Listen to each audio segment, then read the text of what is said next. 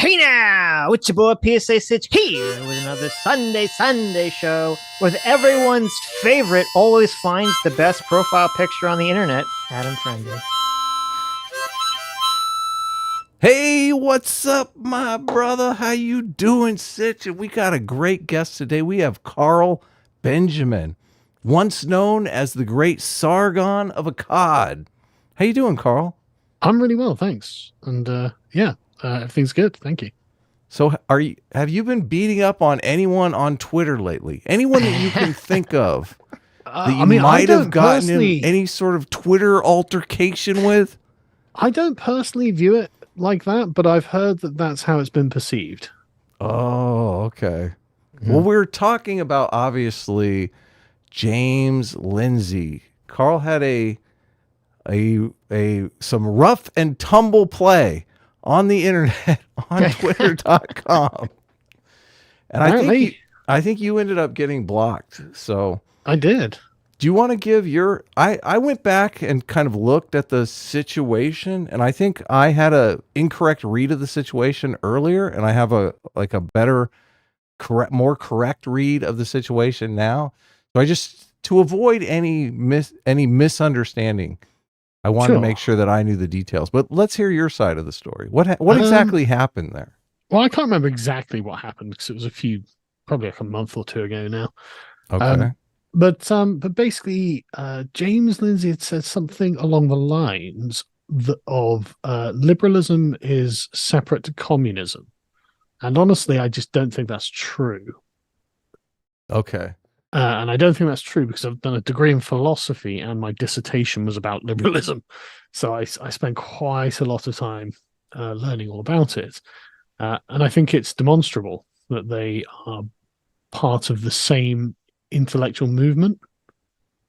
Okay. And I think that's exactly what we're going to talk about a little bit later. But I want to go over the actual interaction. I went back and I looked exactly when it happened. Now, I don't know how you feel about this, Karl, but normally I look for who started this, who threw the first punch, right? That's my kind of thing. And when I kind of came in the middle of this fight, and I wrongly assumed that you had thrown the first punch. I think going back and looking at it, I think that Lindsay actually did throw the first punch.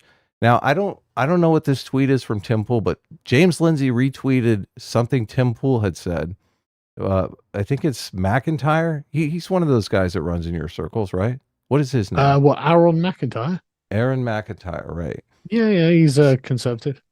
So Tim Pool says yep to something McIntyre says, and James Lindsay retweets big nope, right? Yeah. And there's some responses that go back and forth, and you say, which, I mean, this might be where I came in, because I was thinking, Karl, this is insane. Communism, you say communism isn't separate from liberalism, in my opinion. Yeah. And I thought, immediately, I'm like, nah, Karl, wrong, Karl, wrong. I'm not wrong. So, but obviously we're going to talk more about that. But then Lindsay chimes in here, and he says, that's your opinion, and it's uninformed. That's not true. Ooh. But how does that sting? Like he said, not look, at all. No, of course it doesn't sting. Like, I know what I'm talking about. And I know that he doesn't know what he's talking about, so I'm not really bothered by it. Well, look, that's good. Look, and I think everyone should have thick skin, and they shouldn't be bothered by things like that.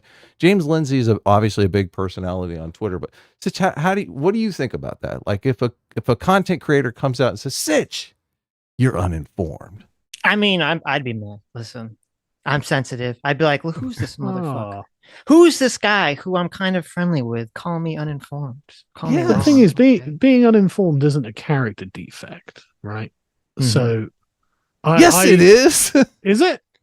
I think so. Look, well, if you're like billing yourself as a person who talks about things on the internet correctly, being uninformed attacks your ability to talk about things, doesn't it? Well, I mean, I think everyone's uninformed about some things some of the time, and like I don't view that as a character attack. I think that I mean, like Christ, if the worst someone said to me when I was having an argument with them is I'm uninformed, I'd be like, wow, they're really nice. What a polite person I'm talking to. Sure. If Because that is I've the been on worst, the I internet agree for a with long you. time, Yes. right? Yeah. And the thing is, then I'd say, okay, well, then tell me what you think is the correct, the correct information that I'm lacking here. We can discuss it. But James Lindsay, so that's what was in my mind when I said that. And James Lindsay was like, right, well, okay, I'm James Lindsay. I know everything about everything, and you're blocked. And I was like, right, okay. Okay, so that's good on you. I myself would call that the first punch. I would say Lindsay did throw the first punch. I'd say calling you uninformed in a public forum like this, especially about something like philosophy, something you discuss on your channel quite a bit. I'd say that's an attempt to undermine your credibility, even if it's in good faith. So sure, but the thing is, like, I know James Lindsay doesn't know these things, and I know that I do, and I've done. Anyone who follows my work. Whoa, Karl, whoa. You think it's that he doesn't know, as opposed to he just has a different opinion on something? Oh yeah, 100%. Anyone who follows my work knows that I deal with this all the time, and this is, I mean, if I've got an area of expertise, it's probably this and why social justice connects to it, right? Yeah, but you're saying that James doesn't. Like, James is uninformed. Yeah, no, James is informed about the origins of social justice and things like this. And of course, mathematics, I'm never going to debate him on his maths PhD or anything. But I don't think he really knows about liberalism. And so for him to make a categoric statement like, well, no, liberalism's got nothing to do with communism. It's like, well, I can easily demonstrate that it does. Well, Okay. this is interesting. It doesn't have anything to do with and saying it isn't separate from, right? Yeah, I mean, and then they're not separate. claim. They're connected. Well, let's just easy to show. Let's go through the interpersonal back and forth first before we get actually into the substance of the arguments. Yeah, exactly. So, your communism isn't separate from liberalism, in my opinion. I mean, I don't know why isn't in your humble opinion, Karl. I mean, you don't have time to type an H. Yeah, I guess I'm not very humble. But anyway. But that's hardly an offensive statement, right? No, not at all. Yeah, right. Like, that doesn't warrant. Communism isn't separated from liberalism is an offensive statement if you're a liberal and you hate communists. Even if you're a liberal, that shouldn't be offensive. You just go, well, I don't agree for these reasons and those reasons, blah blah blah. What if somebody said pedophilia isn't separate from conservatism? Would that be offensive? I mean, I don't think so. But the thing is, I think it would be offensive. It would be totally offensive. Like, it depends on the position, right? Because, like, obviously, if it's some just shitheel fucking leftist saying it, you can be like, well, your opinion's worth nothing. But if that's an important point, because you guys are kind of on the same side of this argument. On good terms. Yeah, exactly. It hurts more when it comes from a friend. Yeah. But the thing is, as well, I think I don't think being a communist is as morally reprehensible as being a pedophile. So, I mean, they're close, right? Yeah. Come on, Karl. I don't want to start ranking, but no. Obviously I don't like communism, but it's not the same as diddling kids. Okay. That's good. Yes. So he retweets the which I got to admit, I thought this tweet was a bit incendiary. The communism isn't. Look, you didn't tweet it out. It was a reply to another tweet. So, whatever. Well, I don't think that's incendiary. I think that's an argument. Or that's a statement that invites an argument.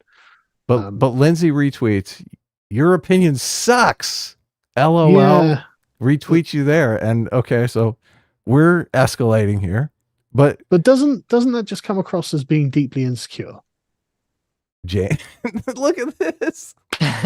Karl, now you are throwing out the insults right and left. No, come on, we're trying to rebuild the bridge here. That's not an insult. That's genuinely, Lindsay comes across as being intellectually insecure by doing that. Because if you had an argument as to why that was wrong, you'd just say it, right? Sitch, I got it. Look, especially if you're dealing with someone you're on good terms with, and you think, oh, well, okay, this person's obviously mistaken. I will correct the person I'm on good terms with as to why I think they're mistaken.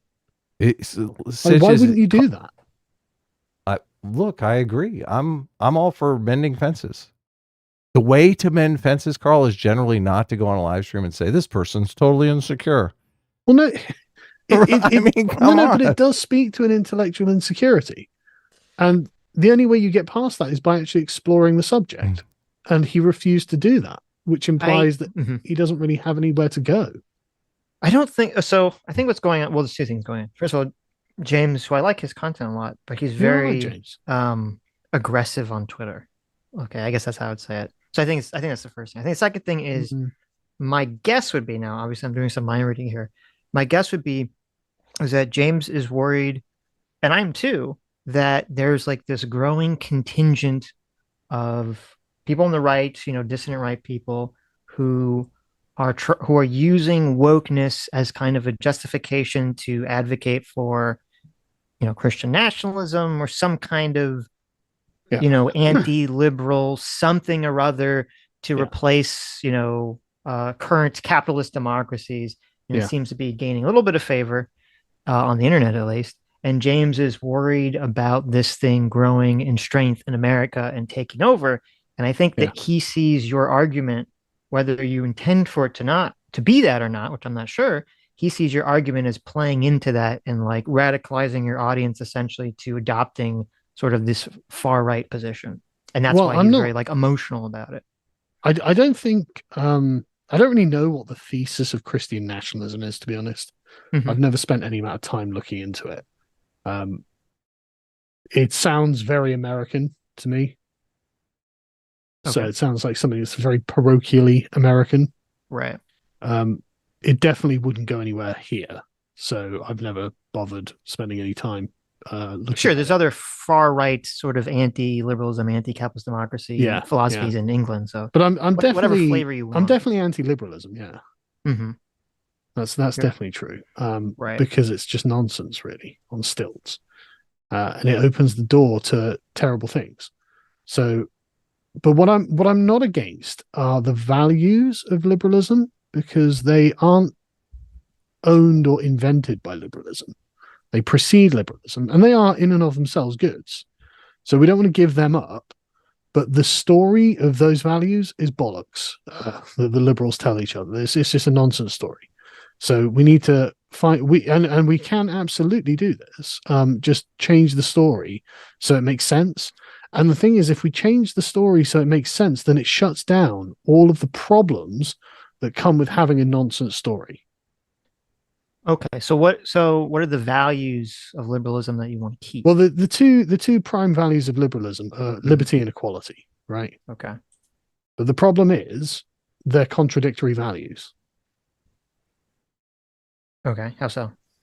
Well, any amount of liberty destroys equality, and any amount of equality destroys liberty. Can you flesh that out a little bit? Sure. Let's say everyone has £10 or $10, and you decide to spend that money however you like, and then you get a job earning money. By the end of the week, we're all going to have different amounts of money. Right. So we're not equal anymore. Right. This is Robert Nozick's thought experiment, famous one. So these are contradictory values. To be equal means to be the same. And we're not the same. We're all different. Right. Liberty also has its own problems, but sorry, Karen. Well, no, so yeah. So no, I see what you're saying. And it's sort of like there's like a spectrum. One end is liberty and one, end is equality. And sort of with a lot of government and philosophies, we're trying to figure out where the correct balance of those things exist, right? Like we don't want to go too far, and you don't want to have pure liberty or pure equality. Yeah, of course. Like you are right. But the problem with liberalism is that philosophically it begins its own story, and the way it justifies any of the things it does, by harmonizing the concepts of liberty and equality into the same thing. And so liberalism will always have the baggage of making promises it can't keep. Because it is possible that it could keep the liberty promise, but like that looks like Milei in Argentina, right? So it's like, no, I'm going to destroy the government, blah, blah, blah. And that means that the equality promise is always going to be nipping at the heels of the liberals, which is why wherever you go, wherever you've got liberal democracy, you've always got the specter of communism. And it's not going to go away because it's a promise that the liberals made at the beginning of liberalism that is going unfulfilled. And so this is always going to be an issue. So, well, I mean, in the early days of liberalism, there were certain aspects. It wasn't like, from my understanding, from what I've read of Locke and some of the other people, there wasn't this idea of like, oh, there's supposed to be this infinite level equality between all people. It was more just that, yeah, people have this like natural inalienable rights, that a lot of people now call like negative rights, but beyond that, like even Locke in the beginning, he didn't think everyone should be equal or had equal. He thought people had a right to have property, and people had a right to achieve things based on their own level of merit and work, and that if people didn't, I believe he even said like if people weren't working property, if they're sitting on property, then it's totally justified that you take it away from them. Like he wasn't just this like everyone's the same kind of individual. Yeah, but the problem is the origin story itself, right? So Locke and all the other liberal philosophers take the origin story of liberalism to be the state of nature. And in the state of nature, everyone is equally free and equally equal. Everyone is wandering around the woods, apparently enjoying the bounty of nature. And each different liberal philosopher has a different reason for why men decided to enter into society, abandoning the state of nature, depending basically on their personal dispositions and what the benefit that man got from that was.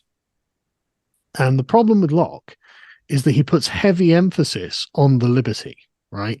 Now, obviously, for people like us, that sounds great, right? Like, yeah, the Lockean American Constitution sounds fantastic, but it turns out that approximately half of your country don't really agree with that. Did you see the woman on MSNBC the other day talking about Christian nationalists, going, they think that their rights come from God and not from an earthly source? I did see that, yeah. What does that mean to you guys?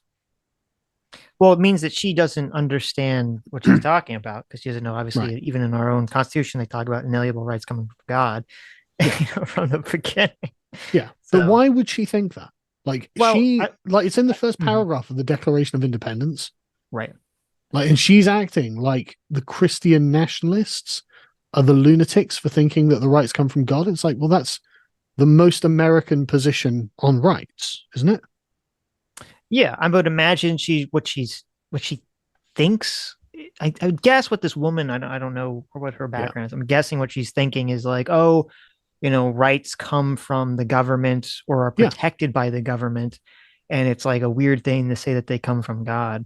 Well, I just think she's highly uninformed. But I don't think her opinion. First of all, I don't think most people even grapple these questions when thinking about any of this stuff, and I don't think she's really indicative of like the wide opinion about these topics in America. Yeah, but she gave her opinion on it. She said they don't believe that any earthly authority is the origin of their rights, and that's true.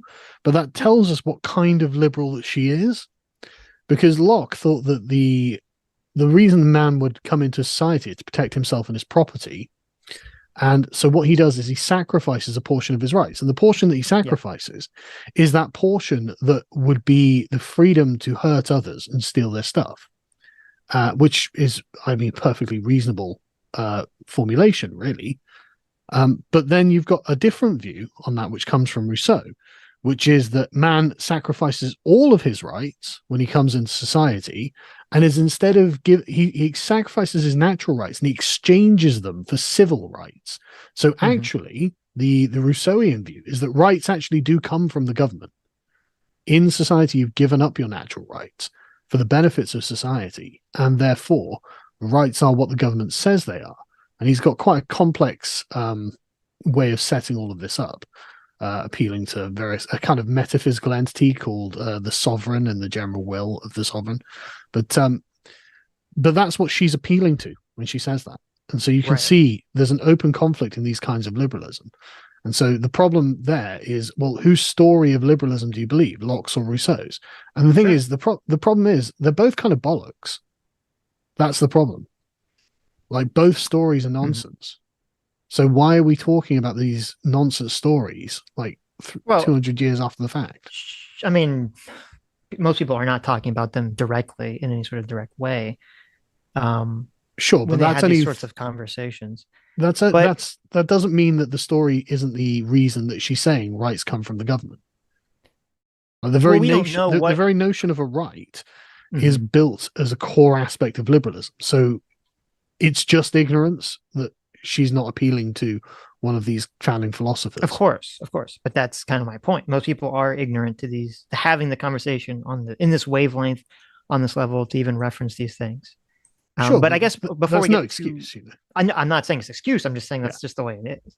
But before we sort of get too far down the track, okay. So when you said the values of liberalism you want to keep, I guess I didn't really understand, because you're saying there are two values, liberty and equality. Yeah. So do you want to keep both of them and just change where on the spectrum it lies, or do you want to get rid of one? I think the problem with the values of liberty and equality are that they can easily be taken to extremes and can always be appealed to by those people who are hostile to liberalism, right? And this is why the communists constantly pop up in liberal societies and as liberals, or like some form of liberalism, because the communists don't really disagree with the goal of liberalism, which is to secure the rights that man has in the state of nature, right? Before we get into the communism liberalism connection, sure, because every time you say something like that, it triggers me and I want to jump in, but I want to get to the bottom of like what we're talking about first. So I was just like, without going to communism, what are the values of liberalism that we're trying to maintain here? Well, the values of liberalism that liberalism is trying to maintain are the values that you want to maintain. Oh, well, the thing is, the values of liberalism aren't they didn't descend from the heavens, right? They come from a people, a time, and a place, and a way of doing things. If you believe in God-given rights, I guess they do, right? No. The rights themselves, the belief in the rights themselves, comes from a particular people in a particular time in a particular place with a particular history for a particular reason, right? Based on a contingent set of circumstances. So the values of liberalism weren't set by something immutable, immortal, and heaven sent or something like that. The values are actually a product of a historical process. And so if you don't believe in God, I guess, yeah, sure. Well, no. Even if you believe in God, like historically, the liberalism comes from England for a reason, right? No, I mean, I agree with you, and I agree with what you're saying. But I'm saying if you believe in God and you believe that these are divinely inspired rights, then I don't think you would just, I don't think you'd be comfortable making the argument the way you're making it. No. The things that liberalism values come from England, and they did all believe in God. Yeah. Right? They believe those values come from God. No, they believe the rights come from God. The values are the valuation of the rights done by the men themselves. Sure, but okay, I see that's a different side of distinction, but continue. No. It is, because this puts the locus of choice in the men themselves, right? Because I mean, like, for example, I guess what you call the first properly liberal philosopher is Thomas Hobbes, and he didn't really value liberty or equality at all. It was later liberals who chose to take the origin point of the state of nature and then say, well, look, we can, in this, draw a set of values out of it. I mean, Hobbes thought that what we did is sacrifice all of our natural rights to avoid the state of nature. And so that justified the sovereign in being a total tyrant if he wanted. And in fact, you were considered to be kind of tyrannizing yourself by Hobbes, because you chose to go into society and therefore you imbued the sovereign with his power. And so when you're being oppressed by him, well, you're oppressing yourself. So it's like Nelson Muntz punching you in the face, right? And saying, stop punching yourself. Obviously, this is a kind of baffling way. And so that, Locke definitely took issue with this. I was like, well, look, if man chooses to make his own society, then he's the moral agent in that question. And therefore, if he decides he doesn't like his government, then he can just institute a new one for himself. And that's where you get the right of revolt. And that's what the American Revolution is essentially founded on, right? So you don't have to, as a liberal, value freedom and equality. You don't have to value these things. Thomas Hobbes didn't. And so the choice to choose something as a set of values is our personal choice. You know, the rights come from God, but whether you value those rights is a human question. And Hobbes said no. Locke said yes. How are you defining him as a liberal if he doesn't value these things that you said were like the basis of liberalism? Because he is a mechanistic philosopher. He believes that the universe acts like clockwork. And so everything is necessarily moved by certain things. And he begins in the liberal tradition with the state of nature, the materialistic universe, and man coming together to form the society. So being a liberal now means embracing the Lockean values, but they weren't always the case. So you think, okay, so you think but by today's definition, Hobbes wouldn't be a liberal, right? You're saying by... No, he's 100% a liberal. Because the alternative, remember, is to be someone who believes in the divine ordination of society, that God created the heavens, the earth, society and civilization, and ordained the king was in charge and things like this. So the liberal says, no, the world was actually different before it was like it is now. And so we existed as atomized individuals in the state of nature. We come together to form the society. And so it's an evolutionary process. That's what liberalism, that's how it begins. I mean, sort of. I don't know, would most people agree with this idea? Because most time when I read it, you know, people do cite Locke, not Hobbes, as kind of the founder of liberalism, and they do always embed liberalism as, you know, individual rights and liberty, as opposed to sort of what you're talking about. But the thing is, it's not the values of individual rights and liberty are something that is possible in liberalism, but not necessary, right? You can have versions of liberalism that don't really care about that. And I don't know if you can. No, Sitch, I do know you can. I do know you can, right? Yeah. And this is what Leviathan is all about. The rational justification of civilization, right? That's and the rational construction of society and the state. That's what liberalism is really about. The valuation in it, you could value anything you wanted. I mean, Hobbes valued stability and security, right? Which is why Hobbes was in favor of the king, right? Yeah, 100%. Okay. I mean, it's just I don't know. It's hard for me to imagine. It's because he lived through the English Civil War, right? Sure, he I lived through the understand English why. Civil War and he hated it. Of course, and I understand why philosophers, you know, we're all people, and our psychology and our experiences are definitely going to influence how we view the world. I'm saying it's hard for me to imagine someone who's advocating for a king would be classified as like a liberal thinker. Because liberalism doesn't necessarily mean no king. Liberalism means the rational construction of society. It could be rational to have a king. In fact, for Hobbes, it was rational to have a king. Where do you get that? Is that your own definition of it, or is that from something? No, that's just the standard interpretation in the philosophical literature. So, you can choose to value anything, really. Like, you could value that liberalism has a fairy tale that begins it. You know, if you wanted, that could be, you know, we could theoretically all be going on like, yeah, well, you know what? I don't believe in fascism because fascism has no fairy tale origin story. And I'm like, well, there we go. I'm not going to be a fascist then because it doesn't even have a fairy tale origin story. Look at liberalism. It's got a wonderful little fairy tale origin story. And that could be the thing that we value about it, you know? But instead, we fetishize individual rights. And I think that's because we're all speaking English, because these things come from a particular continuum of civilization. And that was a very, very ancient and core part of English civilization, is the idea that the individual has rights, the rights of Englishmen. And what Locke does is abstract those out to become the rights of man. And this really resonated with the English-speaking world and beyond. And it was from this that the American Revolution starts, and it's from the American Revolution that the French Revolution starts. And there's a direct genealogy, and the individuals involved, like Thomas Paine is involved in the American and the French Revolution. Thomas Jefferson is involved in the French Revolution. What's his face? The fat guy. Benjamin Franklin. Yeah, that's him. Santa Claus.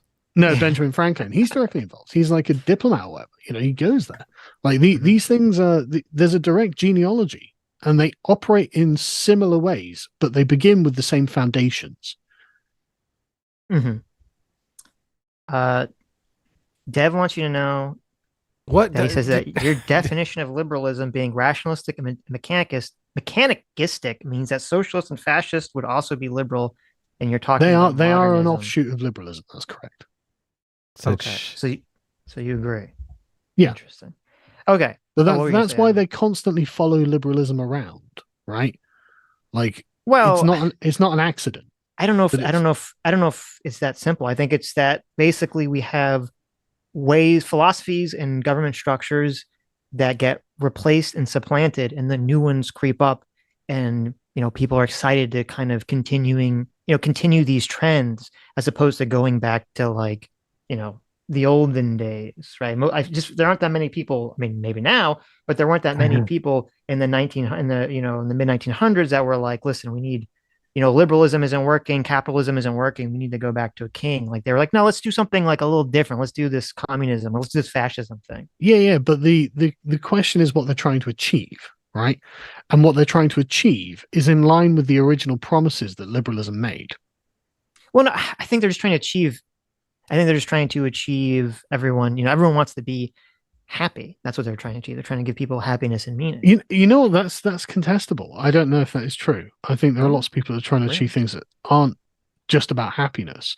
But the meaning, point, not just happiness. I agree, not just happiness. Yeah, well, there we go. Meaning, that's a different thing, right? And I agree that there are lots of people that are trying to achieve meaning, but that can literally mean anything, right? Mm-hmm. But I mean, like the reason I'm using communism here, or I used it with James Lindsay, because it's such an obvious tell that the liberals haven't got an answer for, right? So, I mean, there's. Well, hold on. Did we ever? I still don't. What was the value of liberalism that we were going to keep? Equality and liberty. Okay, so you want to keep those things. Right? Well, it's not about not valuing these things, because of course everyone likes to be thought of as a peer to the people around them, right? Because that's about recognition and respect, and everyone obviously wants to have their own agency, because why would you want someone else in charge of your life? So it's not that these values are bad. Obviously, these are normal values that all humans pretty much would see as having value. The problem is the ideological fetishization of them. When you take this as this is a starting point from which all else follows, then you can go way, way too far in any direction, really. Sure. And so the problem is the ideological construction of of liberalism. And to be honest with you, it's probably that there's no such thing as a non-liberal ideology. All ideology seems to be a product of liberalism. So it's not like it's a genuinely sort of, and when we say now we've expanded the definition of ideology, just mean worldview at this point, because it's just not clear what an ideology actually is. But it's some sort of animus to try and change the world in a certain way, which is a very vague definition and literally makes charity ideological. But I'm not the one who's failed to define ideology. It's everyone else that's failed. I'm the one trying to pick up the pieces. So the reason I'm saying, look, it's not about the values, is because we can have lots of values and we can value lots of things for different reasons at all times. The problem is the way in which we engage with those values. And so if you've got an ideological and rationalistic perspective, you begin before any contact with the world and you say, these are the values. And like I said, in liberalism, it harmonizes equality and liberty into one. That's not good, because actually they're directly contradictory. But liberalism says, right, did you want to ask something, Adam? Well, okay. I was just saying, I get that it doesn't make sense to say that liberty and equality are the same. And I understand what you're saying. You're saying that, if you say that these two things are the same and that they come before anything else and you fetishize them, it's going to lead you down these fucky-wucky pathways that like communists and fascists kind of go down. I mean, well, maybe not fascists, but communists go down. And I get it. So I guess the question would be, so what is the replacement that you're suggesting? Do you mean idolize by fetishize? You just mean you could say idolize. Okay, you could definitely say turn them into idols. Okay, which is definitely true. Like freedom is definitely an idol in America. Of course, yes. And I'm not saying that as a good or a bad thing. It's just I think it's an amazing thing. Well, you can have an opinion on it, obviously. America, but there are loads of people who disagree. Yeah, well, that's because they don't believe in freedom because it isn't free. Sure. Okay. So, but anyway, so what are we going? What direction do you want us to go in now? Like, what is the replacement to this? It's hard to say because before it, like, we used to have a different view on our own civilizations before liberalism, right? So we would look at where we were contingently and then just make rational, sensible judgments. And in fact, sensible is probably the best word to use because it's based on sense data, as in it's what we sense around us, and we make a prudent decision rather than having a pre-scripted decision that flows from an abstract commitment to an ideological principle, right? So, for example, this is what actually I think made Donald Trump's foreign policy, so effective, because Joe Biden has got a pre-scripted view of what he wants to do with his foreign policy, right? It doesn't matter what the state of the world is like. Joe Biden's like, right, we're pulling out of Afghanistan. It's like, hang on, Joe, that's a crazy idea. You're going to fuck everything up. You haven't got any of the equipment out. Or you haven't got, boom. We're going to bring democracy to Iraq. It's like, okay, but do you not think the conditions on the ground in Iraq might actually want to inform your decision? It's like, no, we're bringing democracy because we're ideologically wedded to the idea, right? It's a value. And so instead of doing that, you can act kind of like the British Empire instead and begin from where you are in relation to what else is around you and just make sensible decisions that are in your interest and their interest if possible, which would be, I think, ideal. And that way you end up with a sort of non-ideological perspective on the world, and you end up dealing with things as they are rather than as you think they should be. Well, I mean, that's impossible, though, because on one hand, I agree that, and I think most people would agree, especially in modern times, that we should be looking around the world in this kind of rationalistic, pragmatic way that you're describing. We should be trying to look for things that work and do things that work. Yeah. But we all have a different, in our societies and our cultures, all have a different goal about what we're trying to make work in the first place. And that's where the ideology comes into practice.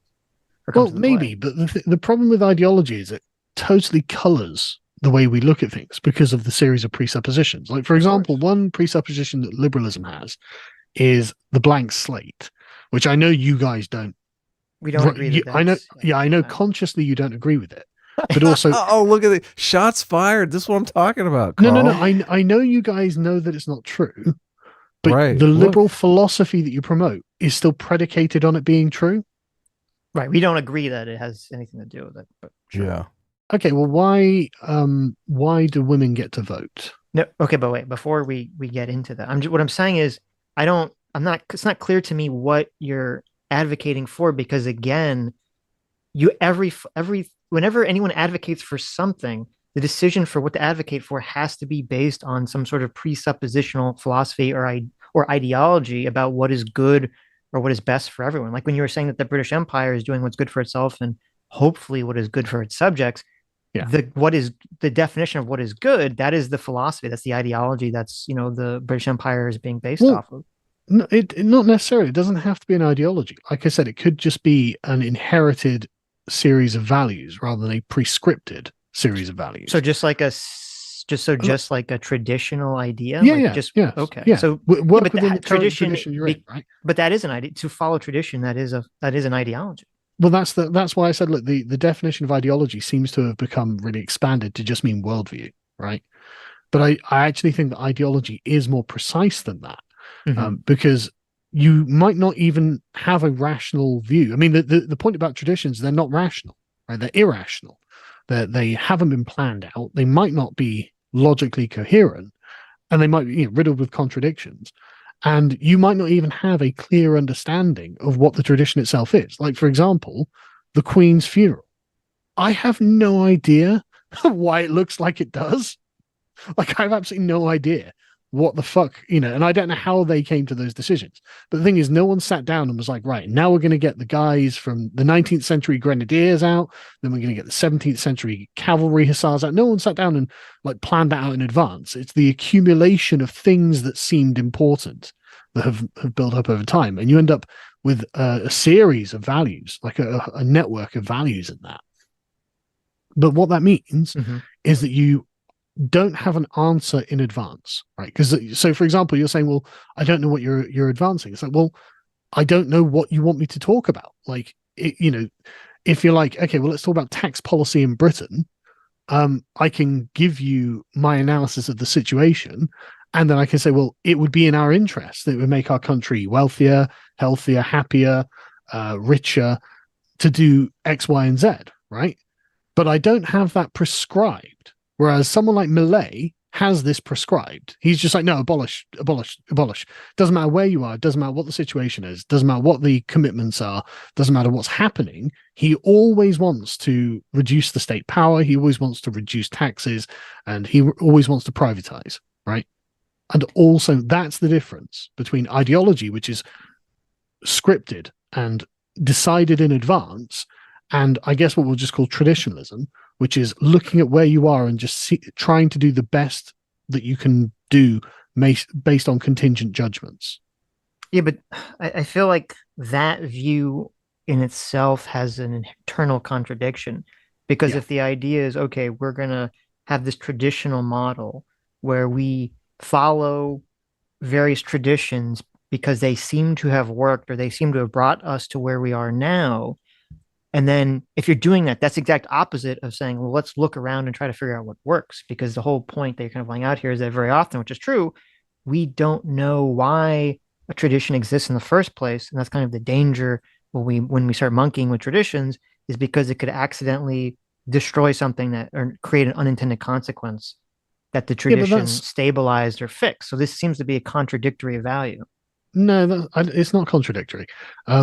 What it is you are inheriting essentially a kind of iterative set of values from the past through countless numbers of real experiments in the world that regard human behavior. And this accumulates through no one person's expertise into a tradition. And so what this provides with you is a body of values, which things that your civilization thinks are good.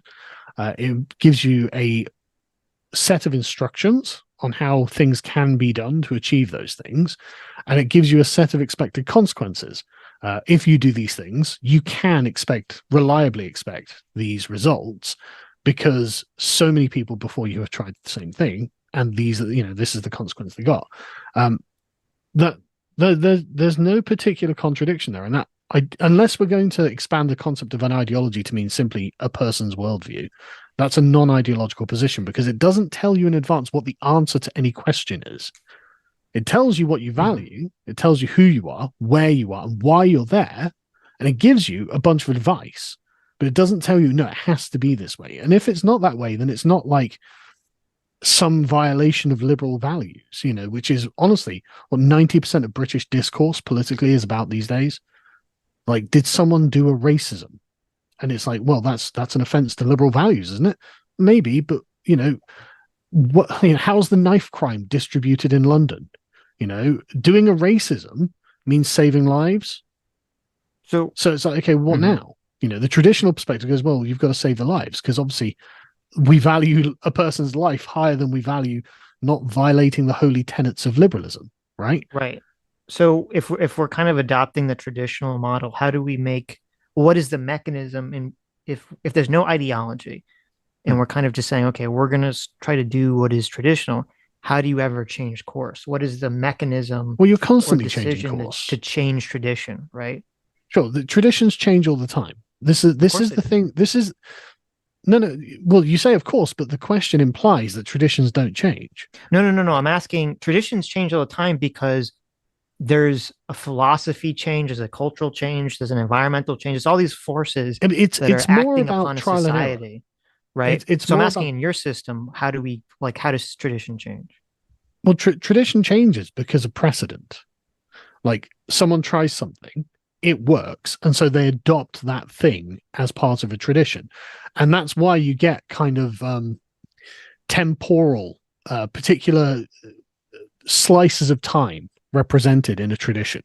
For example, in your like Congress or Senate House, you've got a sergeant at arms. Mm-hmm. That's very much a thing from a particular place and time. Sure. But then that's not something that John Locke ever wrote down. That's not something the founding fathers wrote down. They just sort of did that. The filibuster is another good one for you, right?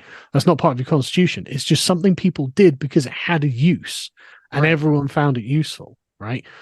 So this is what tradition. So that becomes a part of the tradition because everyone can see, okay, it fits within our value system. That person should be able to go out and make a real fucking effort to do that thing and hold up the thing. If they really believe that hard, we should probably give them some consideration. It persists because it's useful. What I guess what I'm asking is, so all culture is self-perpetuating. It has to be, otherwise it couldn't be culture. And a tradition exists in that same bounds. Something can't be a tradition unless the people that are passing it down protect it and preserve it and want to replicate the behavior or the idea, essentially.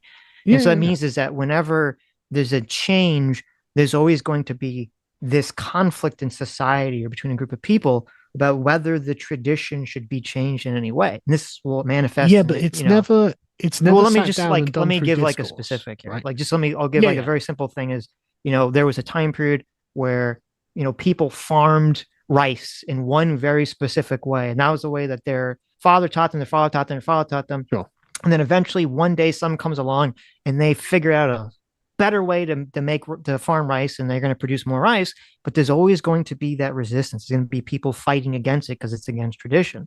And so I guess what I'm asking is, if we don't have an ideology that says like, well, producing more food is better because we want people to have more time to be able to do other things, or we want to be able to have a larger population, then it becomes difficult to say, well, is it better to try to adopt the new way of farming rice, or should we just stick with tradition? So the issue here is that tradition isn't a strong set of rules in the same way that ideology is, right? So, for example, if you have a rice farming tradition and someone says, well, look, if we just, I don't want to give the Mao example of planting crops. That did not work. I don't know. If we plant it on a Saturday or something, it just happens to come out better. There's no violation of the tradition there, so there's no reason. Well, what do you mean? Of course, there could be. Well, there could be, but on the face of it, if we without bringing extra variables into it, there's no reason Carl, that would be a problem. We need a definition of ideology, just real quick. Sure, it's an a priori set of rules. An a priori set of rules. Yeah, a set of values that are set. Okay. Yeah, a set of values that inform rules about how society should act before contact with the world, right? So these are set by someone sat around going, you know what? We had this, and this. We should set this rule, and this rule, and then impose that on everyone else. That's what an ideology is. Isn't saying that we should follow tradition. How is that not? Yeah, that's because traditions are living things, and no one has a monopoly, an intellectual monopoly on a tradition. No one has like an intellectual authority over it, and it's not controlled. So you can't just reset the entire why tradition. Does that matter? Well, it matters because that makes traditions a living thing, right? They're actually but I'm just saying this is still an a priori decision to follow this. No, it's not an a priori decision. It's an immediate contingent decision. You could choose not to follow the tradition, and there could be good reasons not to follow the tradition, right? But the problem is, from the ideological perspective, even if there are good reasons not to follow the ideology, people will follow it anyway. Well, I agree. Yeah, I agree because but people are going to keep doing what they're doing unless something changes. But But again, well, no. That's the thing, right? So no, that's ideological, right? That's ideological. No. I'm saying people just do things that they're accustomed to. I thought that's what. Sure, but if there's a good reason not to do a thing, if it's your tradition that every Saturday you go out and you pick a daisy in a field, and one day it's literally like hailing sideways, then you just won't go out and pick that daisy. No, but see, that's the next Saturday. That's right? Okay. That's the difficulty here. Is that, and I'd assume you'd agree, most people, especially, well, maybe not individual people, but like cultures and societies as a whole, are very often not rational agents and need something else to kind of promote a behavior, even if it's a behavior. But that's what the traditions are. Traditions are non-rational. Exactly.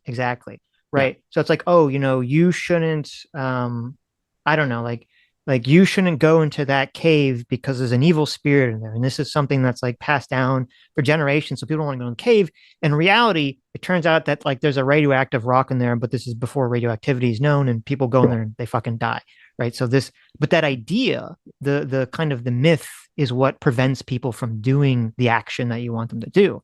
And so you could have very easily a tradition, and most cultures have these traditions where they'd say, oh, you had the example of like, you're going to go out in a field and pick a daisy. But if they believe that going out in the field and picking the daisy is, what makes it so their crops will grow every day, then they're going to do that regardless of whether there's a hurricane or a hailstorm or whatever. And societies did this. This is what human sacrifices. This is what animal sacrifices. But what I'm saying is not a religion, right? A tradition begins from a person who's in a particular place in a particular time. Yeah, it doesn't begin with a fairy tale origin story. No. Well, but I'm saying like, so okay. I don't know if you can separate the two things. Like, of course you can. When does an animal sacrifice is a tradition that most cultures did for thousands and thousands and thousands of years, even though it's based off of what you would say was a fairy tale about a god or gods caring about this animal sacrifice. Sure. And the thing is, you could even say that traditions are based in fairy tales, like legendary origins and stuff like this. Most of them are. I don't know. I can't even think of a tradition that's probably not based in some kind of fairy tale. The point being, well, no, lots of traditions aren't. Like, lots of them will be based on something that happened in a battle like 200 years ago or something. Sure. Right? That's okay. So it's not they aren't, but the point is, if we're talking about competing worldviews, this is the alternative worldview where we begin where we are, thinking generally fairly well of ourselves and our civilization, and comparing it to what happened yesterday, and then looking forward to tomorrow and saying, well, what could we make happen tomorrow from where we are? What would be reasonable? What would be good? What would be moral? Blah blah blah. Right? Mm-hmm. The ideologist doesn't do that. They say, I have decided in advance what is moral, good, and essentially perfect. That will last for all time, and I will always be correct on that. And I can take anything in the world and compare it to that standard, which doesn't exist, and then declare that if it doesn't meet that standard, it deserves to be changed. That's the difference. And this is very Thomas Sowell, right? Sure. So you can see Thomas Sowell speaking a lot through this lens. I don't know whether he ever called it the lens of tradition versus the lens of ideology, but he should have done. And I'm sure he would if, he was here to have a conversation. Well, it doesn't, I don't know, to me, doesn't sound like what you're talking about is tradition. It sounds like you're talking about some kind of empiricism and rationalism. Because no, exactly. That's the thing, right? Because anyone could be empiricist or rationalist, right? Mm-hmm. Because what these things presuppose is a kind of universal human will. But what I'm saying is what we should actually presuppose is that people are part of a social fabric, and that social fabric exists in a place, in a time, and belongs to a specific people, a group of people who share a continuum of history and culture, and who actually can't escape that, right? And so all of those things, the entire history of that people leading up to this point, will inform that person there and then. And so this is why, when confronted with the same problem, someone from France will make one decision, someone from Arabia will make another decision, and someone from China will make an entirely different decision based on the things that make up their worldviews and their history and all of this stuff that comes together into that point where they have to make a decision, right? But the liberal, he makes the same choice for the same question, no matter where he comes from, and no matter what time it is, no matter what else is happening. Well, he I mean, always is impelled to make that same choice. Well, I mean, it's not like there's one flavor of liberalism that every person adheres to. Obviously, that's not the case. There's been many. I mean, in America, even among liberals, there's huge. We have this massive divide between the left and the right, which are both operating according to liberal Sure, principles. I realize I'm speaking I'm speaking in general terms, but like whereas like the Muslim might say, well, then I must go and make my wife cover her face. The Frenchman might say, well, I must go and try and seduce this woman. And the Chinese man might say, well, this is against the teachings of Confucius and I should go and meditate over it. The liberal will have, I'm not saying there won't be a range of interpretations on what the liberal answer to this is, but it'll always be the liberal answer. It will be in the liberals. Framework, presumably be in some framework that adheres to liberalism, essentially, right? But the question isn't the rightness or wrongness of liberalism. The question no, I'm just saying like the correct interpretation of liberalism. Well, no, I'm saying like, okay, so anyone who believes in liberalism or presumably comes from a country that follows liberal principles, when they're confronted with some moral quandary or some situation, presumably most people would believe that the correct choice of action is going to be something within the realms of principles of liberalism, because that's kind of what their culture has kind of indoctrinated them to believe, right? Yeah. Yeah. Okay. But these things can be taught to anyone, right? So right. But the same would be true for anyone from any country, whatever culture or ideal that they have, whether it's Confucianism, communism, Islam, or whatever. They're going to approach a situation. But these are all ideologies, basically. But everyone, that's what I'm saying. But I'm saying everyone is sort of being swayed by these ideologies at all times. I don't see how you can escape it. The thing is, it's a lot more complex than that, right? Like an individual culture will have lots of different dimensions that will be considered within the tradition. The problem with ideology is it thins that out into a very small number of things, so it can be easily taught.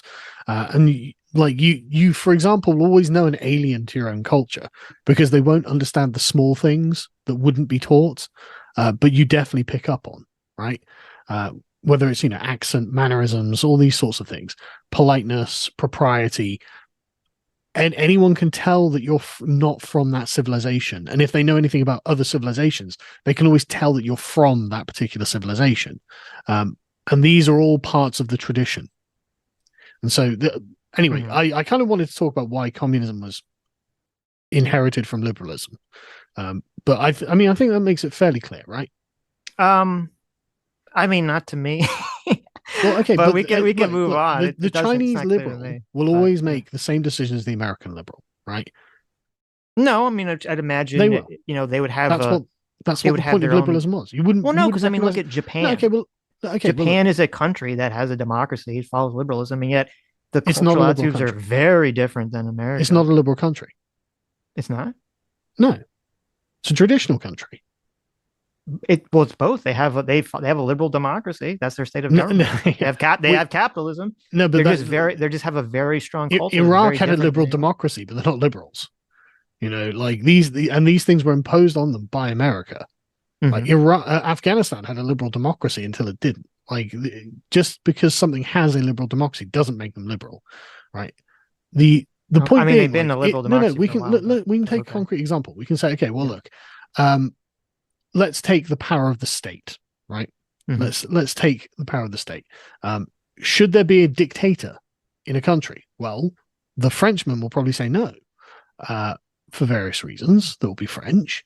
The Muslim will say, well, if he's a caliph, yes. The Chinaman will say, well, does he have the mandate of heaven? And so you've got three different answers to the same question, but every single liberal will say no. Yeah, but that's on specific questions. But you could do the same thing. Like in America, we very, very strongly have this, association with freedom of speech as being like this foundational aspect of our moral values. Where in Canada, liberal country, or even your country, that's not the case. They won't really. There isn't this strong adherence to freedom of speech. Yeah, but this comes from a contradiction within liberalism itself. So the two traditions are the Lockean and the Rousseauian that we're currently watching battle it out. This is what I talked about earlier, where the woman thinks the rights come from the state. If you think the rights come from the state, then yeah, you don't believe in freedom of speech. And this is actually enshrined in the Declaration of the Rights of Man and Citizen. They're like, yeah, you've got freedom of speech, but not if we don't want you to. Whereas, of course, the Lockean view is, no, we, of course, have the natural right to freedom of speech, so get fucked, right? Well, I mean, you could believe that rights come from the state and still believe that they're prescriptively should have a very strong freedom of speech. I don't think those things are contradictory towards each other. Just the mechanism of what it just doesn't. I'm sure if I looked into it, I could find a reason why it doesn't. But it just, I can't see it's just not the case. The Rousseauian interpretation of liberalism doesn't believe in absolute freedom of speech. No. I understand that. I'm just saying in terms of the Rousseauian might not, but I'm just saying in terms of this specific, whether rights come from God or the state doesn't necessarily prescribe what those rights should entail. It's just merely a description of the mechanism of how rights come to be. I would have to look into it, see why the Rousseauians don't. But there's going to be a reason for it. Oh, sure, maybe. There's absolutely going to be a reason that the Rousseauian liberals don't believe in absolute freedom of speech. But I imagine it comes down to simply it just being, it's not a natural right. It's because the state decides what your rights are. And so why would the person in charge want you to be able to say whatever you're going to say? But of course, the Lockean view is the total opposite. No, these are my natural rights. You don't get to choose, and I get to make this government. But the point being, these things, the liberal answer to those questions is basically the same in all times and all places, right? The liberal will always say, no, we shouldn't have a dictator. Okay, they're not. Yeah, okay, when will the liberals say you should have a dictator? Well, they wouldn't say that. They shouldn't say that. They'd be like saying, like, well, if you believe in Islam, there's going to be a lot of things that you're going to have difference of opinion about, and there's going to be a lot of things that you're going to agree on, right? Yeah, but depending if you're Shia or Sunni, you're going to say, oh, should this person be the ruler? And they say, oh, well, this guy wasn't, he's not from the bloodline of Muhammad, so he can't, so he can't be the ruler, right? And then one sect says he should, then you have wars that go on for 1,000 years. Sure, but that's a schism. That's not the liberal will say no matter what. Right, but both the people in Islam would say, well, we still believe, on average, that the state should have, Islamic values and force these Islamic values, even if they disagree on one thing. Sure. I'm not saying that they're not Islamic. And I'm not saying that a Muslim couldn't be expected to have the same opinion in all times and all places. Islam's clearly an ideology, right? But that's the point. Whereas, for example, a non-ideological take on the dictatorship is the Romans. The Romans instituted a dictatorship in their constitution in times of serious danger. Right. And they use this quite often.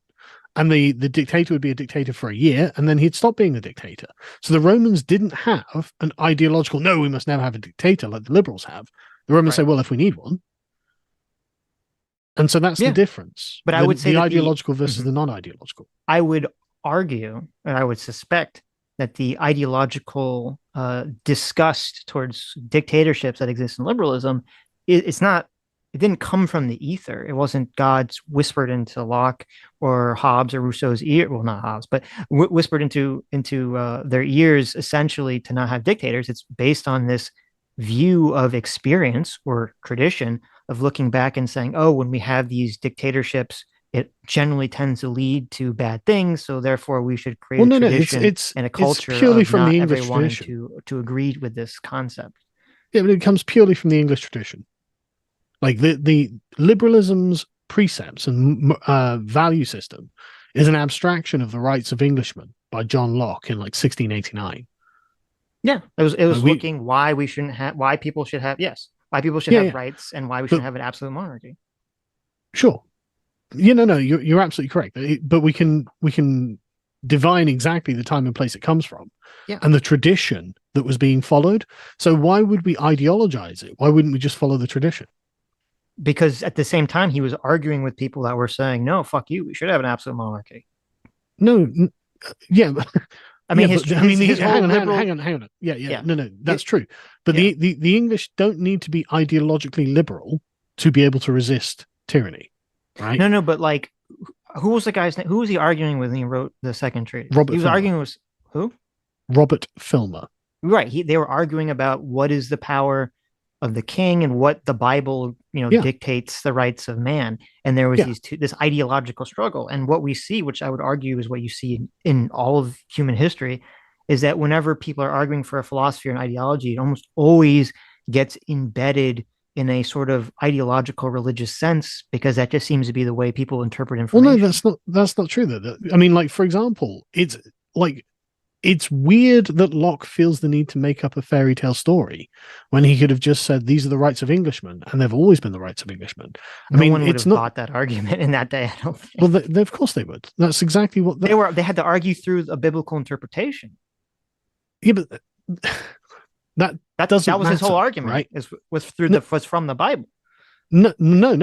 Like, Locke was rebutting the argument from the Bible. Right? No. He was arguing that through the Bible, you can look at the Bible, you can look at the Old Testament, you can look at the Garden of Eden story, and thus interpret it in a way that creates liberalism and grants men individual rights to not be, lorded over by kings in like an unfair manner. That was his argument. He wasn't saying the Bible was trash. He was saying, no, the Bible proves what I'm saying. No, he doesn't appeal to the Bible. He 100% does. What do you mean? No. When he's constructing his liberal argument for the limitations of government, he's not appealing to the Bible, right? He's appealing to a rational, theoretical history in which man came together to choose to form his own societies, right? So society itself is man-made.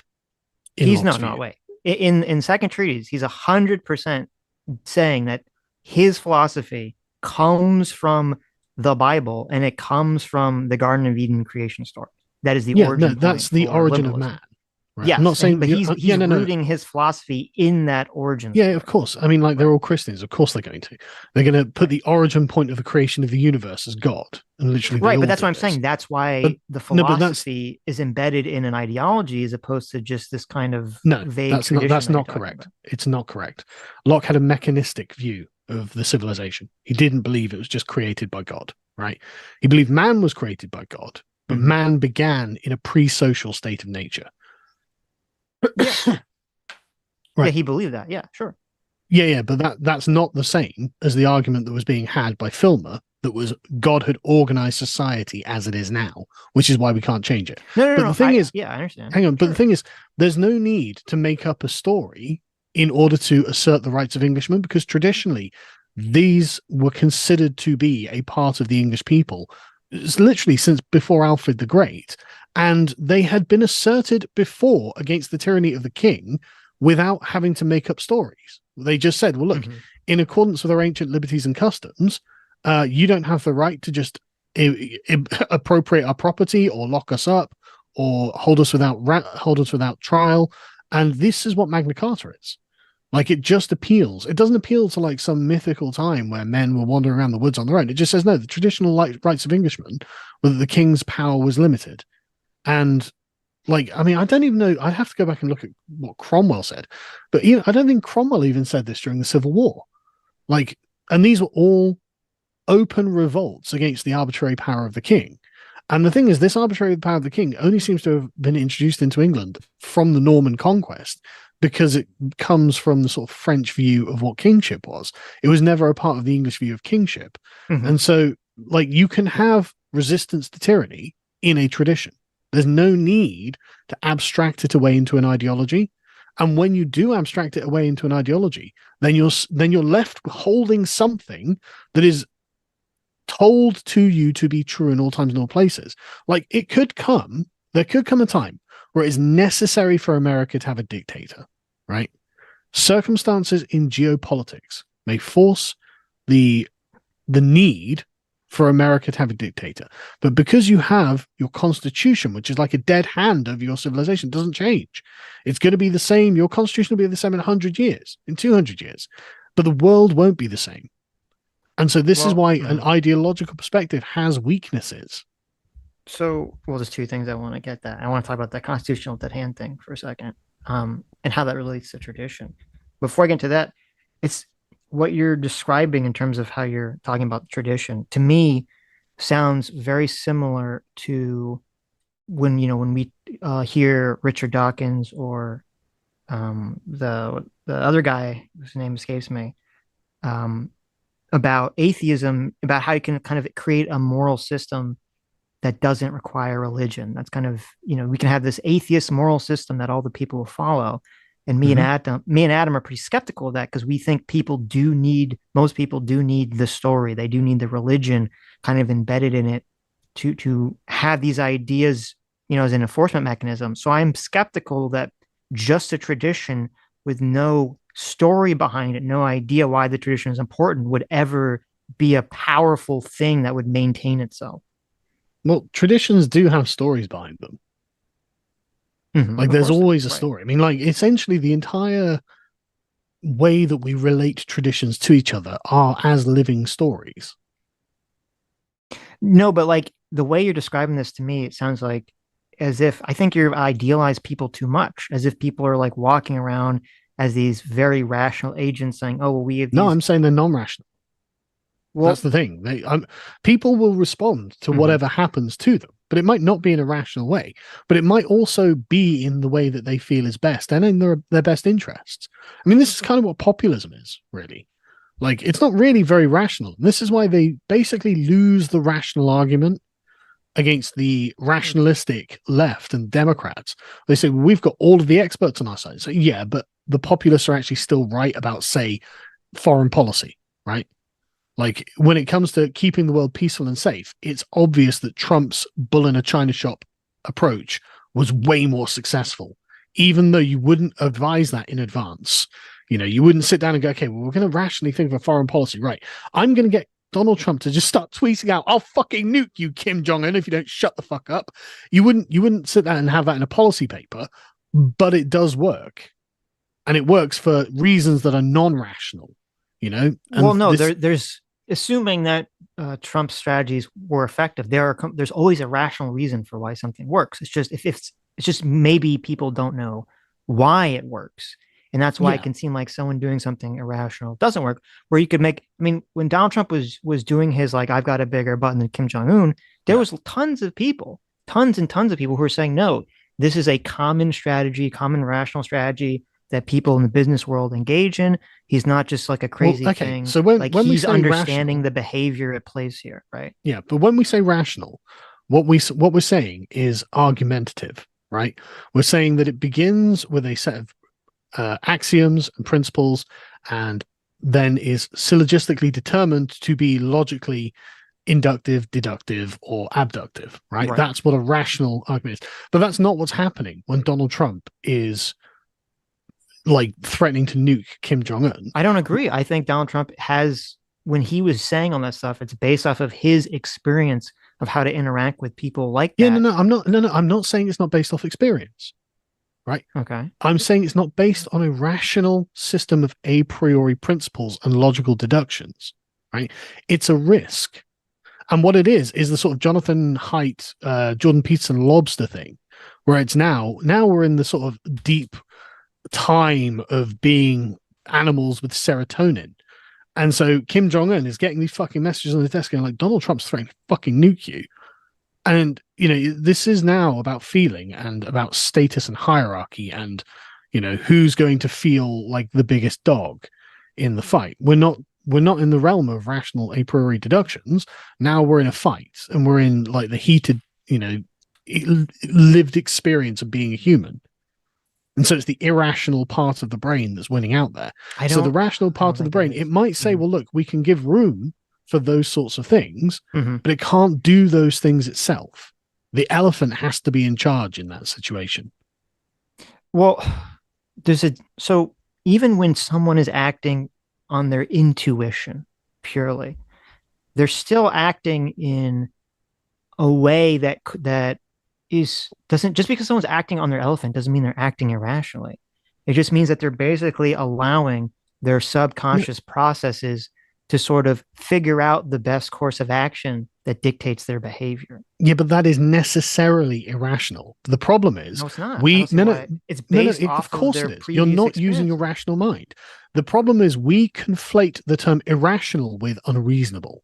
Right? It's not unreasonable to do some things that are irrational, but because honestly, I think this is a product of liberalism as well, because it's a rationalistic philosophy. it stigmatizes anything that's non-rational. And we've spent like 250 years stigmatizing the irrational parts of our mind, but actually, it turns out that's most of the decisions we make all day, every day. And it took Jonathan Haidt all of these years and all of this work to go, hang on, guys, I think we're mostly irrational, actually. And tradition is about catering for the impulses of the irrational. Well, so is they're all ideologies the same way. No, ideology is irrational. No, ideology anyway, is I don't know in the irrational. And I think that the audience definitely can see where I'm coming from and the distinction. So I don't want to just relitigate the same thing over and over, if that's okay. Okay. Okay. Aren't the intuitions based on some kind of logic, though? I mean, well, no, the evolution intuitions functions on some kind of logic. I'm not saying they don't follow a process of logic, but it's not formal logic that we would think about or learn about in university, for example. Right. Right. But that's to simplify it down for other organisms. So, but I mean, if there is behavior A and behavior B, and behavior A results in good results 75% of the time, and behavior B results in good results 25% of the time, that's kind of going to be encoded into an intuition about the situation and how to behave. But isn't the underlying math of how the situations play out in reality, isn't there a logic to that? I'm not saying there's no logic to it, but it isn't formally logical, and therefore it's not formally rational, right? And I'm sure that if you go away from this and say, right, is it rational? Are the intuitions rational? You'd be like, no, they're irrational. That's why they're a part of the elephant.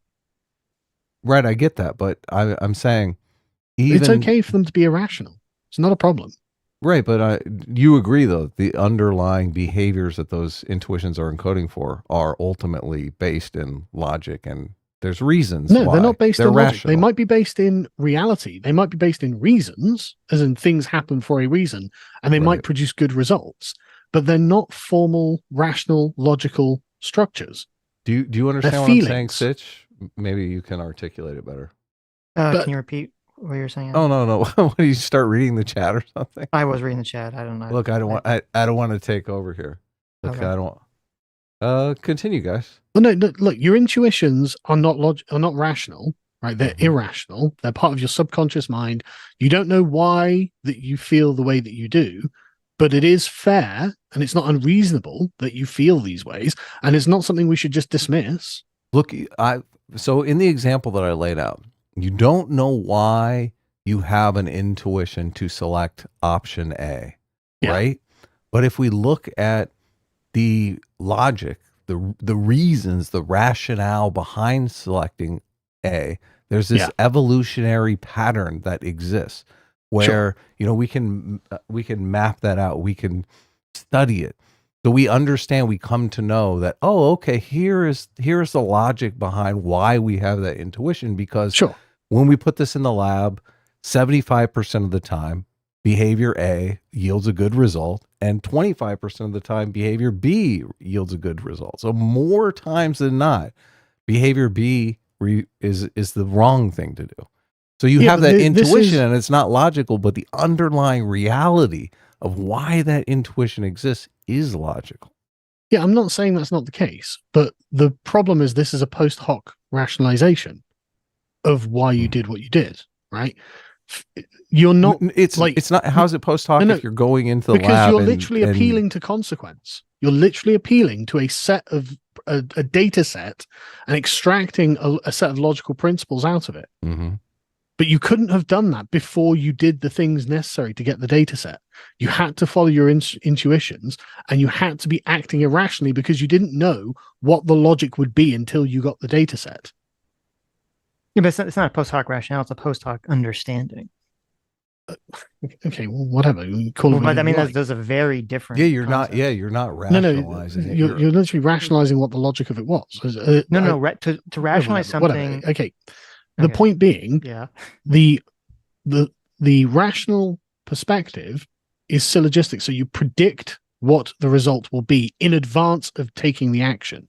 That's what a rational action is, right? So you say, is it going to rain tomorrow? I have checked the weather forecast and it is going to rain. Therefore, I will take an umbrella, right? That's a rational thing to do. Mm-hmm. You have predicted the future based on facts that you know, and make an inductive reason judgment about what's going to happen. And so rationally, you take the umbrella. Or you could be deductively deciding what the case was from a certain set of facts. But you're doing none of that with your intuition. You're just going with your guts. You feel that this would be the right thing. And that's not wrong. It's not wrong to do that. If anything, in a lot of ways. Like, I think that there are probably a lot of tells about a circumstance that you don't rationally pick up on. Like, you know the red letter media thing, where it's like, you didn't see it, but your brain did. Yeah. Like, that's what your intuition's good for. And there's all stuff that Jonathan Haidt talks about. I mean, like, so that's the distinction, really. And so it's not that we can't use rationality, obviously, and it's not that we can't have an absolute value that we decide, no, for this circumstance, we are going to override that, actually. It made sense to have just conceded territory to the Nazis. But, like, no, looking at what you are and looking at what you want and where you're probably going to go, we're just going to fight. And we realize that this is going to be fucking awful for everyone, but we're going to fight because it's the right thing to do. It's not that you can't do that. It's that the problem with ideology is it forces you to do that in every circumstance. And it takes away the agency of the people to be able to actually make the decision, yes or no. But anyway. Communism. Oh, also, I sent you a message out. But look, I have a look, and I don't want anyone else coming on. It wasn't about that, but okay. I am compiling a bunch of questions here. Look, I don't want a 2v1 Karl, so you continue, Sitch, and all. Well, if you have questions you want to ask, I can.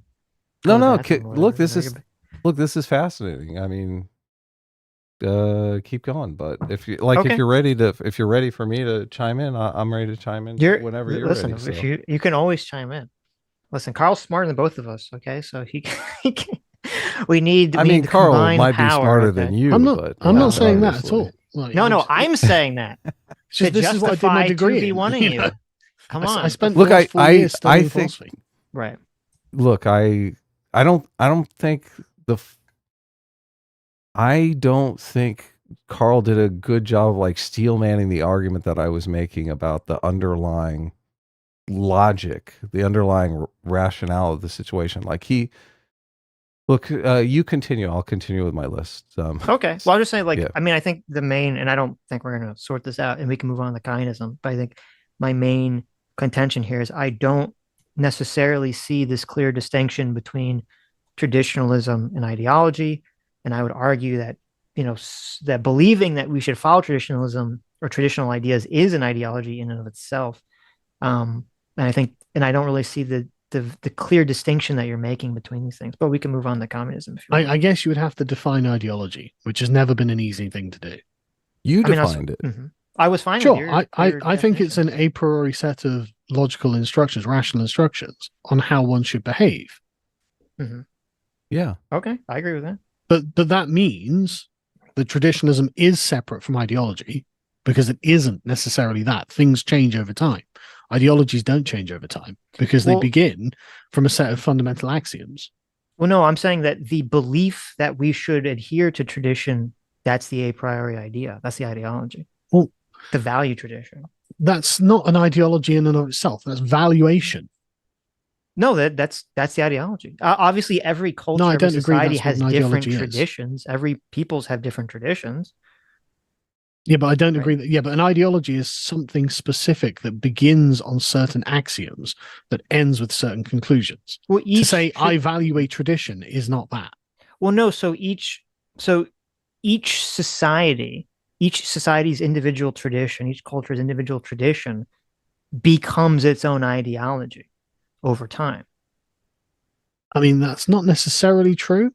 It could be true. That's almost always the case. No, well, the thing is, though, I think what you've done there is expand ideology to just mean worldview. No, I mean the traditions, the way that humans seem to work is that all these things kind of get mixed together and muddled together in order to become the sort of enforcement mechanism to get people to follow the traditions.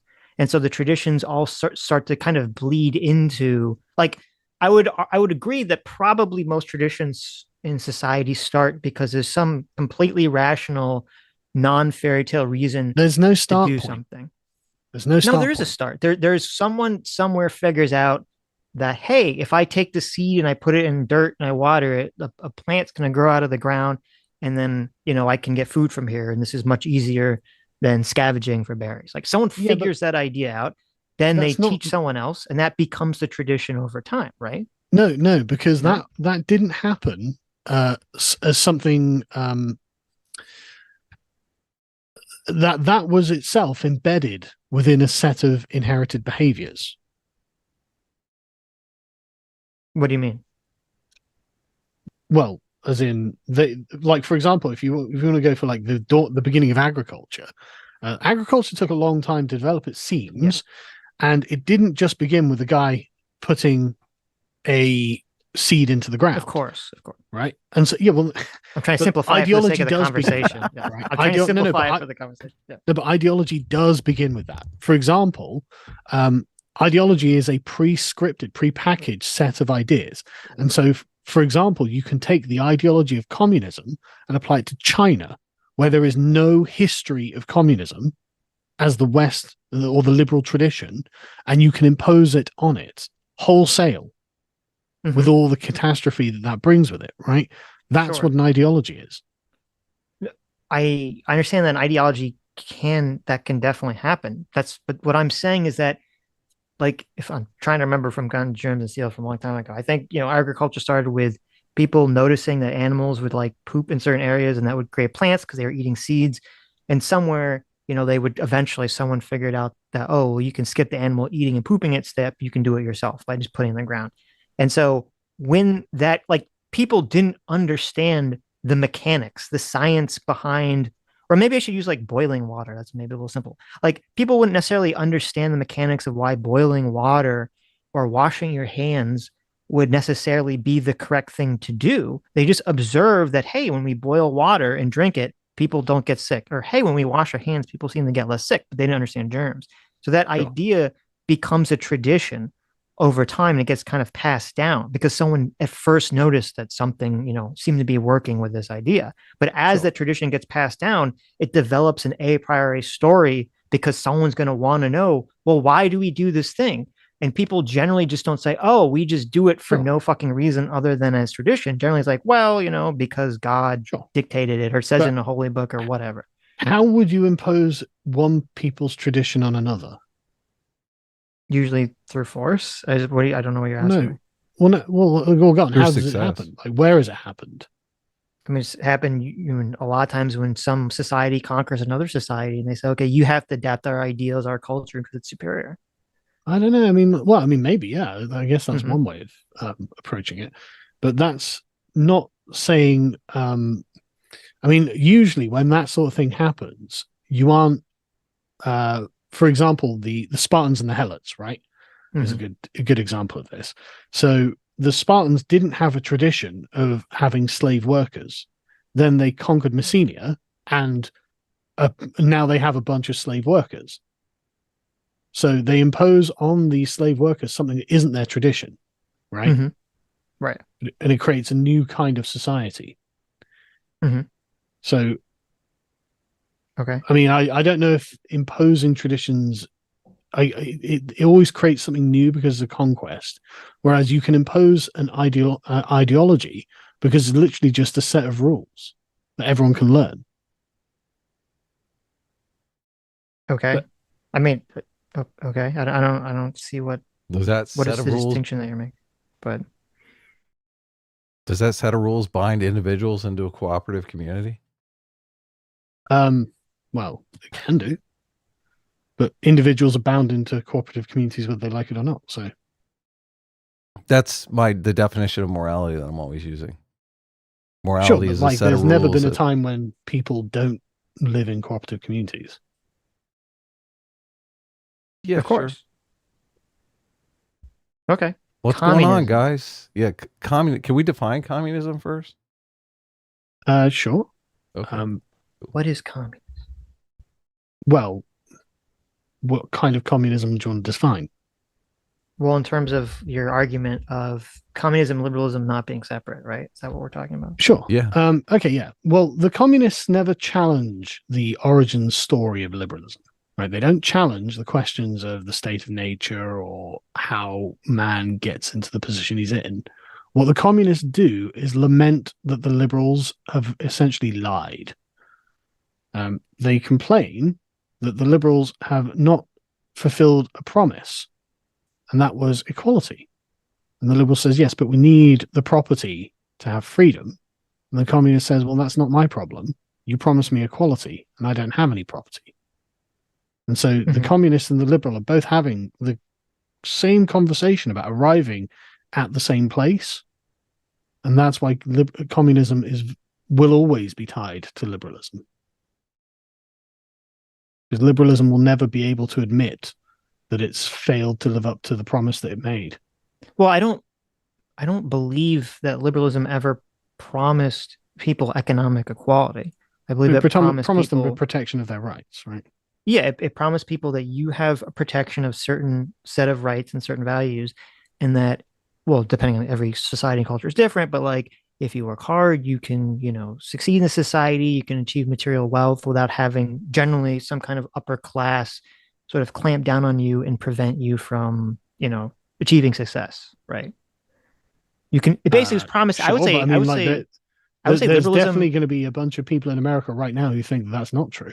I know, I agree with you, but what I'm saying is I would argue that liberalism's not really, I don't think liberalism ever promised equality. I think liberalism promised protection of individual rights and opportunity for advancement if you play by the rules. Those were the two promises. To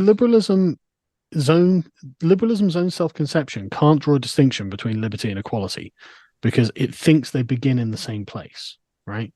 And so the question is, what kind of liberalism do you have? And so the Lockean Klein admits that it sacrifices and doesn't give what man is supposed to be in possession of by God, the rights that he's in possession of by God. Locke consciously says man sacrifices a portion of his rights. Whereas Rousseau says, well, man sacrifices all of his rights, but in exchange, the state takes on the position of nature as the provider of rights. Yeah, but doesn't that show that Locke and these people were not saying that that liberty and equality were the same? They're acknowledging that there is this dichotomy between the two of them. No, they harmonize them both into the same concept in the state of nature. No, but they're acknowledging that you do have to give up some level of liberty in order to have another level of equality or to have some level of rights within society. That's acknowledged. Well, yeah, no, for Locke in particular, it was to protect one's private property. Yes. Right. So that's not about equality, even though he's begun from a position of equality. So Locke has essentially, and this is one of the problems with Locke, is that he's basically inconsistent, right? And how so?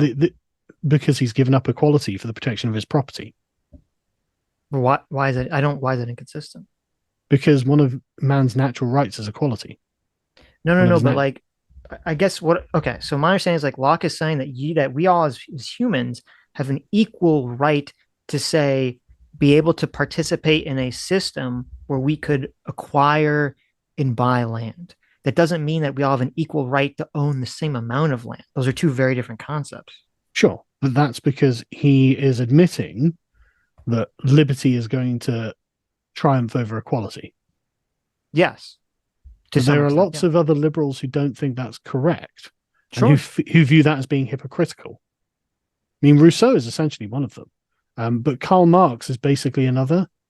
And this is the problem with liberalism that communism will always have an upper hand on, because when you end up with atheists, there's no reason they shouldn't take the Rousseauian interpretation of rights.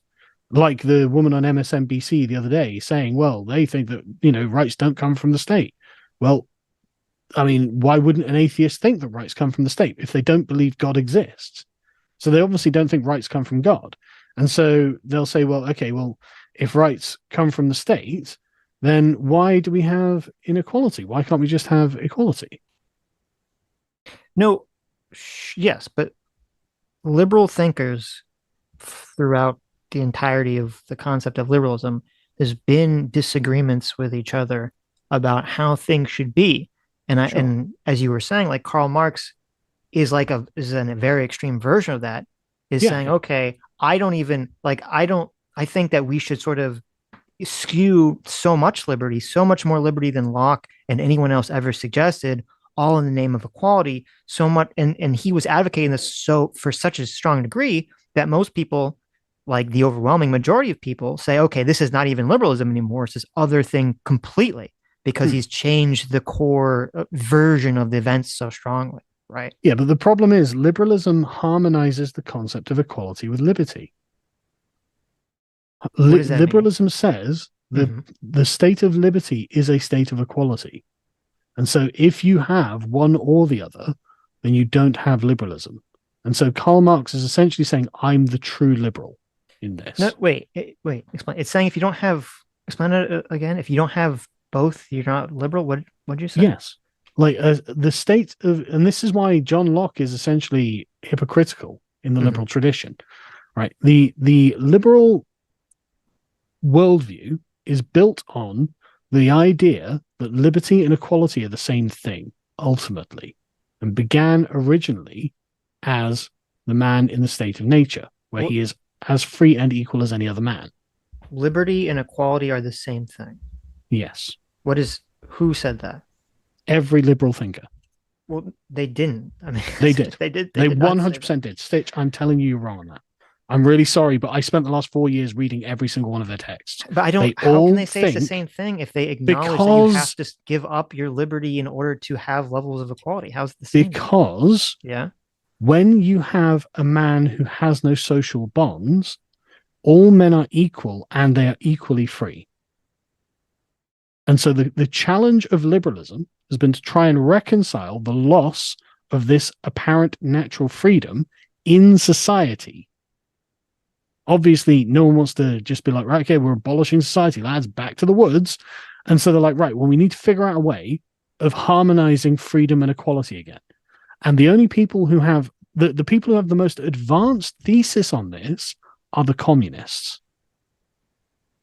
So, I don't know, because what you're saying doesn't make sense. Because my understanding from what I've read of Locke and other liberal thinkers is not that they're trying to harmonize the way that you're saying. They're trying to balance. No, they already do. Like, I mean, let me go through some notes. I'll give you some quotes if you like.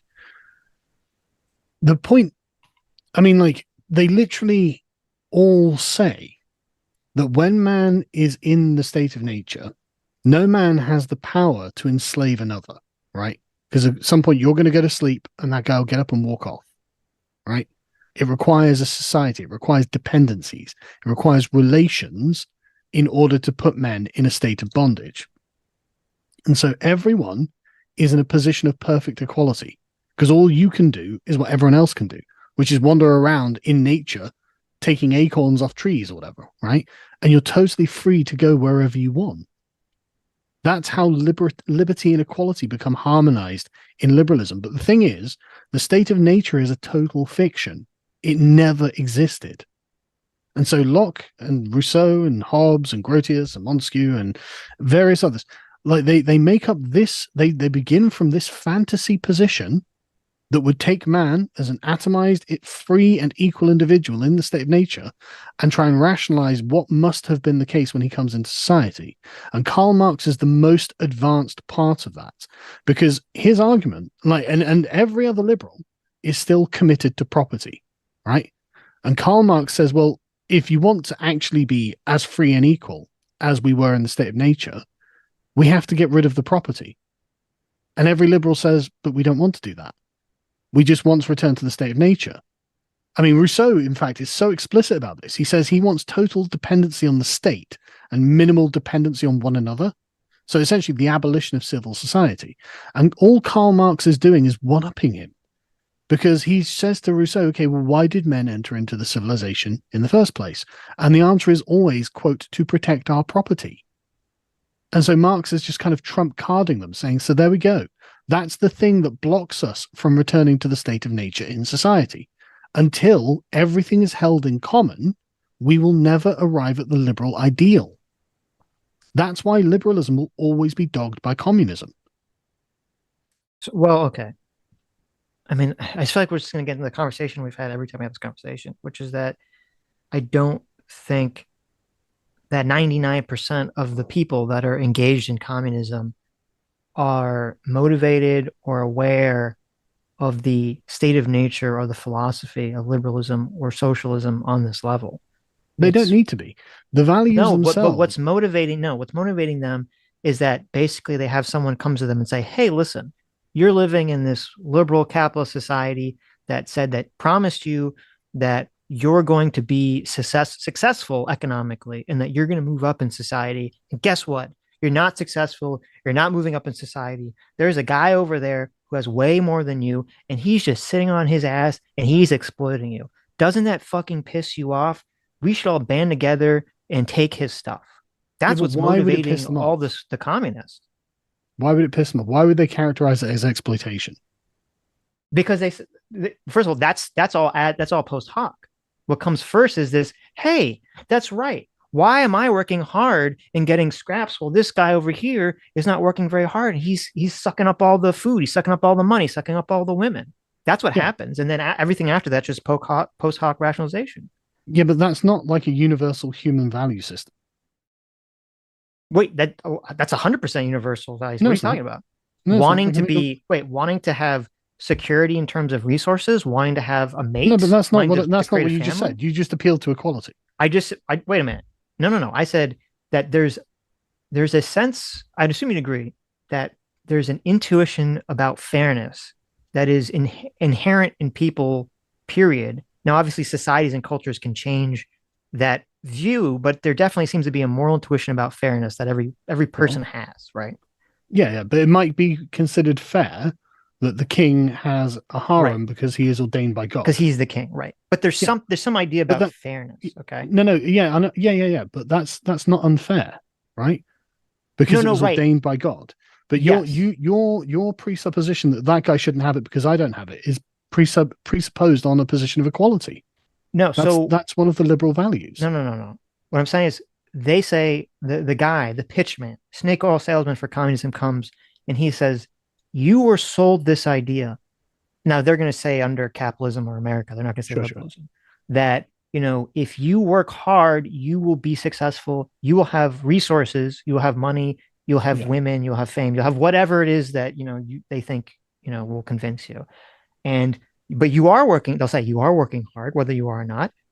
And the reason you don't have these things that you want, is because there's some other guy who's basically stealing it from you.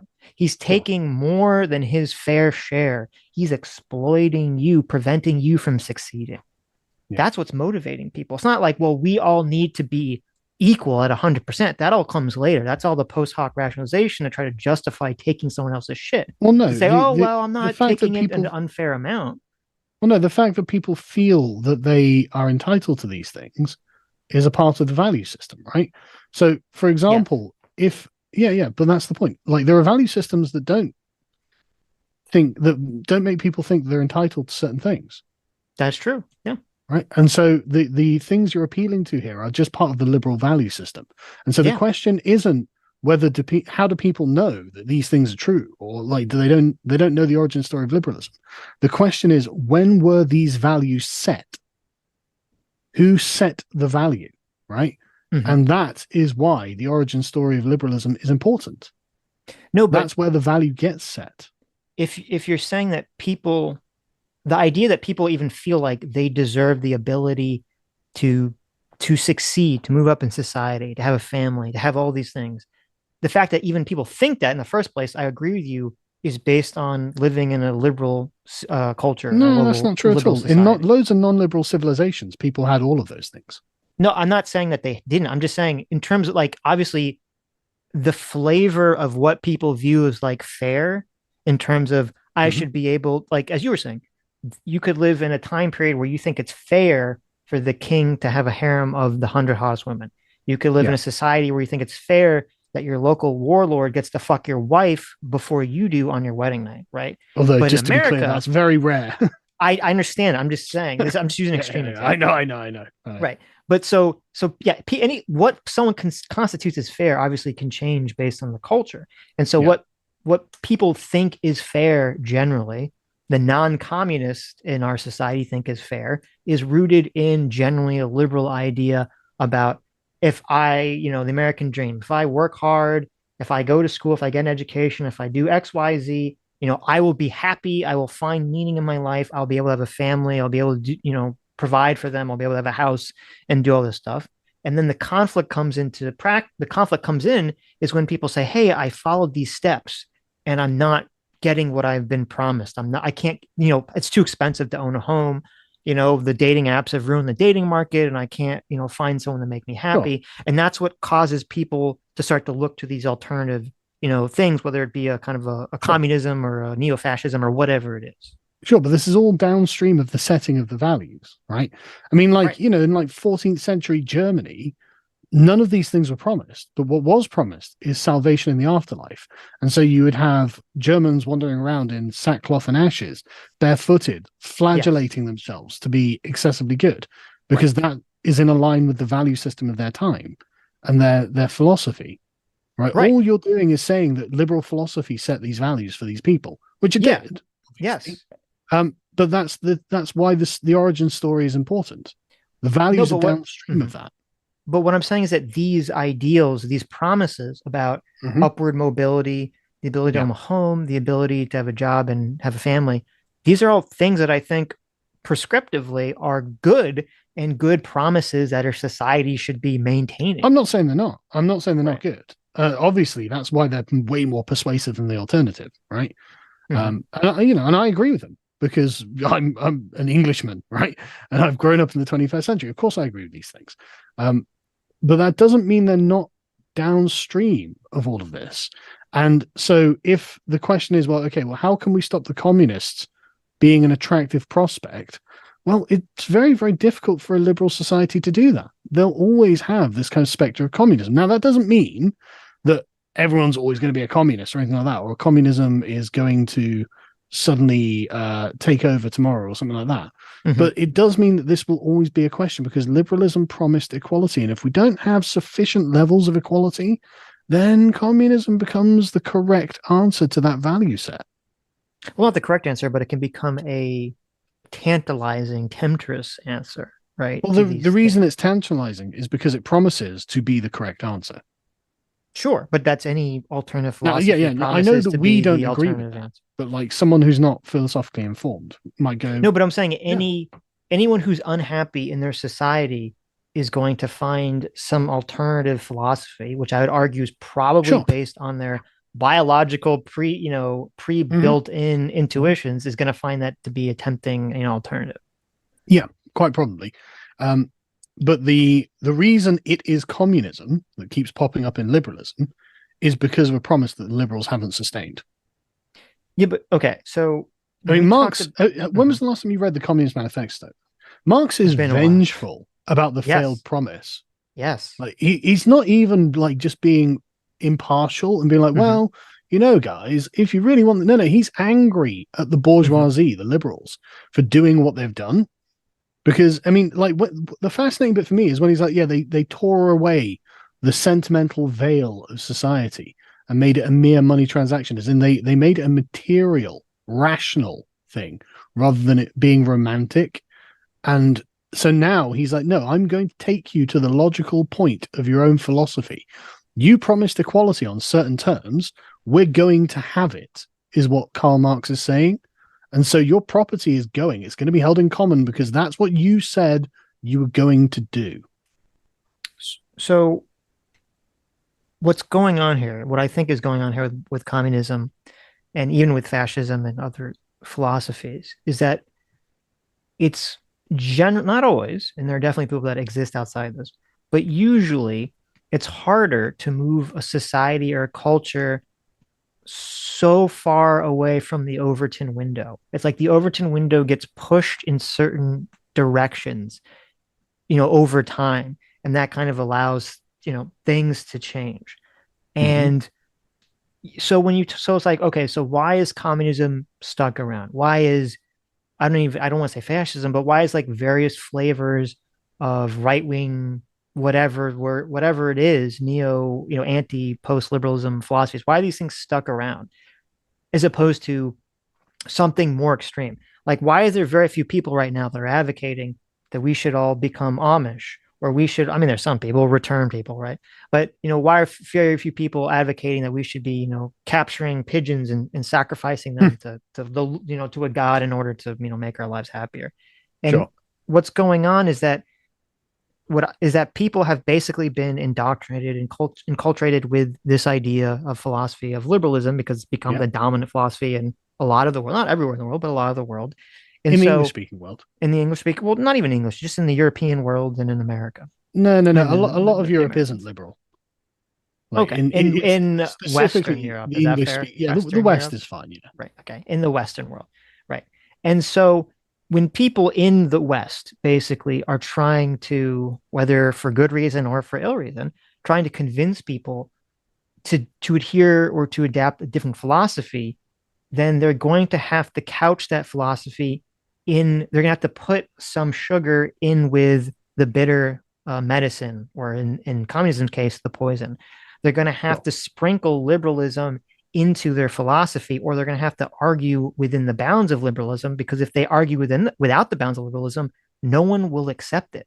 Like, if and I hate to bring up a Marvel movie, but in the first Avengers, okay, yeah, there's a speech, if you recall, with Loki. I don't.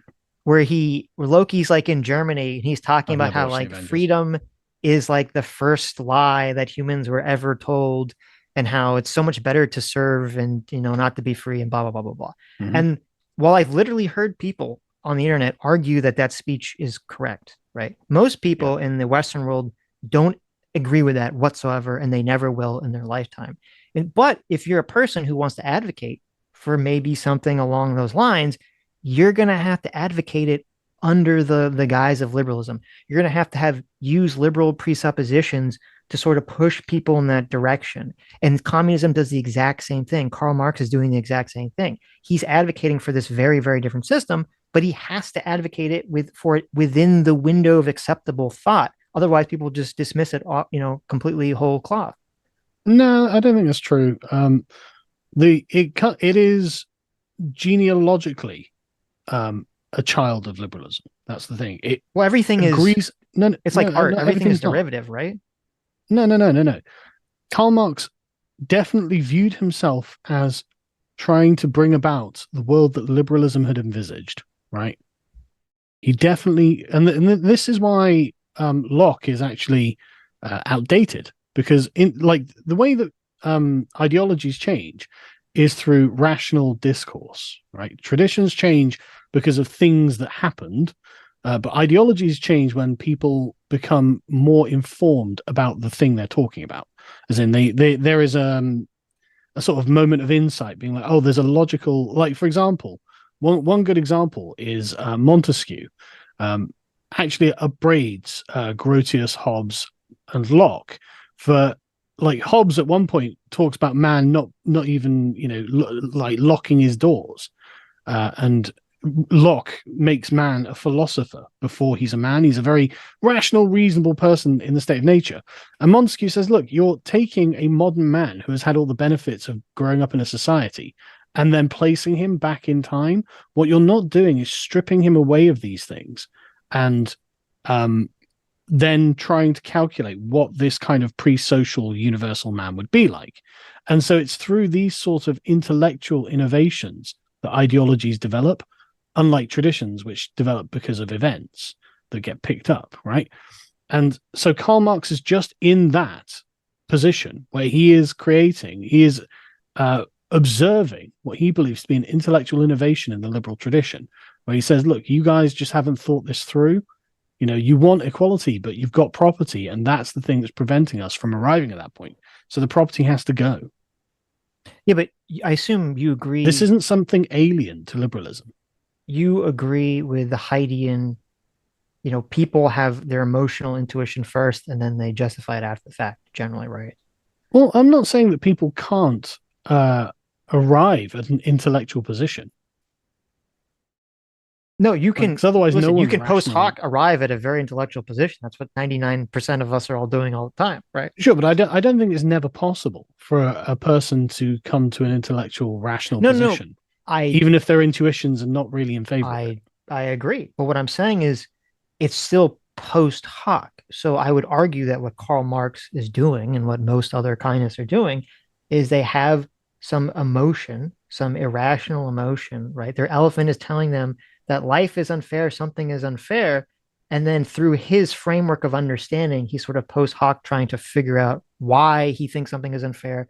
Or really, I would even argue in a more cynical perspective, trying to create a philosophy to sort of manipulate, people in order to basically steal people's shit, right? Yeah, but there's no particular reason to think that.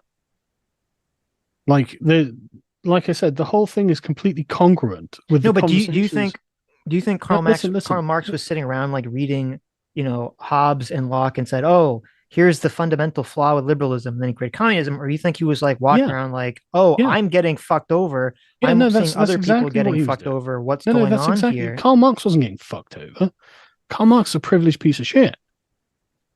No, but it's almost like having some level of privilege, unfortunately, seems to be one of the key ingredients for communists, because people that don't have any privilege are like kind of just like putting their head, they don't even have time to think of this stuff, and they're just putting their head down trying to survive. Right. But what you're saying there is Karl Marx has got the time and the luxury to be able to engage with liberal philosophy. Yeah, but he wants more, like so many of these other people. He's like, well, why am I not being respected? Why am I not, feeling fulfilled in this society?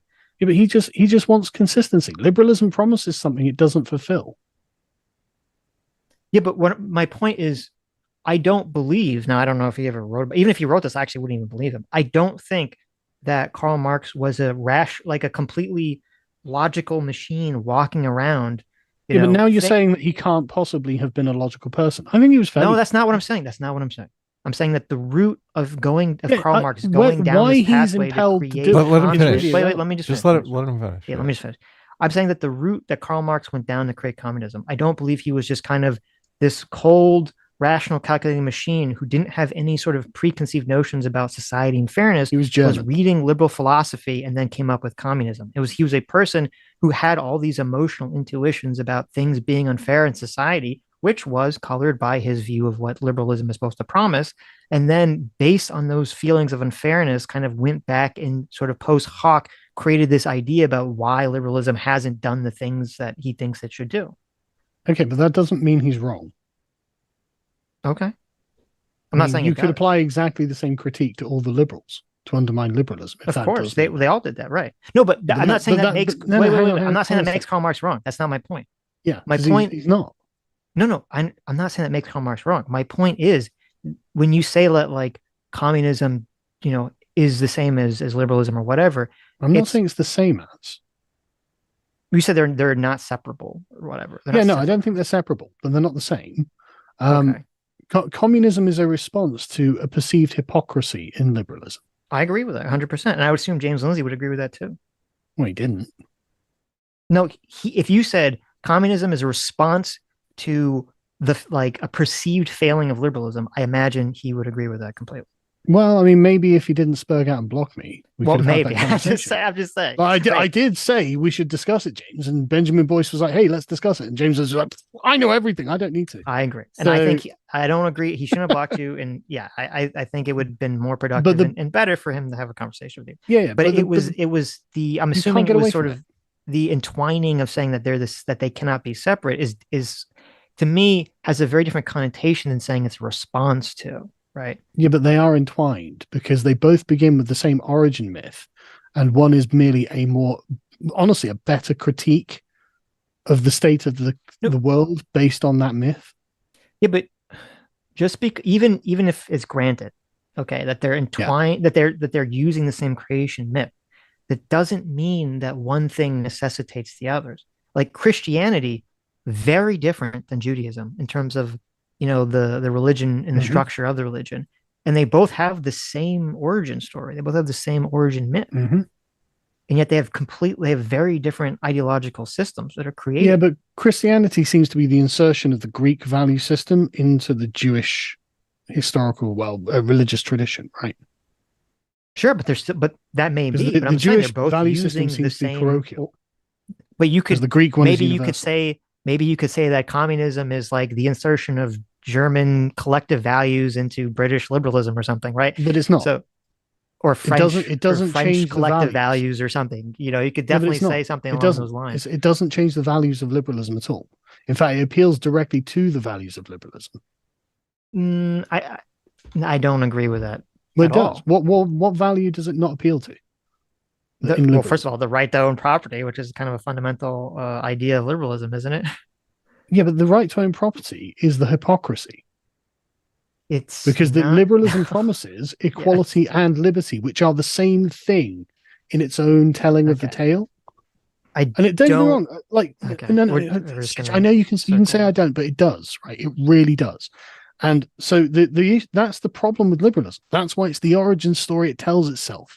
This issue. I'm not saying that we shouldn't have property, and I'm not saying we shouldn't have freedom, and I'm not saying we shouldn't have a relative amount of equality. What I'm saying is we need a story that doesn't make them the same. Okay. That's what we need. Well, first of all, if it's, I don't necessarily disagree that we should have, if there's a story that people are adhering to create a philosophy and idea of society on the idea that equality and liberty are the same, I agree with that. Doesn't make any sense. That's an irrational view that doesn't make sense. Yeah. But what I'm arguing is that the thing that is making communism sticky to the average person in the world today, the thing that's making communism stick around today, doesn't have anything to do with that. It has to do with what I said about people having a perceived view of society being unfair and wanting, quote, their fair share of things. No, that's what's making it stick around. Okay, I see the problem. Right. That I agree is going to be the reason that someone becomes a communist, but it's not the reason that that communism exists, right? Communism exists because of liberalism, because of its failed promises, right? The fact that what motivates the perceived failed promises. Let's say that it's not even perceived; it's definitely a failed promise. Okay. Well, no, it 100% is, but it shouldn't have promised that in the first place. Is the issue, right? Well, we're disagreeing on what was promised, but that's fine. We can. I mean, I'm just telling you exactly what the liberal philosophers wrote, right? So, but the issue is that it will always be communism that pops up because communism is the expression of the dissatisfaction of the failed promise, because it is the case that liberalism made these promises. So all we need to do is essentially just change the foundation of liberalism to promise something else. Would you want to say, Adam? Well, so there was a time when there was no middle class, when there was basically just people living in poverty and the landed elites, right? Give me a date. Look, so you disagree that there was this time existed? Are you basically going to say there's always been a middle class? Well, where and when? Do you disagree with the thesis that there has generally throughout society not really been a middle class, that there's just been the middle class is a product of the Industrial Revolution, right? Okay, I agree. So it would be anachronistic to say before the Industrial Revolution there was a middle class, but that doesn't mean it was just rich people and poor people. Okay. So there's always been a middle class throughout all of history. No. Okay, that's not what I said. Right? Okay, so there has always been a stratification of wealth, right? That is mostly rich and poor, right? Not necessarily, no. I mean, you've always had like merchant. So then there has always been a middle class. That's what you're saying. Listen, no. The middle class is a specific thing that was a product of the Industrial Revolution, right? So an example could be, say, feudal Japan, right? So in feudal Japan, this is way off the point that I wanted to make. So let's just let's just move on. I don't know what the point you want to make is. Well, you're basically saying that people are jilted because liberalism made this offer to them that it's not carrying out. Yeah. Well, it seems like there was times in history when there was no offer made. Like people lived mostly in squalor. The landed elite had all the benefits. Give me the date that you're thinking of and the place. Oh my God. I'm not thinking of any time or place. Okay. Look, I don't just generalize about history. It's a very specific set of events. Okay, let's move on. Well, no, like for example, like you could be thinking of, say, feudal France, right? But the thing is, even in feudal France, the economy was doing quite good, actually. Like, this is one of the reasons that the French Revolution was able to happen, because what you had was this kind of new and well-educated bourgeoisie, which were like the townsmen who were merchants and who had sent their children off to private school to read Cicero and who did very well. But then they were like, well, hang on a second, why are we so wealthy without any rights? Why the fuck should we have a king at all? You know, and it ends up with the French Revolution. So like it's just not that easy to say, well, you know, against your own point now, Karl? Why are you arguing against your own point? How am I arguing against my own point? So at those, when did liberalism start offering people some sort of equality? When it began its story in the State of Nature. Okay, so before that, did people have equality? No. Okay. What was the system back then? People don't have equality now. What was the system before liberalism? Where? In Europe, in say medieval England, we call it feudalism. And what was the system of feudalism? Was there a thriving middle class? There was a thriving merchant class, yeah. Again, middle class is just the wrong term to use, right? Okay. But there were definitely rich merchants and there were poor aristocrats. Like the church were like a massive, massive wealthy thing, and hugely like socially influential. Like you know, and the church was often made up of just commoners. Like, you know, Thomas Becket was a commoner, the guy who gets his head caved in by Henry VIII.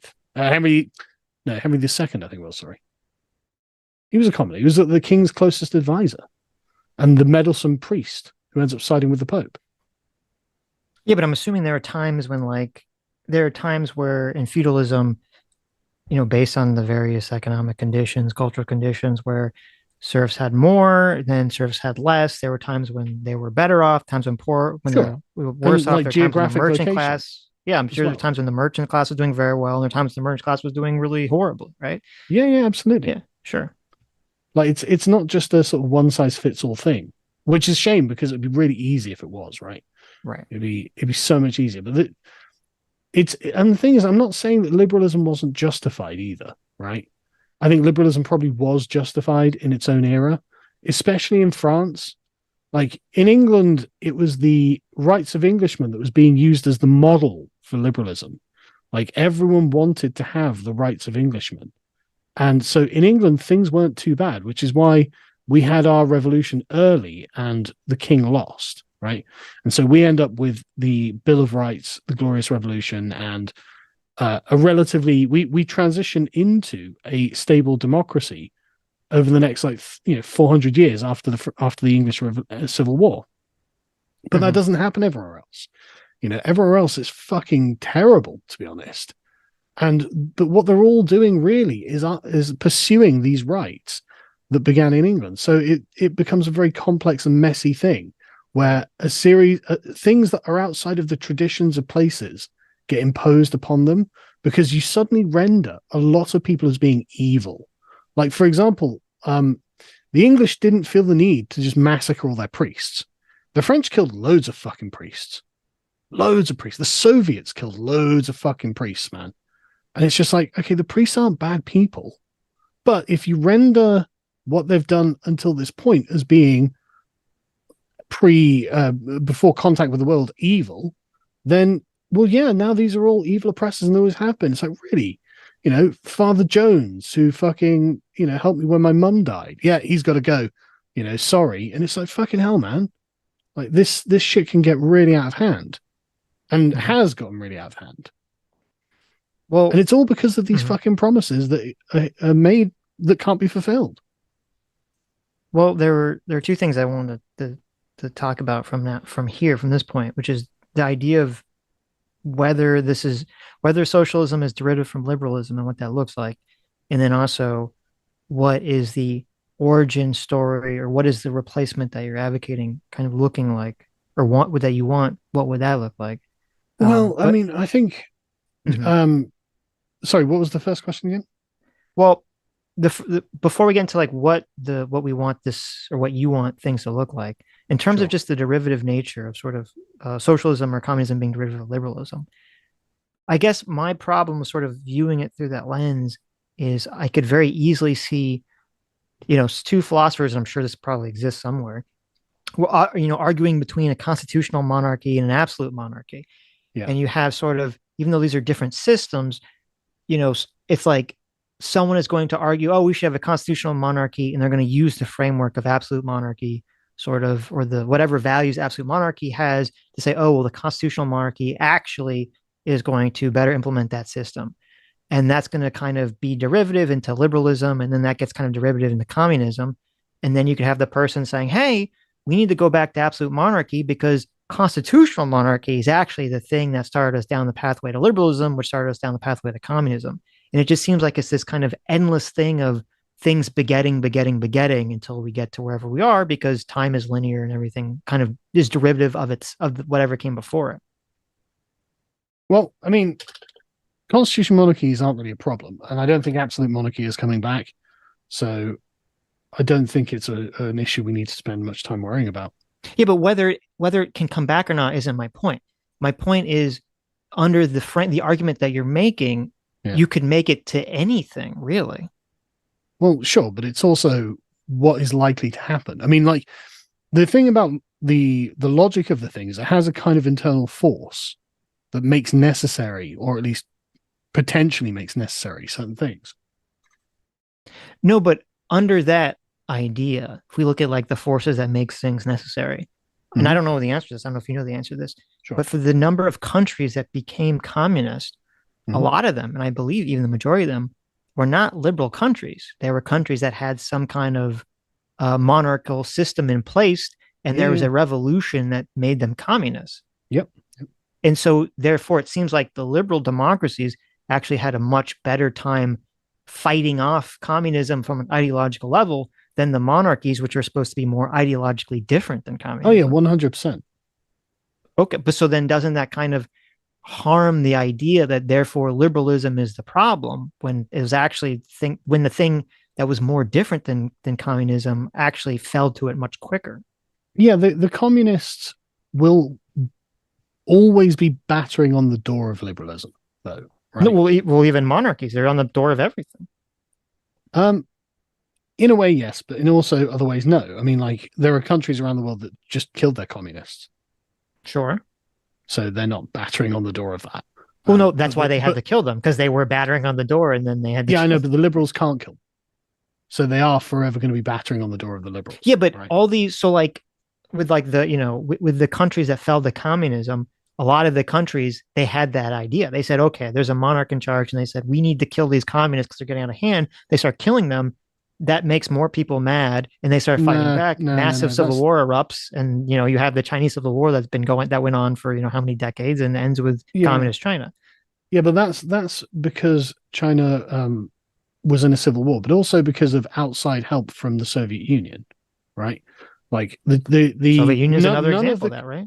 Yeah, but none of the communist revolutions, nor any of the liberal revolutions, have been like some sort of organic mass of the people rising up. They've always been a cadre of intellectuals who have formed a group, a vanguard, to engage in the revolution, have had external help. Right. So, it's, I don't know. I mean, No, but my point is that just the idea of, if it was so simple that the elites could just murder people in order to maintain control forever, that would be the system that we would still live under. But that's not, because very often when they murder those people, it just makes it worse. It creates a Streisand effect where that movement grows and grows and grows. Sure, but it's not about the Streisand effect. It's about rendering the people in charge to be immoral tyrants. But we don't need to be liberals to be against tyranny. Yeah, sure.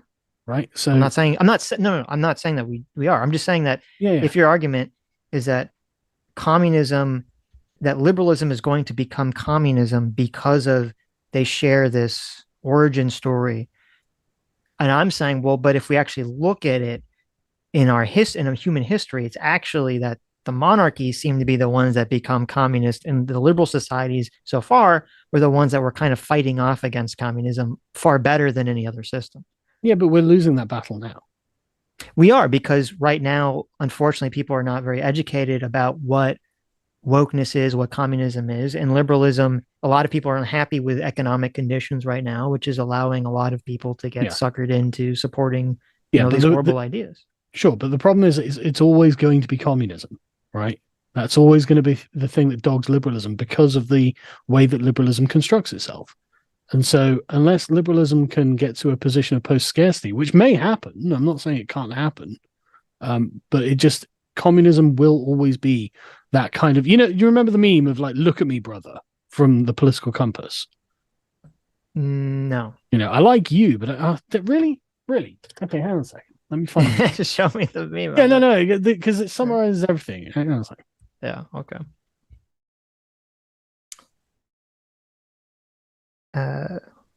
Your meme have it, right? Okay. Yeah, you have it, or right. So I'll just DM it to you on Twitter. Yeah, I guess just to. Mm-hmm. You should DM it to me, Karl. Okay, and then Adam can bring it up. Right. Yeah. Right. It's this thing, right? I mean, this is literally the issue, because there is a direct correlation and a direct ancestry with these things. They are related. And like I said, I'm not saying it means that liberals are bad, or liberals are evil, or liberals want communism, or something like this. But the problem is liberalism is inherently weak to the charge that communism makes against it. No. Well, I don't agree with the second thing you said, but regarding the first thing you're saying, whatever system exists, so if we all have some kind of post-liberal tradition-based system, there's going to be people that are unhappy with that system, and it's going to create a split between a more what we consider left-wing version of traditionalism and a more right-wing version of traditionalism. Well, no. Right. Okay, hang on. The thing is, no, the concepts of left and right wing are liberal. Like, they're expressly liberal, and they're a consequence of liberalism. Like, if we weren't liberal, let me define what I'm talking about, because what I'm saying goes beyond liberalism. Okay. When I say left and right, what I'm talking about is, I think that inherent in humans evolutionarily, biologically, is people that are more intuitive towards change, openness, and seeking new ideas, and being more xenophilic. And the right wing would be people that are more inclined for tradition, looking back, xenophobic, sort of enclosing the borders. And I think these two value sets are inherent in humans. It's kind of the cultural offense and cultural defense ideas. There may well be that case, but there's no reason that one side should have tradition and the other side not. No, but that's a feature of liberalism. Right. But what I'm saying is that, say, like in a hypothetical scenario, we have this, whatever this traditional based system is, okay, that you're talking about, it becomes the dominant system in the world or in the West. There's still, because of these inherent moral intuitions in people, there's still going to split into these two factions, where there's going to be the more change-oriented faction and then the more tradition-oriented faction. Well, that's just going to be a thing. Change is the matter of course, right? The thing is, this is the problem with liberalism, is that change, ideological, purposeful change to the system, to the society, is so baked into it. You don't even conceive of what the purpose of the change is, right? Like, progress is such, like, it's so wild how that gets hijacked by liberalism. Because, I mean, obviously every society was trying to generate wealth. Like, obviously all of them were like, yeah, we're gonna make progress.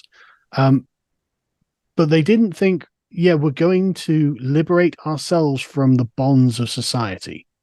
But that's what liberal progress is. And so while we have connections with one another, progress will be stultified to the liberal mind. So, okay. So, like, give me an example of what is like the moral prescription, or what are people in your tradition-based society, like idealized tradition-based society, like what would they be striving for? Moral goodness, I would think. Sure, but like, okay, what does that mean exactly? Like, what does that look it like? depends where you are and who you are, right? Mhm. So an Islamic society would be striving for a world in accordance with the writ of Allah. Well, let's use like England. Like, let's use, as an example. Well, it's hard to say because we're the place where liberalism came from. It's actually easier to say from a different perspective. Like, so for an Islamic society, they would just be like, okay, well, we just want to live in as much harmony with the teachings of Muhammad as possible, right? And so that's actually, quite an easy thing to understand. In England, I would say basically everyone just wants to be happy and get along. Okay.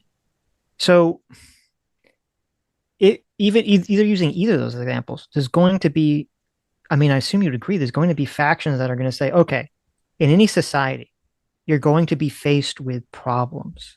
Whether there's going to be an environmental change that people have to do something to, there's going to be an economic changes. There's always these things that are thrown at people that we have to make decisions, right? How to deal with, and we don't have crystal balls to see the future. Yeah. And so, in order to decide how to do something based on whatever harm, whatever threat has been thrown at us, people generally have a couple of options what to do. And it's like, oh, are we going to look back at what our ancestors did and try to derive an answer from looking according to the text of our traditions?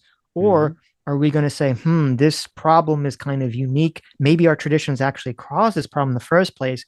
We need to maybe do something that's a little outside the bounds of our prescribed traditions and change. Yeah, but you're acting like tradition is an ideology, but it's not, right? A tradition is just the unthinking way that you exist until the point where you decide to change it. And this changes all the time. It's actually ideology that is the unchanging prescriptive thing, which is why you know exactly what every communist thinks on almost every subject.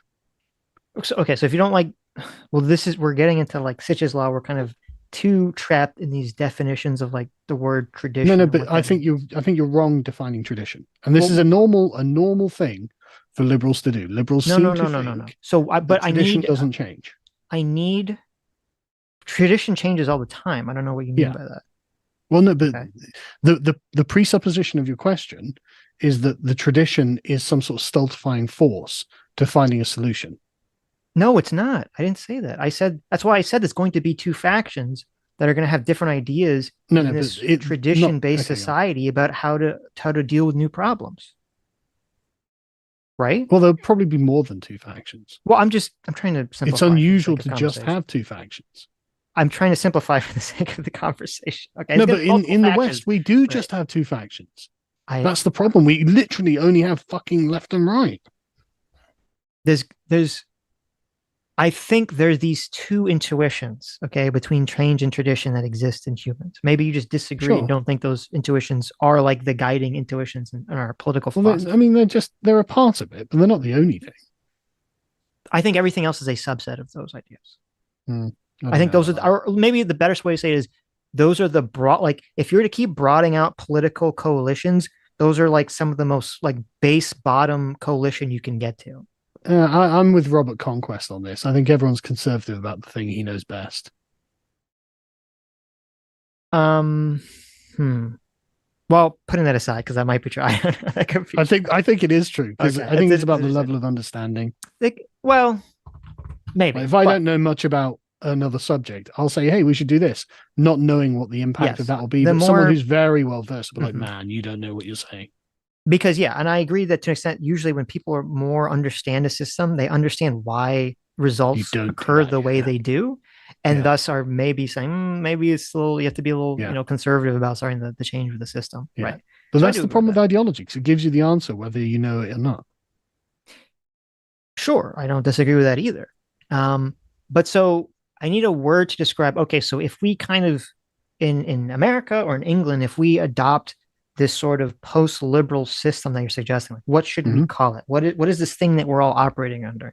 Man, if there's one thing I'm shit at, it's naming things. Well, just for the sake of the conversation, let's just call it post-liberalism. Okay, so if we're operating under post-liberalism, I guess, we're still going to have the various political factions that are going to exist under the post-liberal society that are going to be advocating for maybe something fucked up along the lines of communism or some post-communist ideology that's going to lead to ruin on one side, and we're going to have the other, some people advocating for some kind of post-fascist thing that could lead to ruin on the other side. What you're asking for here is a big thing to work out, and I don't have a ready answer for you. No, but that's my problem, I guess, with sort of how you're describing this. Is it seems like I feel what my intuition is. What I feel is that you want to create a philosophy that is so ironclad that you can just be like, no, your philosophy is wrong because my philosophy leaves no room for your kind of philosophical fuckery, right? That's what you want to create. You want to create this ironclad philosophy. I don't want to do that. I don't think such a thing's possible. Oh, well, that's what I'm saying. Okay. So, but if that such a thing is not possible, then I don't really understand where we're going then. Because any philosophy, anything that we follow is going to lead us down the pathway of what we're experiencing right now. I don't agree. Like I think there's a reason this is the first time in human history we're seeing what we're seeing. What do you mean? I think, well, I mean, we've not had the Industrial Revolution before. Mm-hmm. Like, all of these things are a product of liberal ideology. So I think I think that you're not against that, right? The Industrial Revolution. Well, I mean, it wouldn't even matter if I was, would it? Like, what am I going to do? Overthrow the Industrial Revolution? It might in terms of the conversation, what we're talking about. I think there was a serious problem with the mechanization of the universe, because what this does is it turns the universe into merely a clockwork machine. And I'm in fact making a really fucking in-depth video about this, because I've done loads of research on this.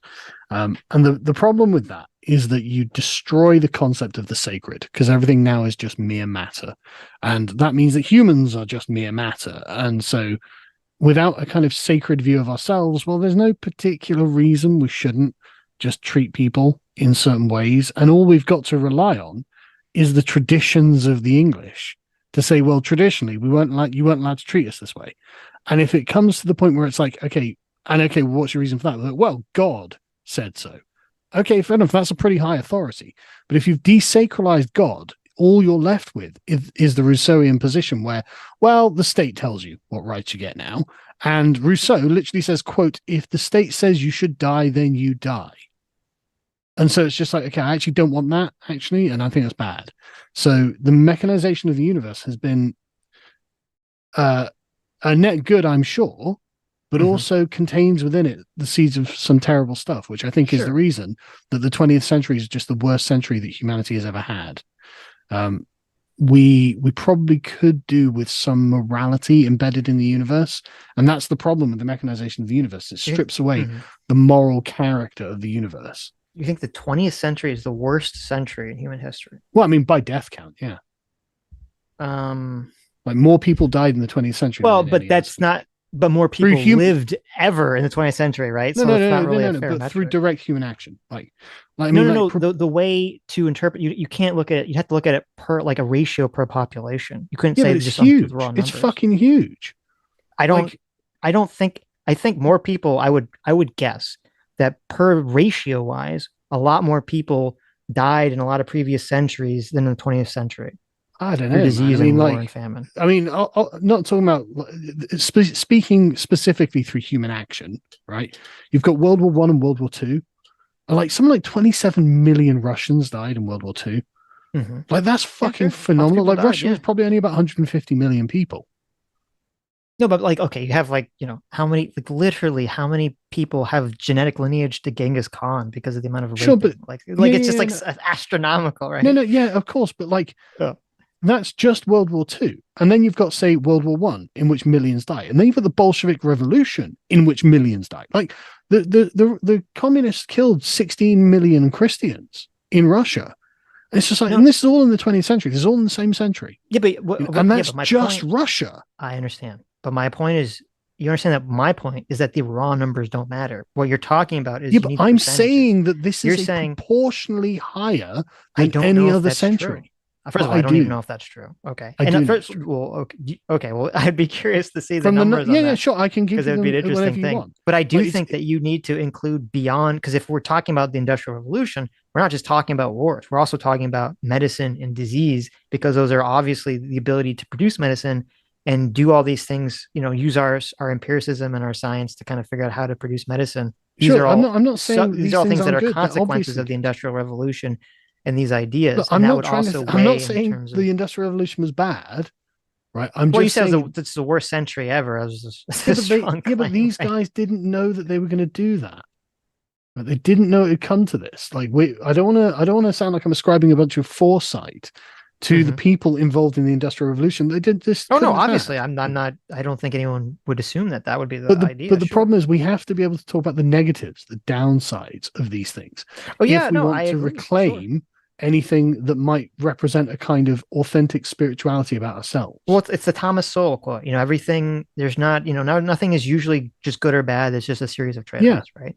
Absolutely. The Industrial Revolution obviously has a series of trade-offs, and part of them we're trying to deal with right now in terms of all the technology that's produced. 100%. Sort of but I mean, I don't think it can be overthrown anyway. So there's no sure. We may as well critique it until the cows come home, because we can't change it. But it was interesting when you were kind of talking about this, because I agree with you that I don't think tradition on its own is enough of a enforcement mechanism to basically prevent people from going down these sort of bad pathways. Well, it's more about how we construct morality, I think, because at the moment, the problem that we have is ideology is synonymous with morality. And you see this with every fucking leftist, right? You see it all the time where they go, well, I believe the right thing, therefore I'm the moral person in this conversation. And that's just the wrong way of looking at morality. Does anyone not do that? I feel like everyone does that. Sure. I mean, I don't say that I'm the good person because of what I believe. I think I'm the good person because of what I do. Yeah, but what you do is based off of some ideological a priori idea. I don't think I'm ideological. I think that virtue ethics is just a different method of comprehending morality, and I think it's a better one. And the thing is, this is why the left can be they can literally act evil in evil ways and claim that they're good because of ideology. But if you're not ideological and you're, say, action oriented, you can harmonize what you believe and what you do. In fact, it's ideology that allows them to decouple what they believe and what they do. Yeah, you can create an ideology that allows for hypocritical behavior detached from belief, and obviously we see this with Hassan, and other. We see this also from people on the far right who are into very suspect, degenerate sexual practices, which they rally against. And so, but I don't think that that's inherently, like, any ideology can create that prescription. Yes. In terms of the virtue ethics thing, what is determined to be a virtue still have to be based on an ideological presupposition. No, you can value anything. It doesn't have to be ideological. Okay, so it's just sort of like, so when you say that, but what you personally ascribe to being a virtue, that is the ideology. Whether there's a universal. But that just means any kind of valuation is ideological, and I think that's far too broad a definition of ideology. So, but what is your I just think that Aristotelian virtue ethics is a perfectly good philosophical position. It hasn't changed in 2,500 years because it's just correct, I think, about human virtue. I mean, I don't see how that's not an ideological presupposition, though, because it's drawn from experience. Yeah, but what we select from our experiences and point to say we're going to include these as positive examples of why this experience works, and we're going to discount these as why this doesn't work. That's where the ideology, that's where the presuppositions come from. I mean, we could, but then we're just going to be going around to trying to define ideology. I've defined it. I know, but that's the problem with, I think, I think ideology should be defined as being explicitly rational, because they seem to be, all of them seem to be, and there's therefore anything that is a worldview but is non-rational or non-didactic, maybe, that can be considered a non-ideological worldview, and I think that's fine. You're saying anything irrational is not an ideology? Well, that's definitely probably true, yeah. Well, but that's okay. But the argument that you're making is that people are using ideology irrationally. No, you're saying that's what a precept, like these a priori beliefs, imposing like whether it's a rational belief, imposing beliefs a priori onto all these situations is an irrational behavior to engage. No, I'm not saying it's irrational. In fact, it requires rationality to do. It is a function of rationality. Whether it's correct or not is a different question. Whether it produces good results or not, again, different question. Well, it's not that it's not rational.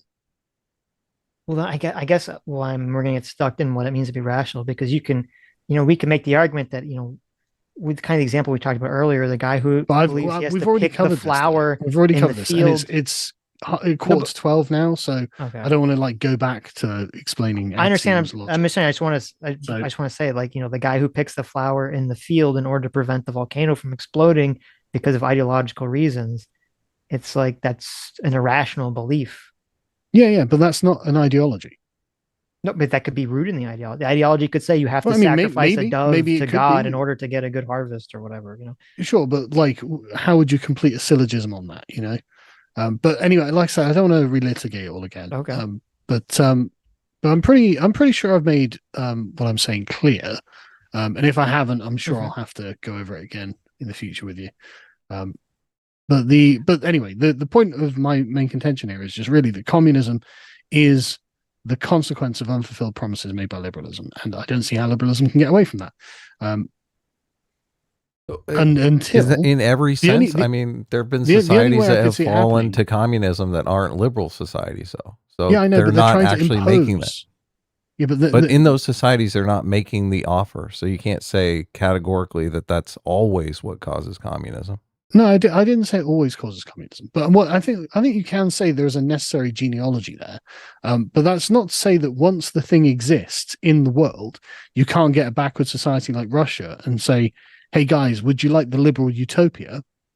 I mean, I'm sure a lot of them are like, hey, yeah, I'd love the liberal utopia. Of course, I want that. Of course, that didn't manifest, but that's the promise that's made. It's the same promise that the liberals make. So, well, I guess so we don't end, and I know it's getting kind of late. What is or maybe you don't know, we have to kind of work this out. What is the origin story replacement, and what is this liberal replacement that you're advocating for? Like, what does this look like? How would we describe this? Yeah, okay. So I think the first and primary thing that liberals have to turn around and say, yeah, okay, that was bollocks, is the state of nature itself, right? Right. There was never a time when man was isolated in the wilderness. It's just never been a thing. It's total bollocks. So there's never been a time where liberty and equality have harmonized. Okay. It's never been the case. Man has always been an unequal and unfree creature.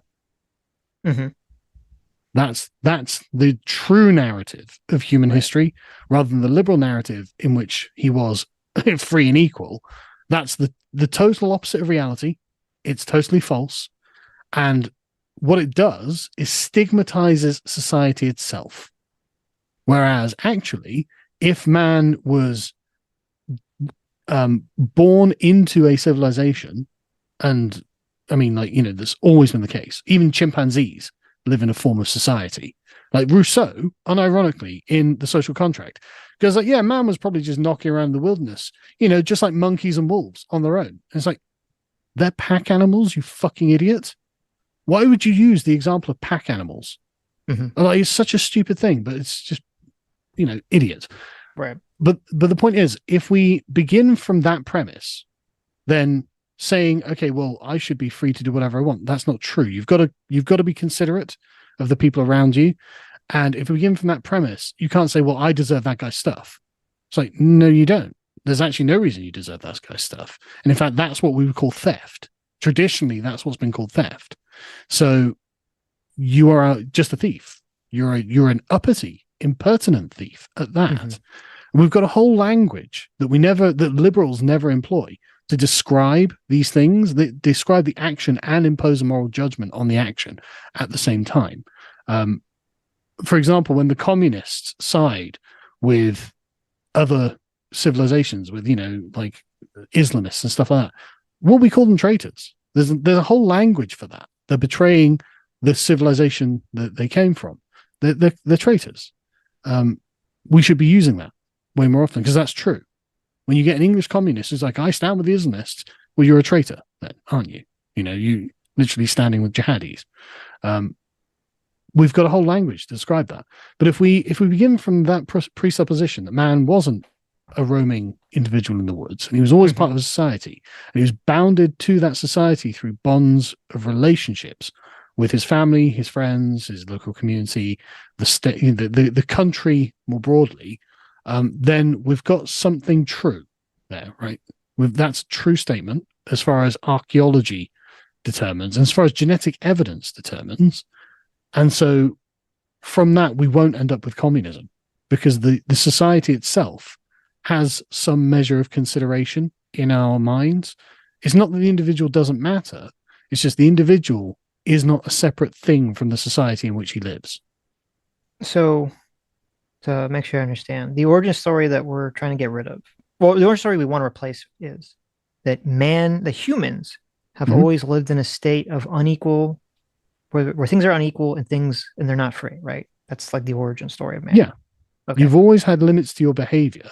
Right. And you've never been the equal of anyone else. Exactly. And we've always lived in a society or a community. We never lived alone, by ourselves. Absolutely. And the thing that we're trying to gain, or the thing that we're trying to kind of build, is a society where people are considerate to each other. Is right. That's like kind of one of the fundamental values, is to be considerate of other people. Well, for normal humans, yeah. Right. And for communists, not so much. Sure. And the enforcement mechanism, I guess, for the consideration is that you were saying that relationships, people would have to understand, or part of the story would be that the relationships, people would understand that relationships with each other bind us together in these communities, and that being considerate is what allows these relationships to thrive, right? Yes. Okay. It's important to remember that liberalism essentially frames itself as the breaker of bonds, right? I mean, it's literally the very first line of the social contract. Man is born free and ever is in chains. Well, the chains are the relationships and the obligations and the social standings that they impose on the individual who is purportedly to be born free. But it's not true. You're not born free. You're born into this web of relations. And so what would be more important is making sure these relations are fair and they're not abusive, and making sure that you're happy and that other people are kind and considerate and loving to you, rather than trying to sever the bonds themselves. Right. Well, I like the origin story that you're proposing, and I don't think I even disagree with being considerate, or that relationships bind us together, and that being considerate is what allows these relationships to bind us together. So I don't disagree with any of that, but I still would see that any socialist or communist could take that and just kind of do the exact same thing they're doing by just redefining what considerate means. They'd say, oh, well, you're taking too much away from me and, my works and my labor, so you're not being considerate.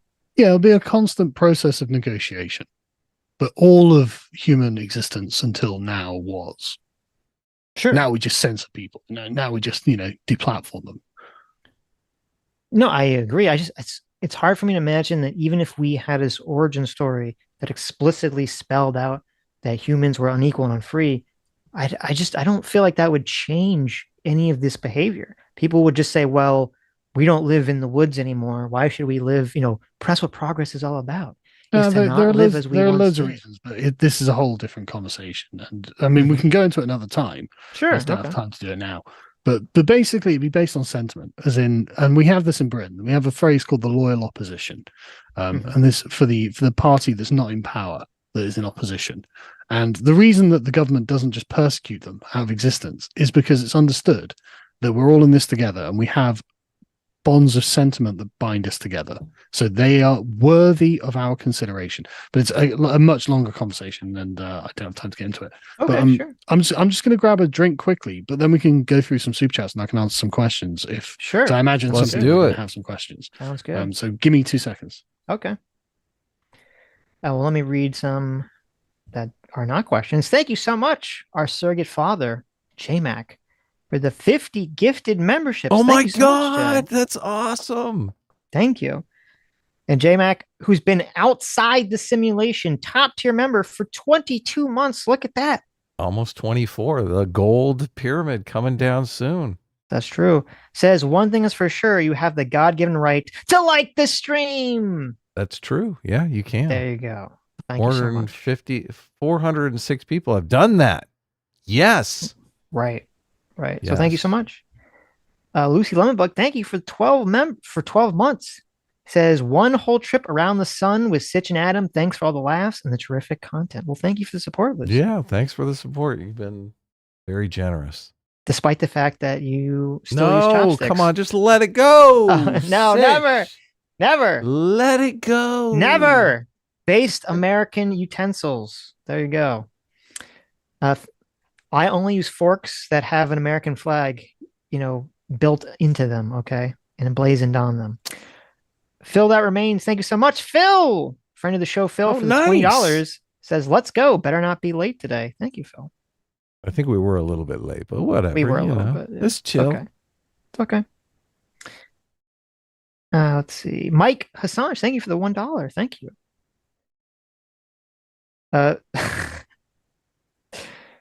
CT for 2 Canadian says, so every time we call Hassan dumb, we're insecure? ?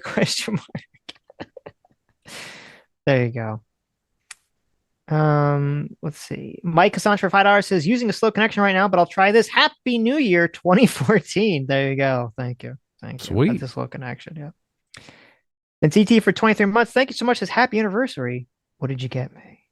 There you go. We got you more amazing Sitch and Adam content. We got you hours of enjoyment, days of delight, months of merriment, eons of entertainment. That's what we always give you every single month. There you go. That's true. Jacob Zindel, thank you for the $2, says Sargon. That's all it says. Thank you. Andrew Clark for $2 says only about half of this is right. With a weary face. And then for another $2 says Locke said you could have a king in liberalism. Well, there you go. Interesting. Yeah, I know we talked to Andrew about this earlier. Check it out. There's been a lot of places that have fallen to communism that haven't been liberal democracies. Yes. And is there more that have fallen to communism than liberal democracies? I bet if we actually looked up the metric of how many societies have fallen into communism, the number of liberal democracies that have fallen into communism and the number of monarchies or just other governing situations is probably much higher. I would assume that's true. Yes. I would assume that's true. It just seems intuitively correct. Right. Look, I don't want to bring reason into this. We need intuition here. Yeah, I am curious to see what the actual numbers are, which it shouldn't be that difficult. Actually, you just have to go. Someone would have to take the time. Course. I'm sure someone has already done the list of what countries went to communism and what was the governance before. So, Derek Cantrell for $2 says, "I'm outnumbered and not." Oh, well, thank you. Sorry, I know that took a while. No problem. Okay, so let's look at questions here. Let's see. There was a $50 one. Mr. M6 for 500 Kazarks. Thank you so much. Says liberalism has two forms. French is collective and American is individualistic. They share that liberty and equality is good, but differ in what it means and how to bring it about. Currently, the French one is winning. We need to get back to the American one. Well, yes and no. The French one is collectivistic, but it's also universal. So it is also individualistic. Every individual is counted. And this is why it requires the total homogenization of society. And that's really bad, obviously. Via Red for $20 says, what are your thoughts on the Heinlein Starship Troopers suffrage question? I personally think universal suffrage should stay the same for local elections and federal elections should require service. I think it's a fucking brilliant idea. There you go. You made a whole video about that, didn't you? Oh, yeah. Yeah. Or, I mean, you talked to us about it, so yeah. Heinlein, very firmly a liberal. But, a liberal or illiberal? I didn't hear. Oh, liberal, 100% liberal. But if we were going to, if we were going to make sure that liberalism worked in perpetuity, restricted suffrage, like Heinlein suggests, would be the way to do it. Interesting.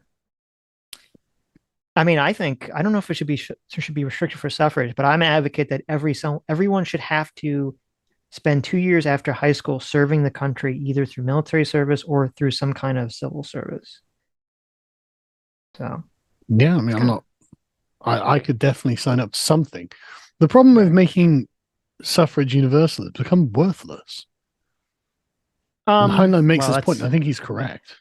Well, that's going to spawn That's going to spawn a much longer conversation. But anyway, PC for $20 says. PC for $20 says, Sargon, I wish you continued luck in keeping V, Dev, Rags, and Arch in line in that order during Dungeons and Dragons. The campaign has been very entertaining. Wow, yeah, it's not easy. Like herding cats. And Warpath for $5 says, Sargon, who's your favorite player character in the D&D campaign, and why is it Rags? Because Rags Rags is prepared to follow the story and isn't trying to upend the table when he doesn't get his way. There you go. That's good. He's a team player. That's the reason. Good. Thos Apprentice for $5 says, I think you've bought into the postmodernist historicisticians framing as opposed to the framing of those like Karl Popper. I'm a liberal because of you. I assume he's meaning you, Karl, not me. Yeah. The problem is that things are historically situated. And the fancy that any ideology tells itself of being not historically situated is just not true.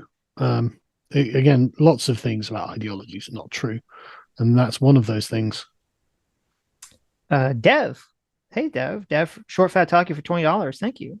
Says what Sargon calls liberalism is actually modernity. We still have a society that respects what we call liberal rights. It's not inevitable that we fall down the hole of contradictions that causes socialism and fascism.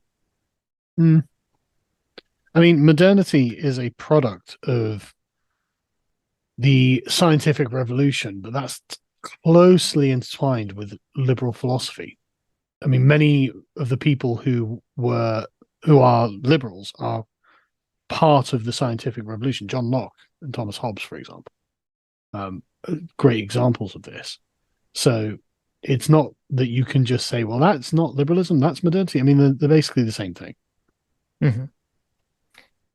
Zach W for $10, thank you. Says Karl is technically correct using his definition of liberalism because it's specifically designed to include anti-liberal ideologies. No. I'm using the philosophical definition. Like any philosophy course in any university will speak of liberalism in the way I'm speaking of it. Dialogue always for $5. Hey, says tradition isn't a strong set of rules like ideology. Is he serious? Come on, if I said that about CRT, Adam would lose his mind. LOL.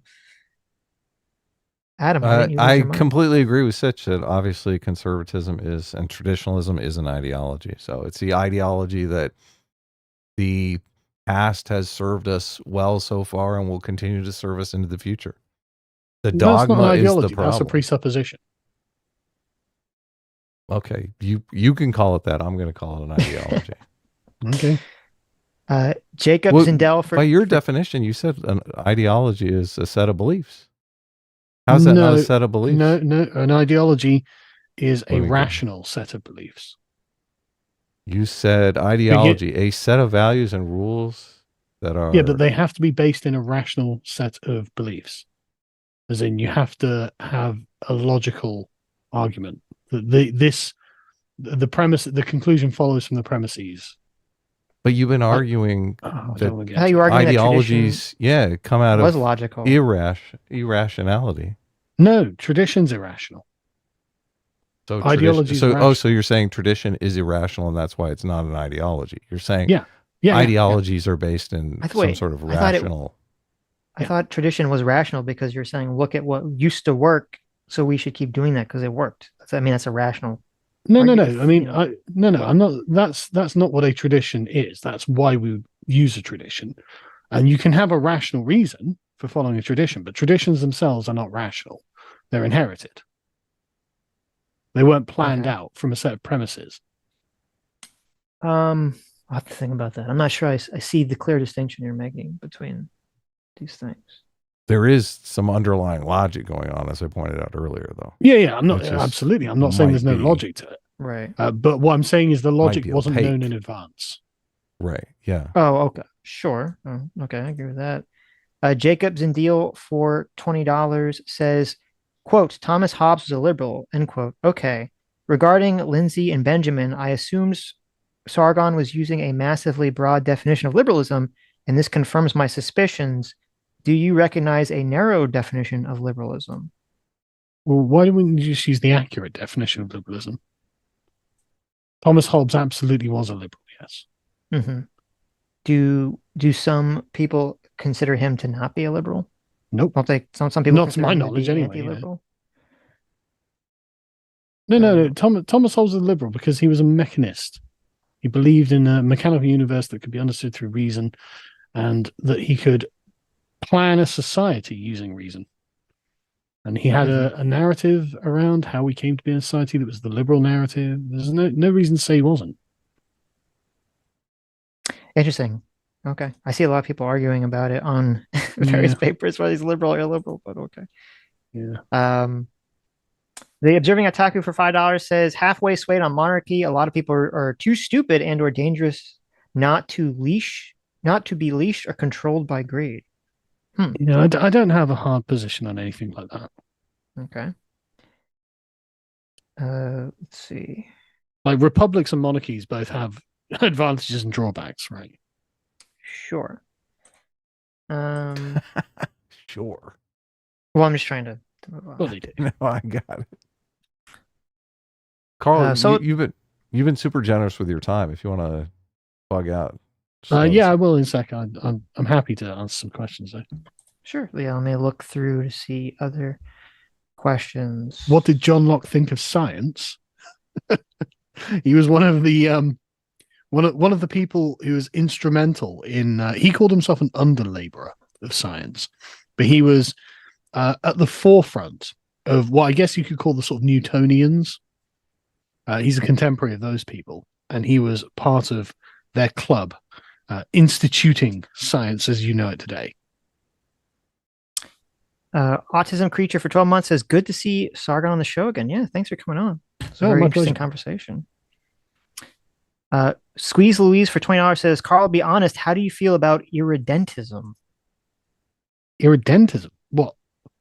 Do you know what that? I don't know. Fascist imperialism. What is that's what irredentism? What is irredentism? Irredentism means the concept of restoring a lost empire. Oh, okay. But it's usually associated with the 20th century fascists, right, who wanted to restore the Roman Empire. I think that irredentism is silly. I think that honestly, I think that an obsession with the past is a problem, actually. You've always got people going, oh, we need to go back to this time. It's like, yeah, but time only goes forward. So why don't we look to where we are and where we could be rather than lamenting the loss of something we can never get back? Okay, I agree.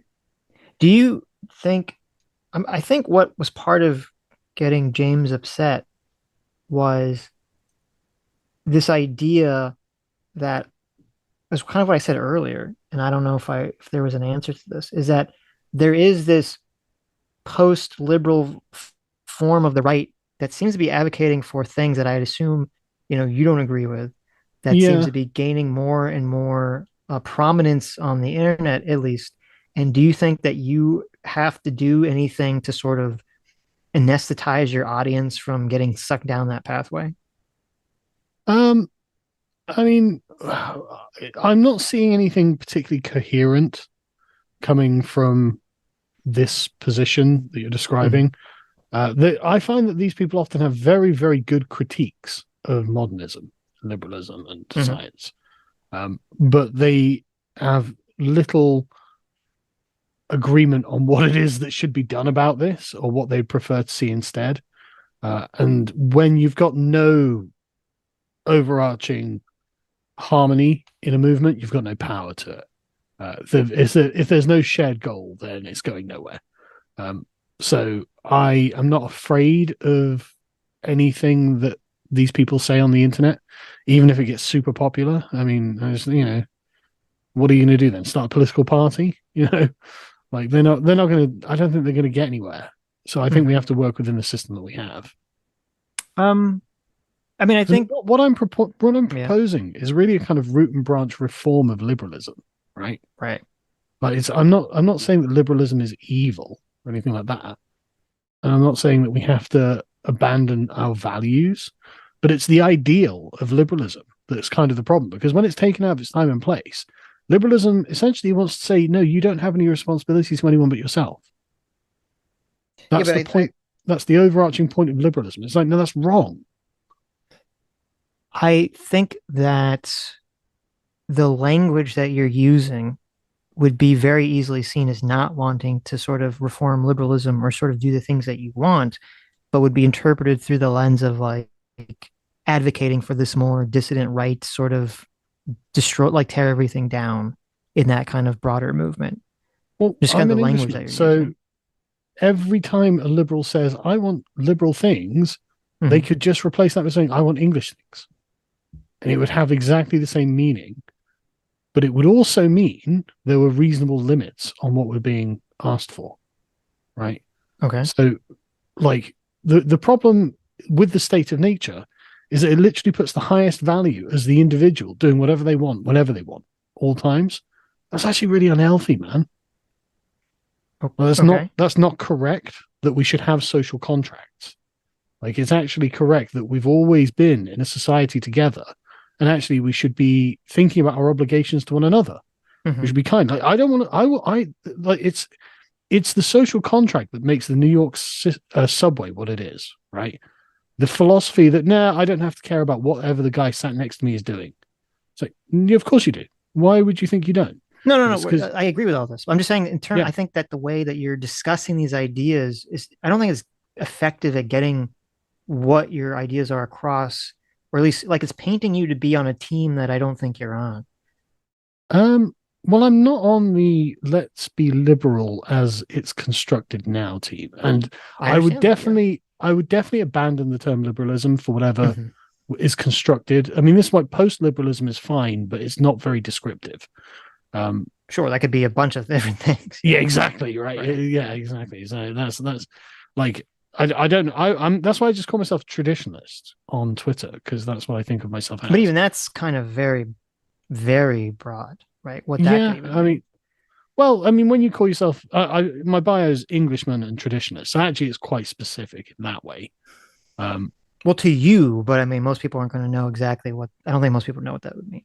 Well, yeah, but they could spend, what are the political traditions of England? And they'd be like, well, what, John Locke? But yeah, okay, yeah, he's part of it, yeah.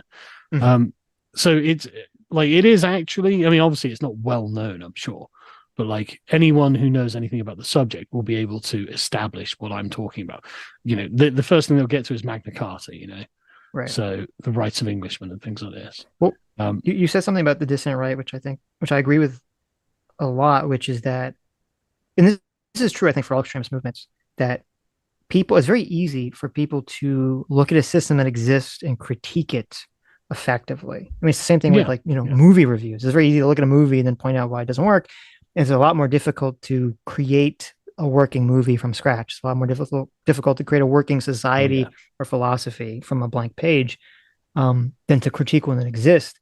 And the same thing, like, Karl Marx pointed out a lot. He had a lot of critiques that were valid, so it would make sense that a lot of people in dissident right also have a lot of critiques that are valid.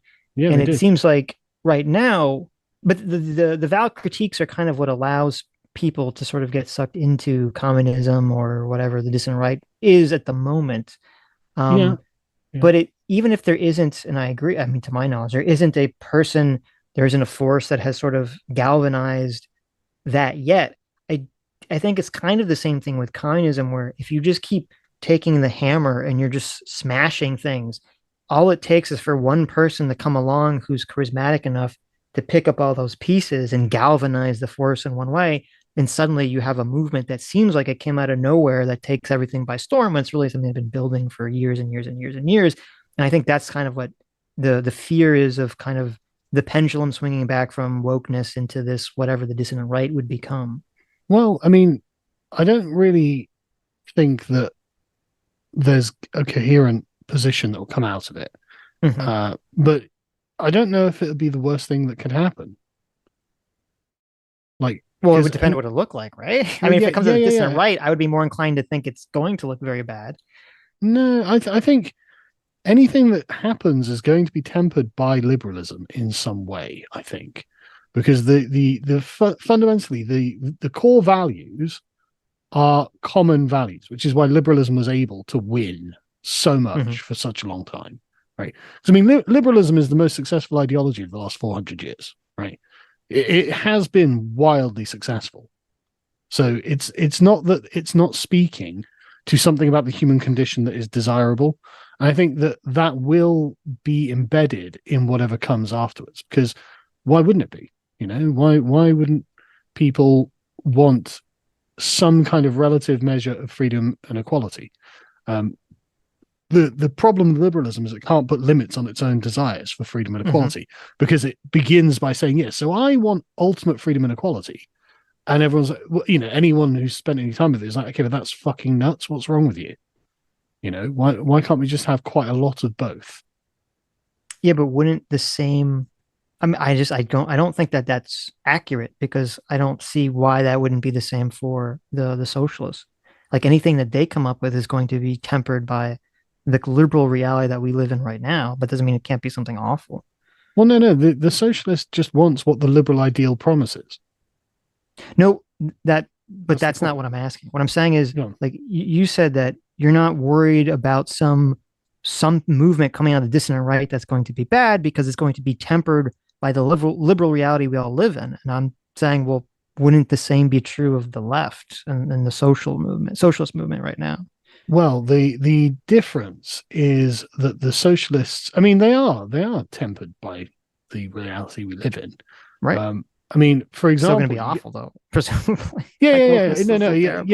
But the reason you get less revolutionary socialism knocking around is because of the 20th century. Like, right. Stalinism and Leninism got discredited in the Soviet Union, and so now, you know, it's like, okay, you know, yeah, we all want socialism, blah blah blah, but actually, we're not prepared to murder millions of people to get it. You know, a lot of people have realized that that's the case. So this is why you have like the Fabian Society. This is why you have wokeism. This is why you have all of these like communist movements in liberalism, because they recognize that liberalism did get something right. And actually, you know, I don't know, like the rule of law and private property and stuff like that, these are actually good things. And the socialists is just going to work to slowly but surely erase them. They're not revolutionaries now. Okay. Fire Everything for $20 says, I love all three of you guys and your opinions and takes on things. Keep doing what you're doing. I go to all three of you constantly for analyzing news and world events. Well, thank you, Fire Everything. Very kind. Let's see. Metal Face Rosie for $5 says, most modern liberals do not believe in blank slate theory. Meanwhile, most socialists and communists still believe in some form of it. I mean, I don't think that's true. I think most liberals do believe in blank slate theory. That's the reason that they're so pro-immigration. You think if you asked, like, if you did a poll of Americans, I don't think most Americans believe in a blank slate. No, but most Americans aren't liberals. They subscribe. What do you mean by that, I guess? Well, most Americans don't say, I am a liberal. Most Americans. Well, most Americans don't know what that means. They think that means Democrat. Exactly. Well, there we go. Sure, but that means they're not liberals, right? Well, no. So they're not they're not ideologically liberal. No. If someone doesn't know what the term means, but you say, like, what are your values, and they give you a set of values that are they'll give you liberal values, they would be a liberal, right? No, because liberalism doesn't have a monopoly on these values. Okay, I don't agree. I don't agree. I guess maybe the breakdown in the conversation is that we're defining liberal in a way that I don't agree with at all. We're having very little overlap in terms here. Like, well, no, liberalism doesn't have a monopoly on freedom or equality. I understand it, but I'm saying we talked a lot about how, like, if you live in a culture that's rooted in liberal values, it's going to, those values are going to be imparted to people, and people are going to be indoctrinated by them, and blah, blah, blah, blah, blah, blah, blah, blah. And so if you ask someone, you say, oh, what are the values? And they give you a bunch of what would be liberal values. Yeah. I would say that person is a liberal. They're operating under the liberal ideology. That's why they think the way they do. I don't think just because they don't necessarily know the correct words or usage or origin of that colloquially, you means could they're say not that. liberal. Yeah, Okay. you could colloquially say that. That's true. Right. But the thing is, the problem is to say I am a liberal means that they are the supreme values, and these are probably going to be values that people agree with. But there will be other values that are in contradiction to ideological liberalism that they will also agree with, for example, right? So, I mean, like one thing that liberalism can't stand is the fact that parents own their children. I bet if you asked almost every parent in America who owns your children, they'll say, I do. Mm-hmm. Right? But liberalism can't abide by that. I think it would depend on how you ask the question. People probably don't like to think of ownership of people generally in liberal societies. Like, what do you mean by own? Do you own your children, right? Well, because that doesn't mean you can do anything you want to your child, does it? No, but I can't do anything wrong I want with any of my property. Okay, but that's what I'm saying. People would interpret it that way. They think, oh, you own your child. That means I can do whatever. Like they're a slave. No, it doesn't mean they're a slave, right? That's not. That's why I think that's why people would scoff at that notion. Yeah, but it is also demonstrably true that you own your children. That's why they live in your house. That's why they're your responsibility. How do you define own, right? Well, that's a whole other question. I understand that. The state doesn't own your children. No, but I'm saying, yeah, of course. But I'm saying if you gave your definition of how you own your children, I would imagine that the overwhelming people in America who would say, oh, I agree with however you're defining that. Yeah. Well, you can say it however you like, but the point is people are going to be like, I own the children, not the state. That's what it comes down to. But the liberalism actually really can't handle that. I don't agree with that even remotely. When has that ever been well, the children are humans. The state owns your children.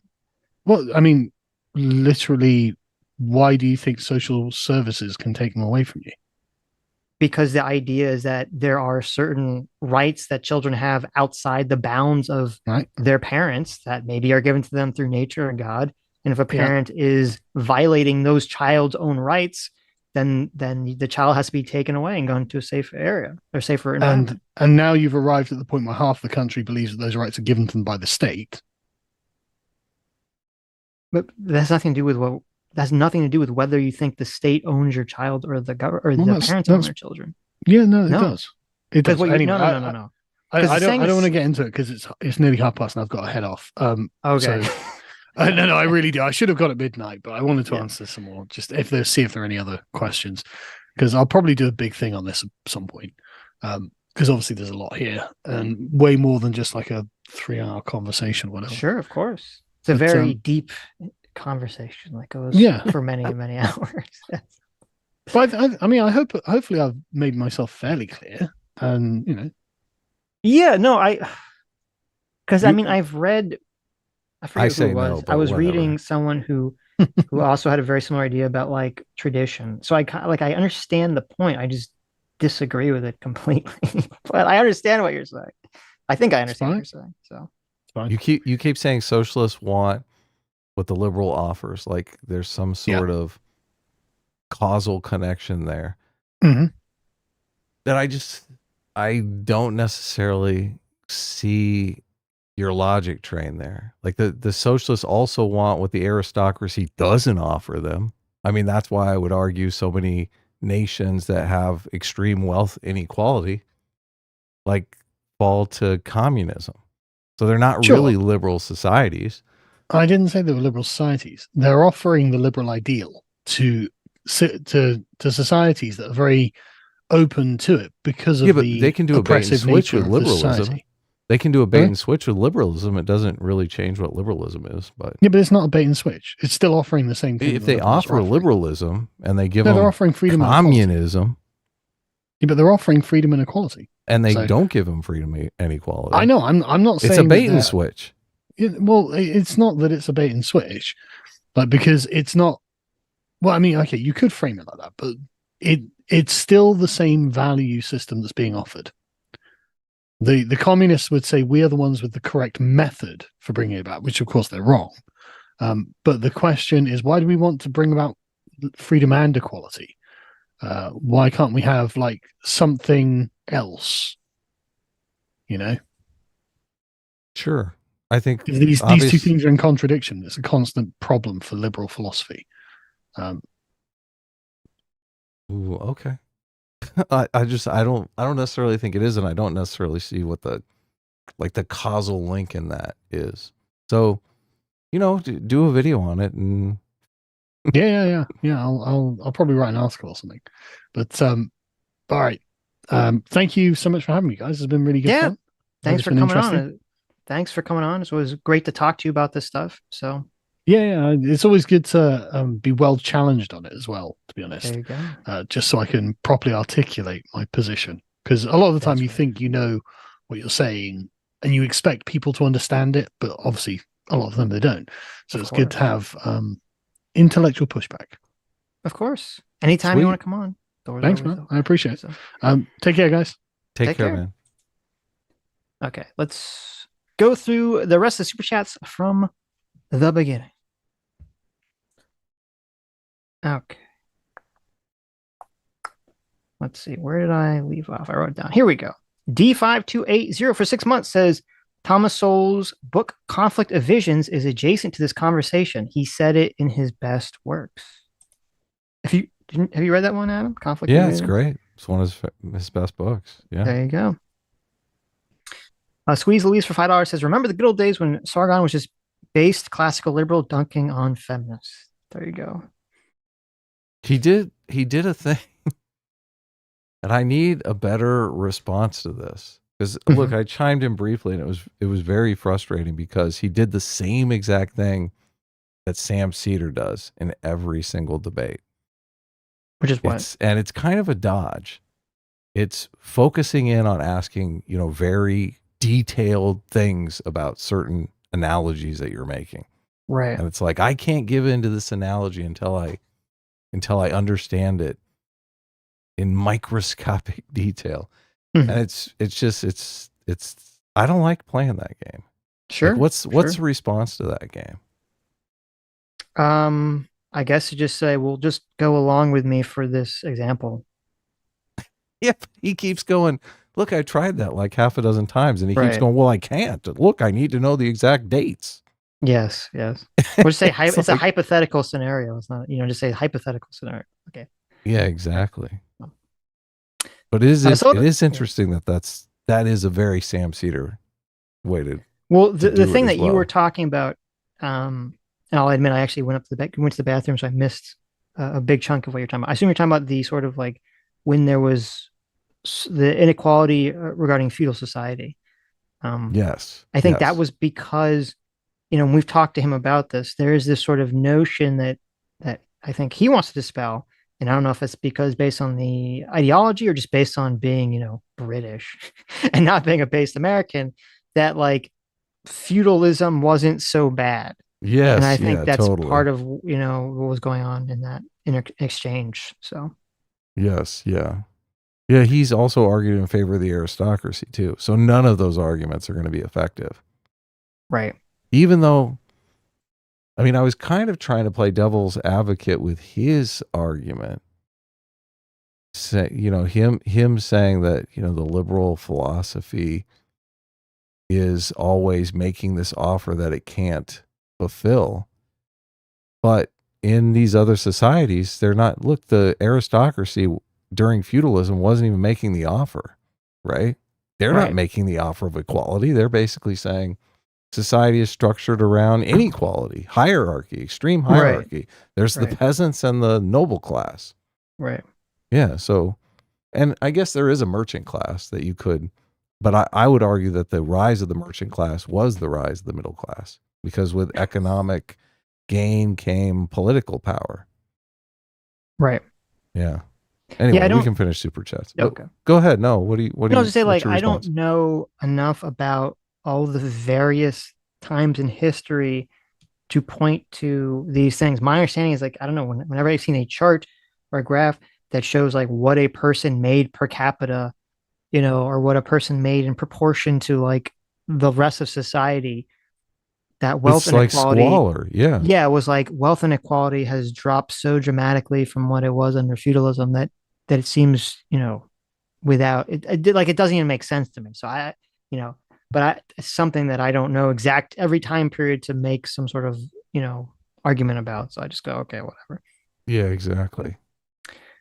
But Sodosh, thanks so much for $5. Says, quote, Sargon, liberalism is weak because everyone believes the same thing. Sitch, okay, here's how they don't. Sargon, that is proof liberalism is weak. What? There you go.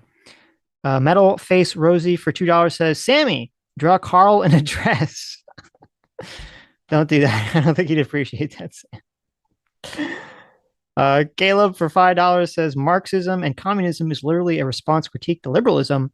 That's the only real connection there is. Yeah, I mean, again, I guess my problem is, and I think Karl even agreed, it's just every philosophy that comes after another philosophy, that's the dominant philosophy, is going to inherently be derivative of that philosophy.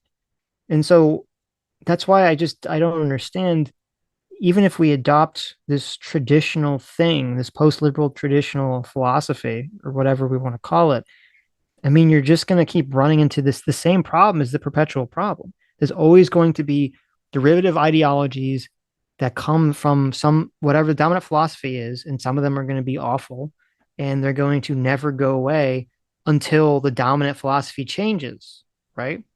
So yeah, well, but don't you think just materialistically, communism, people turning to communism, societies falling to communism is driven by wealth inequality, extreme wealth disparity between the population and the elites?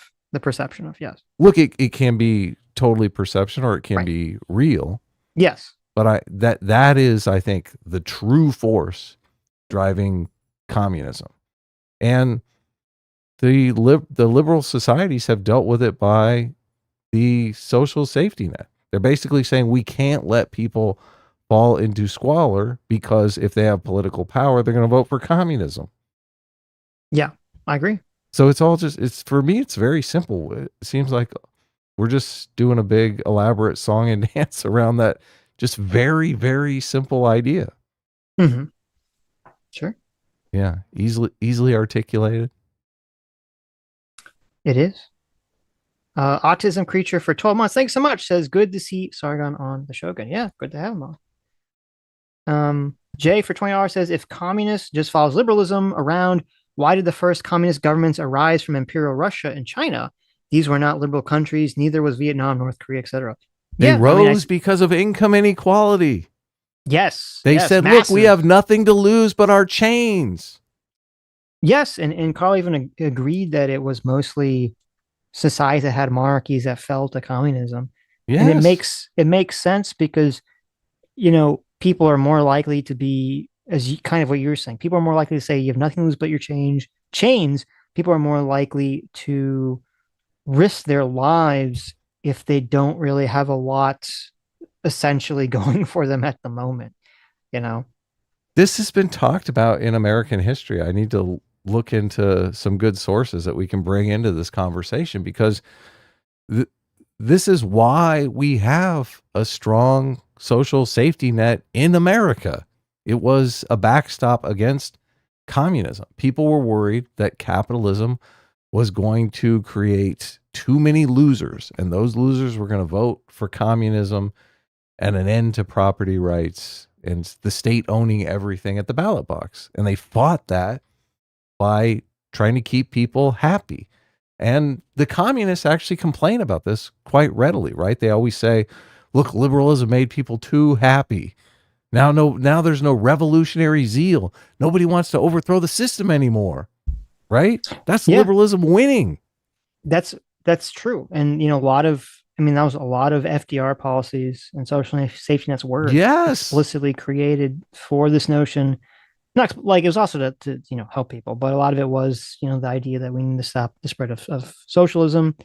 And if you look at, when we talk about this, when we look through critical theories, all the critical theories, not just critical race theory, but the critical theories and how they evolved out of socialism, they all had this sort of idea like, Karl Marx's predictions about socialism taking over never manifested.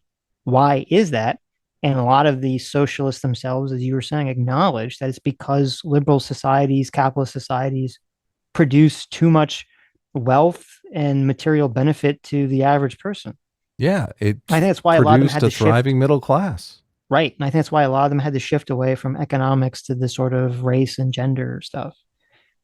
So, because that's more like philosophical and not necessarily based on your like material wealth. So much of this dialogue, I just seems to be because of the political divide. People have been taught to hate liberals. Joe Biden is a liberal. Barack Obama is a liberal. Mm-hmm. Liberals screw everything up. Right.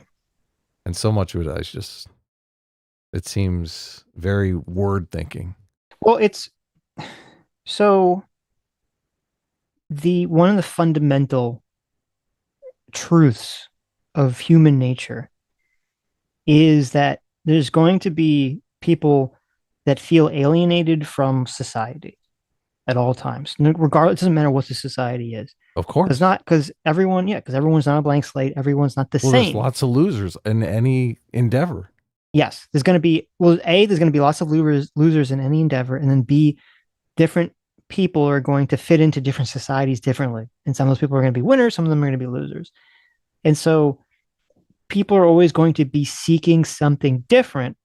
And the way in which humans don't just kind of walk around and say, hey, that movie, like when you say, how do you feel about the Avatar, The Last Airbender live action show on Netflix, right? Most people aren't going to say, oh, I didn't like it. Most people are going to say that show sucks, right? Yep. That's a subtle difference, but it's an important difference. Because if you say, I don't like it, you're sort of leaving open the idea that, well, but maybe the show else could like it. Yeah, right. Maybe the show isn't bad, like inherently. It's not a part of the quality of the show that's necessarily bad. I just personally didn't like it. And it's kind of the same thing with society. Like you don't hear a lot of people saying, oh, I'm not doing well in society right now, right? Because if you say that, you're sort of imparting that maybe there's some flaw in you. That's why you're not doing well in society. So instead you say, no, society sucks. Society is a problem, right? Because that absolves you of your personal responsibility. That absolves you of blame and guilt. And so that's sort of just a universal, eternal probably quality of human behavior that we always have to deal with. So we're always going to have, no matter what society is, people sort of blaming society for their ills, whether it's true or not. And obviously during various times in society, it's going to be more true or less true. So, yeah. Demon Bunny for 19 months. Thank you so much. Says nothing is better than Sitch and Adam when you're feeling sick. There you go. Yeah, there's massive flu going around. Flu and cold seasons here. I've had a cold for like a week. Yeah. JMac for $20 says, give Eudaimonia a call. Thank you so much. Our surrogate father JMac says, give Eudaimonia a call. That way we can have our 2v2 and get some real blood sports, blood for the blood god. There you go. Thank you.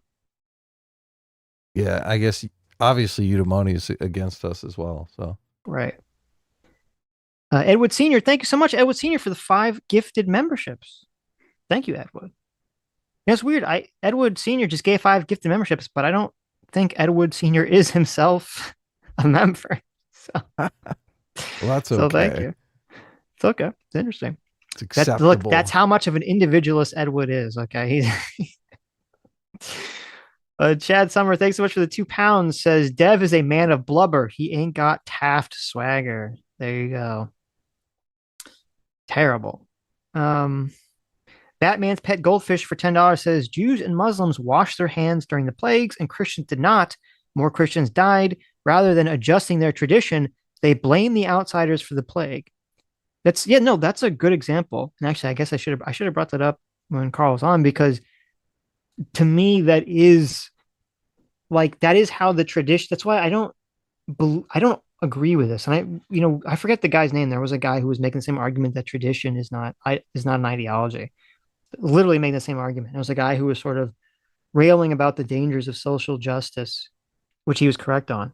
But that's why tradition is an ideology. That was the Stephen Hicks debate, right? It was no, it wasn't Stephen Hicks who said that. It was No, but it was the guy debating Stephen Hicks. I remember that. And maybe it was. I was like, yeah. But I've heard this again and again, and I'm thinking, Yeah, sure, my ideology is not an ideology. Where have I heard that before? My ideology is just the truth. Right. And I am curious as to where the origin point of that notion, that specific notion about tradition having an ideology derives from. But that's why, I mean, that to me is a very clear example. It's a good example of how tradition and ideology, even, even under Karl's definition, become the same thing, essentially. This is the whole point of dogma. Dogma is so that the NPCs can get with the program. Right. They don't need to understand the long, lengthy rationalizations behind the behavior. It's like, see situation, deploy behavior program. Well, and obviously just adhering to sort of an unconscious intuition or even a conscious intuition, I don't know why that would be a better sense making apparatus for the world at all. That doesn't make any sense to me. I mean, that's going to lead you down all sorts of bad pathways, right? That's kind of the whole point of the thing. You can use your intuition to justify all the worst. I feel like you could use your intuition to literally justify almost all the worst behaviors that a human could create. I didn't like when I threw out my thought experiment about the underlying logic, even though it's driven by intuition, and I had like path A and path B. I didn't like that Karl jumped to consequentialism. It seemed very unfair. They constantly do this. Whenever you look for the consequences of something, they scream consequentialism, even though consequentialism is completely different than, I mean, you have to always evaluate the consequences of legislation, behavior. Like, it's ridiculous. We're out here not evaluating the consequences of certain things. Come on. Yeah, no, I agree. But to label it consequentialism is the idea that even if you do horrible things, if the means justify the ends, basically. So right. But that had nothing to do with the point I was making, right? Yes, yeah. I understand. Turd Ferguson, thanks so much for 16 months. Says Adam is blatantly blinker biased. Sitch is profoundly proper pronunciation. I can't even pronounce that word. Prejudiced. Karl literally laments liberalism. For shame. For shame. Thank you for being a 16-month member as well. Right. Most modern liberals no longer believe in blank slate theory. Oh, I read that one. Thank you. I hear that. Spencer Hartman for 22 months says Sargon killing it. Well, there you go. Spencer agrees. I guess was what Karl was saying. Everin the Warrior for $5. Thank you. Says 4 years ago, Karl was arguing liberalism was actually conservative and made good arguments. Now it's communism? ? The grift is complete. I mean, I don't think it's a grift. I just don't agree with Karl's argument, but I don't think he's grifting. I don't think he's intentionally trying to trick people or anything. So, Metal Face Rosie for $5 says, "Did Karl just say you can't generalize about history?" He did. Isn't that Karl's whole thing? There you go. Lives in Deswall specifically for 9 months says, "Karl, your claim is that inconsistency is the promise of liberalism begets communism. What is the story that you would use to justify liberal values?" Well, yeah, and I asked him that, and that's why, at least what he's working with so far, that, that nature is inherently unfair. People have always lived in communities, and that we should try to be considerate of each other because relationships bind us together.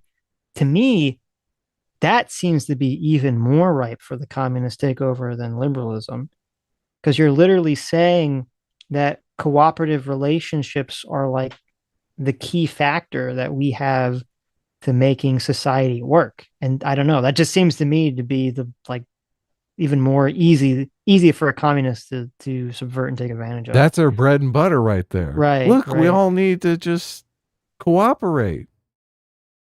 Yeah. Let's see. Lives and Does Well specifically for $5 says, quote, man in the state of nature is dead and we have killed him. Sargon of Akkad 2024. There you go. I like that. Yeah, I mean, I agree. We do have to kill state of nature. It's a stupid concept. But Malik, thanks so much for joining the Free Will Seekers. Thank you. Welcome. Equishadox for $20. Thank you. Says America was founded under liberal principles, and yet at least 50% of its voters absolutely despise communism to this day. Most of the other 50% refuse to bend to their Marxist camp. Woke ideology is on the decline. True. Yeah, Very thankfully. true. Thankfully.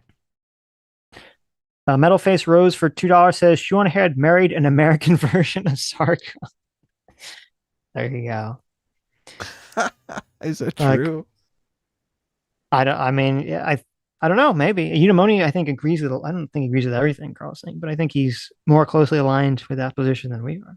So, right, yeah. Based on our conversation we had with him, I just look. Every time these conversations come up, they're frustrating more than anything because I think it's word games. It's like they don't agree. Sitch's law, baby. Yeah, they don't disagree with liberalism. Like he even said, I'm for freedom and equality. Like, oh, okay. Well, then why are we having this stupid debate? Well, because he's saying that, and I'd have to go back, unfortunately. I mean, don't do it. No more Hopi. Well, no, I'm saying like, because he's saying that like I agree with freedom and equality, but that liberalism as a philosophy marries them together. And again, that's why I kept saying, well, no, because my reading of Locke and of other liberal thinkers was they understood that these things, you have to sacrifice some amount of freedom to get some level of equality, and you have to sacrifice some level of equality to get some amount of freedom, right? Like my reading of Locke and other liberal thinkers was that they all understood this. So I guess it's not really clear to me what Carl's talking about when he says that they're marrying them together as some sort of like intractable harmony. Yeah, what is the logic of that argument? Like, and who comes out and says, oh, these things are inseparable? Like, where is that in the liberal playbook?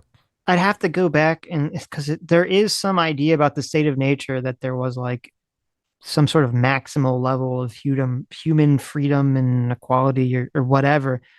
But I don't know. It does just this, and this is what I always come back to is like I don't think anyone cares about the state of nature. And whenever anyone has these conversations, it never comes up. I've never heard anyone ever bring it up in the entirety of our covering of like politics, I think, except for Karl.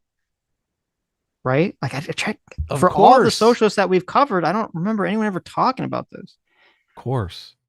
Yes. No. It's irrelevant. Like the only thing they bring up is actually they always bring up not even the state of nature. They always bring up a post state of nature, which is that they think that before property rights, everyone lived not in a state of nature, but everyone lived in a communal tribe where everything was equal and everyone was happy.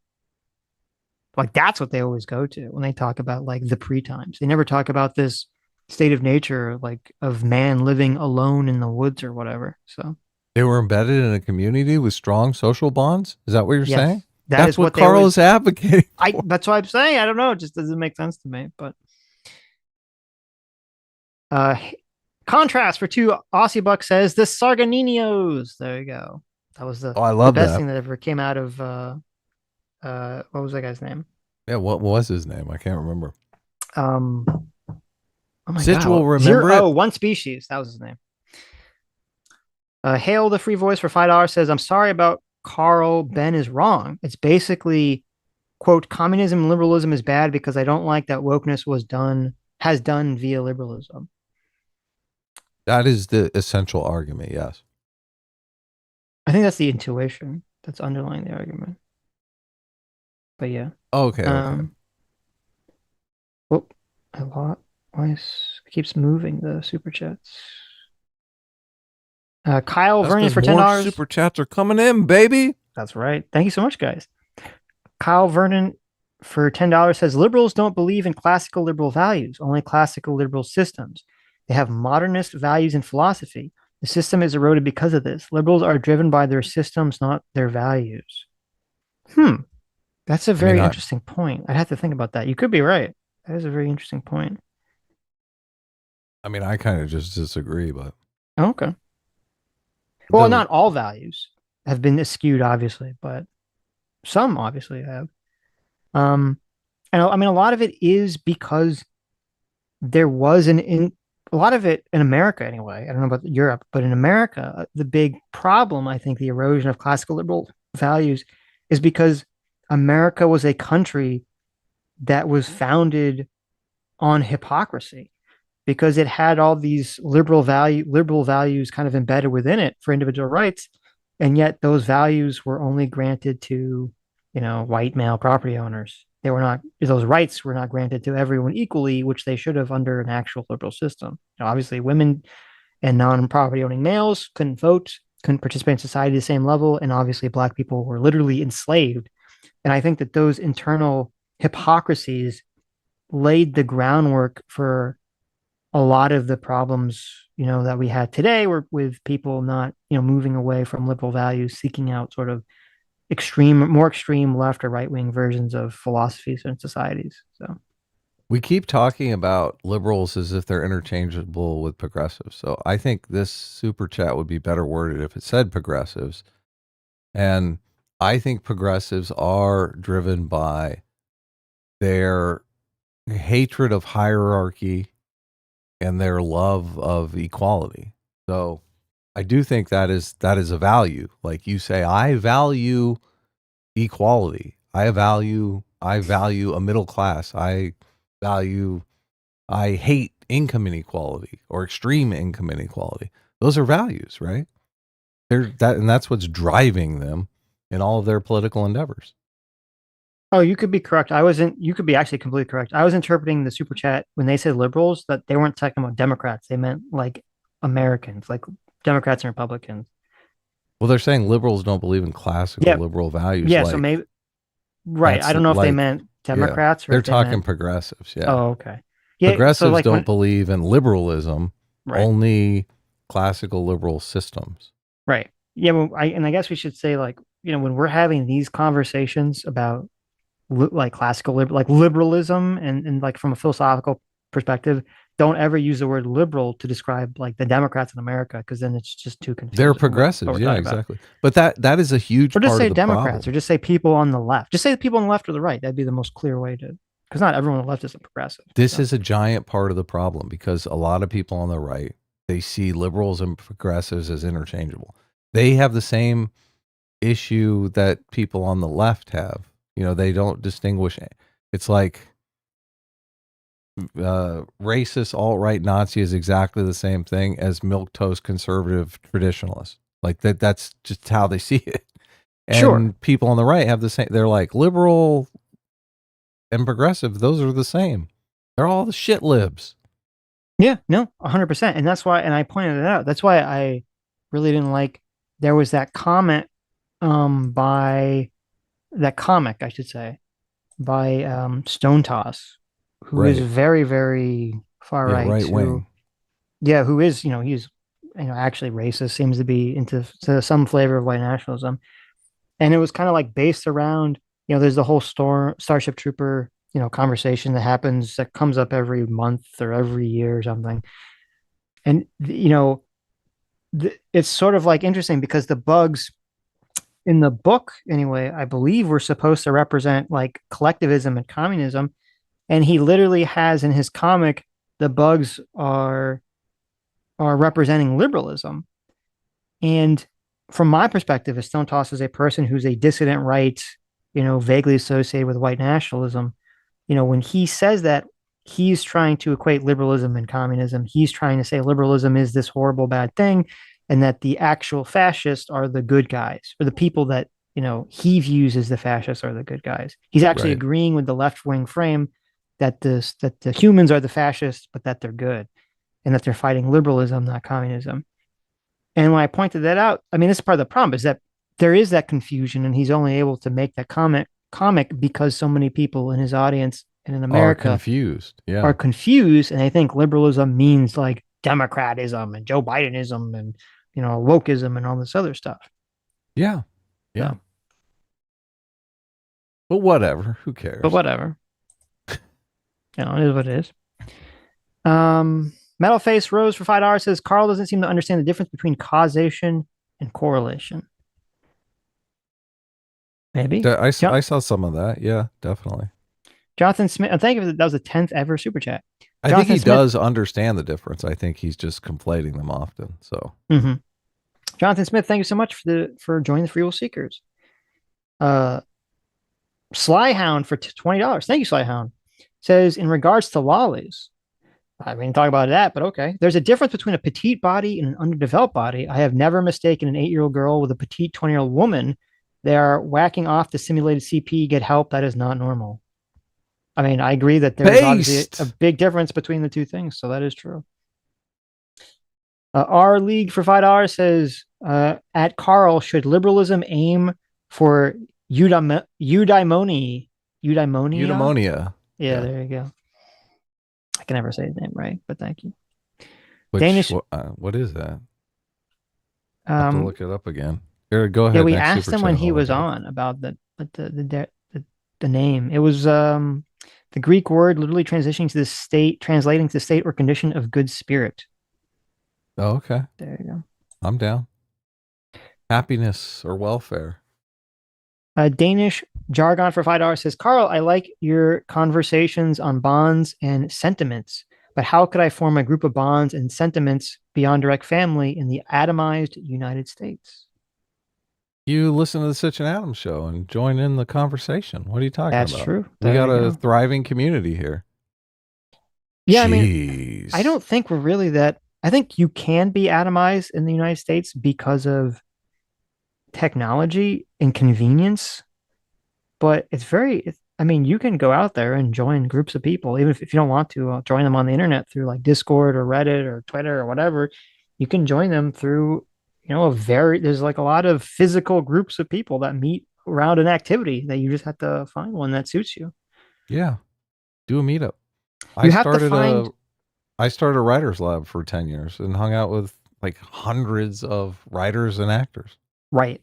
Yeah. Social, like the way to make friends is you have to find a joint activity.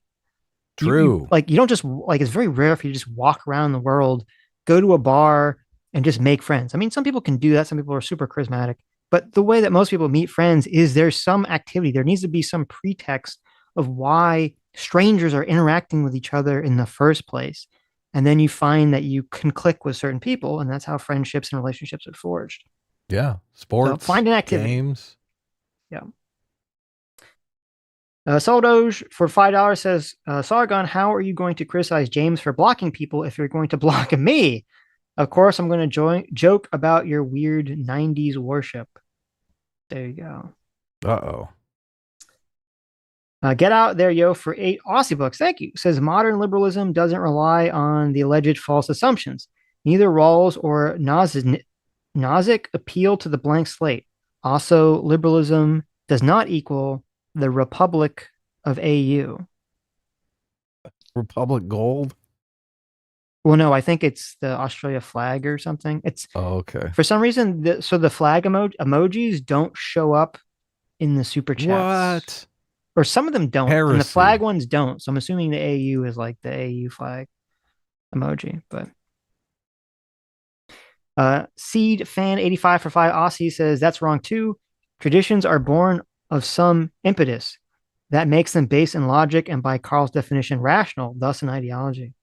Oh, that's an interesting point. Yeah, this is what I kept trying to, and you were honing in on it, but I was frustrated that Karl was never going to accept any sort of hypothetical. So, but obviously we understand that traditions kind of evolve, in a cultural evolution type sense, and they either serve some purpose that helps the society to thrive, or they're neutral, or they're bad.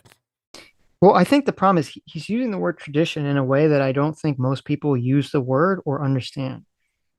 Because I think it's sort of like the whole, like, imagine you eat 2 eggs and oatmeal every day for breakfast, okay? And you do it without, like, you've done it for so long, you do it without thinking. Right. Like, Karl's going to say that's a tradition, and it's not based on a rational decision. Like, there was like for hypothetically, there was not a rational reason why you just started to do that. You just did it and it became a tradition. And I think that's what he means when he says tradition, where there can also, and that kind of gets confused because as we talked on the conversation, when you say tradition, most people are thinking about like traditions that our society are rooted around. And so that's why I kind of brought up the idea about like, well, you farm, you plant rice in some very specific way, and that way seems to be effective, and thus it gets passed down as a tradition, and thus an ideology forms around maintaining that you know, plant rice in this very specific way. Because if you don't plant in this way, you could die, right? And so that's a tradition that was based, at least originally, off of some sort of rational observed experience. So right, yeah, but there is a culling effect that takes place as these traditions span out over time, right? yes, I mean, they've said, I think it is in the Guns, Germs, and Steel, the reason why the spicy foods became a thing in high viral load environments is because of those spicy foods tend to kill a lot of the viruses and bacteria that are in the food. exactly. Yeah. So it's a better diet and it causes that community to thrive. So people who don't adopt that diet are at a biological disadvantage. Yeah, of course. And I mean, I've always said that that's what I firmly believe kosher laws are. They were dietary traditions that were based on health outcomes, but obviously it's pre-germ theory, so they get based in religion as a way Right. of, you know, indicating how people should live. So, um, but thank you. Yeah, that was a very good point, Seed fan. Mason Jordan for 4 months says, I enjoy listening to y'all, but I can't relate any of it to plumbing when I'm working, but it makes me feel more smarter. Love you all. Well, thank you, Mason. Yeah, thanks. Look, we need good plumbers, so Of course. keep up the good work. Christian Baller for $5 says Karl is just at defining terms to a definition he likes to make his ideology work. A lot of word thinking going on by Karl. Look, Christian Baller agrees with me on the word thinking. Yeah. SB Elite for $5 says Sargon, my favorite Brit Goy. Can you talk to Deb about his TDS Lite? Same for these two. P.S. When are you running for King of the UK? There you go. We have TDS Lite. Apparently. I definitely do not have TDS. Like I said, I might vote for Trump. So I don't know how you could call that TDS. It doesn't matter, Adam. There's some people are just out of it. Okay. There was a couple people who said that in our explanation of Trump losing the case in New York, okay. that we had TDS because we both said that the case seemed BS. And it was like, what? Like, it's, I don't know. Some people are just, they have a preconceived notion and they will never let it go. So, you know, it doesn't matter. We say that the charges are trumped up against Trump, and that's us having TDS. That doesn't make any logical sense. Well, that's why I said the person in the comment, I said, how does that even make any sense? And they didn't have an answer to that. So this is like major word thinking going on. Yeah, it's like, oh, okay, I guess. No thinking. Right. Dialogue always for $5. Thank you. Says traditionalist seems to be doing the same circular song and dance liberalist did. I don't remember what the liberalist song and dance was, but I feel like traditionalist is doing a lot of song and dance, which, you know, I'm going to raise my glass to some agreement with Dialogue always, who I don't agree with much. So, right. Yeah. Sick Fox for £2 says, Karl, you should read Hans Hermann Hoppe. I know. Sitch I think has tried to read Hoppe, but I think I can't. I don't know if Sick Fox is joking or not, but I'm assuming like Karl torture. has. I know it is like torture. I'm assuming Karl has read or tried to read Hoppe. So it was like torture. Oh my god. Because I remember Aiden, we were talking to Aiden about it. She was like, yeah, it's pretty difficult pretty rough to get through. So you know. Egoishodox for 21 months says at the end there, Sargon said most Americans aren't liberal. What? Has this whole debate invoked Sitch's law?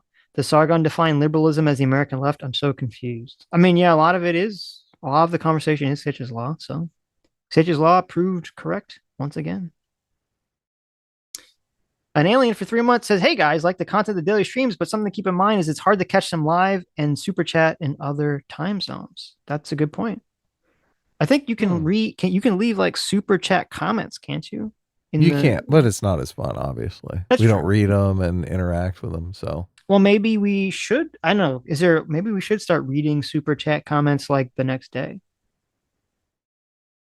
Is there like if I go to, do the super chat comments all show up in the super chat section on YouTube? I mean, he's saying to do the show at different times. I mean, we've been doing the show 11 a.m. to 1 p.m. Pacific. What is that your time? 2 to 3? 2 to 4. 2 to 4, yeah. It's a 2 hours, yeah. We do 2 to 4 East Coast time, yeah. Right. So, I mean, well, we can't. I mean, it has to be this like. And now Friday we do it a little earlier, though. I don't know. Maybe we'll next Fridays going forward. I don't know, but I mean, you have to be regular. We can't do it at like a different times every day. Just yeah. I think we're gonna start doing the 2-hour live stream. We're gonna cover 3 stories and turn those 3 stories into clips and set the live stream to unlisted. So I think that's go ahead, Sitch. Yeah, no, that's what we're gonna do. Yeah. So I think, we're gonna try to the live. People really have like the live streams, but obviously are like a lot of people also liked the short content that we were doing. So we're gonna try to make everyone happy, obviously. Right. Yeah, I think that's the sweet spot. Is do the. I mean, the Sunday show is gonna be exactly the same as it always is, but to do the 2-hour ones during the week, we'll have them. They'll be unlisted in a playlist, and then we'll cut them, and clip them up. So, Sulla for JR says thoughts on Oliver Stone's films. Nixon is my favorite. I like some of his films. I liked what did he do? Natural Born Killers is amazing. So, yeah, Natural Born Killers. I liked Born on the 4th of July. I liked Platoon. Oh yeah. I think Wall Street's kind of overrated, in my opinion. I never saw The Doors, which a lot of people say is great, but I never saw it. Doors is great, yeah. But I mean, I saw it forever ago, so maybe I have rose-colored glasses here. Nixon was pretty good. It's been a long time since I've seen Nixon, but I remember liking it. I've never seen Nixon, but maybe I'll have to see it. W was okay, if I recall correctly. I think W was the last movie. No, I saw Walsh. No, I didn't see it. W, I think, was the last movie I've ever seen from Oliver Stone, so I don't have any comment after that. But yeah, I love that one scene, and I think it is in W. Where is it? It's oh god, who is the guy? But he basically goes into Congress for the first time, and he hears somebody speaking. And he's not even a Democrat or a Republican, but he just kind of likes the way the guy talks. And he's like, sign me up with that guy. Whatever that guy is, I'm going to be one of him. No. That was the Dick Cheney movie. Okay, that's it. Yeah. Vice. So yeah, it is Dick Cheney, right?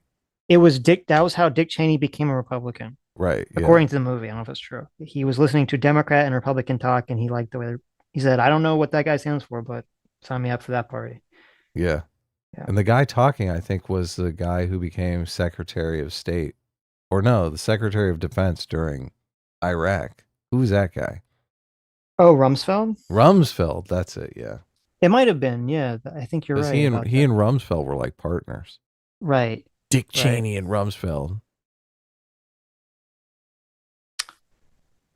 Yeah, but Oliver Stone became like really weird, and I don't know why. Like became even like really weird. Well, I mean, he was always really weird, but he became very weird because, like, so everyone has thoughts about Russia because of Trump Russia stuff, but even before that, because I remember watching some interviews like years before the Trump Russia stuff, he started to become like a real Russophile. I don't know why. He started to become very, very enamored with Russia years and years ago. And he just gets more and more like on Russia's dick recently. It's very strange. So I don't know what caused that. Putin worked his magic. I'm telling you. Putin sat down with him and was like, "Oh, I like all the same things you like. Oh, I love all. Yeah, but I don't hate know, all the same things you hate." I don't know what started that. Like I'm talking like this was like way before the Trump Russia stuff. He started to become like really a Russophile, and I'm not sure what was going on there, but General Balzac for 20 months of discipline equals freedom. Thank you. Says I'm impressed with Sitch's performance, better than Tucker versus Putin. Well, thank you. I'd hope so. Yeah, you were doing great, man. Thank you. Thank you. Rex Vectum for $20 says, after careful consideration of both S class and A team, I have come to my conclusion, and thus I hereby declare my allegiance to the Fly family, where I'll join my brothers and sisters in the community of blunt rotation with Blunty Fly. Look, if I start the stream with Blunty Fly off, people complain, Sitch. They are literally requesting Blunty Fly now. God, I hate Blunty Fly so much. I do like Fly Family. That's a good like class name for the Blunty Fly team. The Fly Family. That's pretty good. Mark for $10 says, Adam, your whole problem with the quote, he wouldn't answer my hypothetical, missed the point. The whole project of liberalism is built on a hypothetical, a false one, detached from reality. I mean, you guys all saw him drill in on hyper detail about I mean, it seemed like he was contesting the fact that there is this thing called the middle class, that it never existed at one time, that usually most places, even today, most nations don't really have a middle class. They have rich and poor. And yeah, that's like a thing, right? I just imagine that, right? Yeah. But as I said, he didn't even really want to he didn't want to accept that. So, right. But I think that was because that specific example played into a longer conflict about, the American ideals of feudalism, which we've talked about specifically, as opposed to like a general behavior in the conversation, if that makes sense. Sure. You're saying that if he admitted the fact that if he admitted the fact that there were places where no middle class existed, then he'd have to back up on his love of aristocracy. I mean, that's like sooner or later down the line, he's gonna get in trouble. I'm saying that just I don't think that just like give me the specific time. I don't think that's indicative of a general behavior in terms of the conversation. I think it's just a specific behavior based on that because idea. of that, yes, right? Because that idea is flying too close to the sun type deal, or for whatever reason. Yeah, that makes sense. Dotems for $5. Aussie Buck says, being able to discover the reason a tradition is effective doesn't make traditions rational. You're dealing with survivorship bias of existing traditions. That's completely true. That's completely true. Yeah. Because there are a bunch of traditions that once followed that all got thrown away at some point. So. Saul for $5 says, as a moderate conservatarian, I support a safety net because of the Lockean proviso, as long as there's enough property and is good left for others. Well, there you go. Yeah, I mean, there's a lot of rationales for the social safety net. It's not just to fight off socialism, but it's undeniable that at least the idea of a lot of the people during the time period in America, especially the post-World War II time period and the pre and post-World War II time period, was to fight off communism. So at least that's how it was sold. Get out there, yo, for $8 says, Liberal Party very early tried and nearly succeeded in banning the Communist Party in the 1950s. That's weird if liberals naturally lead to communism. What's a good point? That's a very good, interesting Let's point. ban them. Fat Brown Buffalo for $10 says, my favorite X account once said, quote, the populist right is mentally retarded and the woke left is mentally ill. The recent Lawrence versus Chaya debate seems like the embodiment of that quote. Yeah, there was the Taylor Lorenz had a conversation with the Libs of TikTok lady, right? Yeah, we're gonna watch that, but I don't know if we're gonna watch it today. No, I don't think we're gonna watch it today, but we'll watch it too worn out and cover it. Yeah. I thought of why you can't ban the communists, because that threat of communism actually is good to sustain the social safety net. If you don't have that threat of communism, then the it's easier to deteriorate the social safety net. Well, it's easier for inequality to Politicians. spiral out of control. Is that what you're saying? Yeah, yeah. Right. Maybe. You agree or disagree or? I don't know.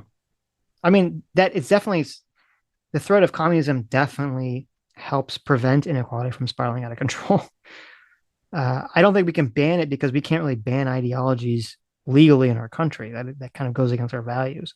We can make these ideologies culturally taboo, and I think we should. And I think that's part of the problem is that, like in America, Nazism is very culturally taboo and communism isn't, even though I think communism is obviously just as more reprehensible dangerous, yeah, and dangerous as Nazism. Yeah. So we agree on that, obviously. But we do believe in free speech. This is why it's always infuriating for us because, I think of myself as a center left liberal, but I'm completely anti-communist just because it's horrible. It's like the destruction of society. So when people on the right don't make a distinction between liberals who are anti-communist and communists, it's just they're doing it for political advantage to the detriment of society. Right. It's completely self-serving. Andrew Clark for $5 says, remember that no one agreed with what the state of nature is. For Locke, it isn't what Karl describes. Locke didn't believe in equality. Karl was so off.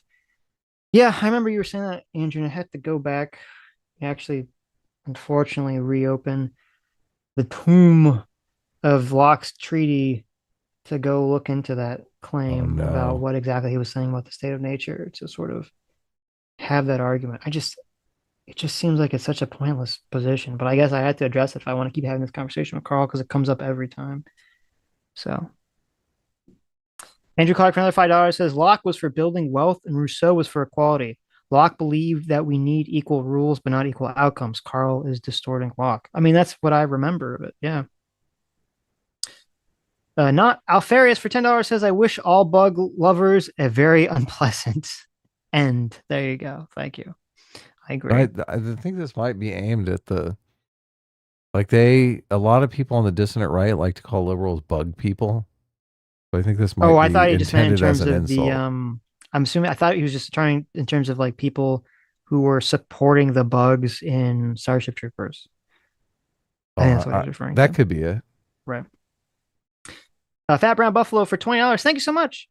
Says someone subjected Google's AI to a test, and its answers to social questions were identical to woke activists, suggesting that it has an extreme left-wing bias and provides progressive ideological beliefs over science and facts.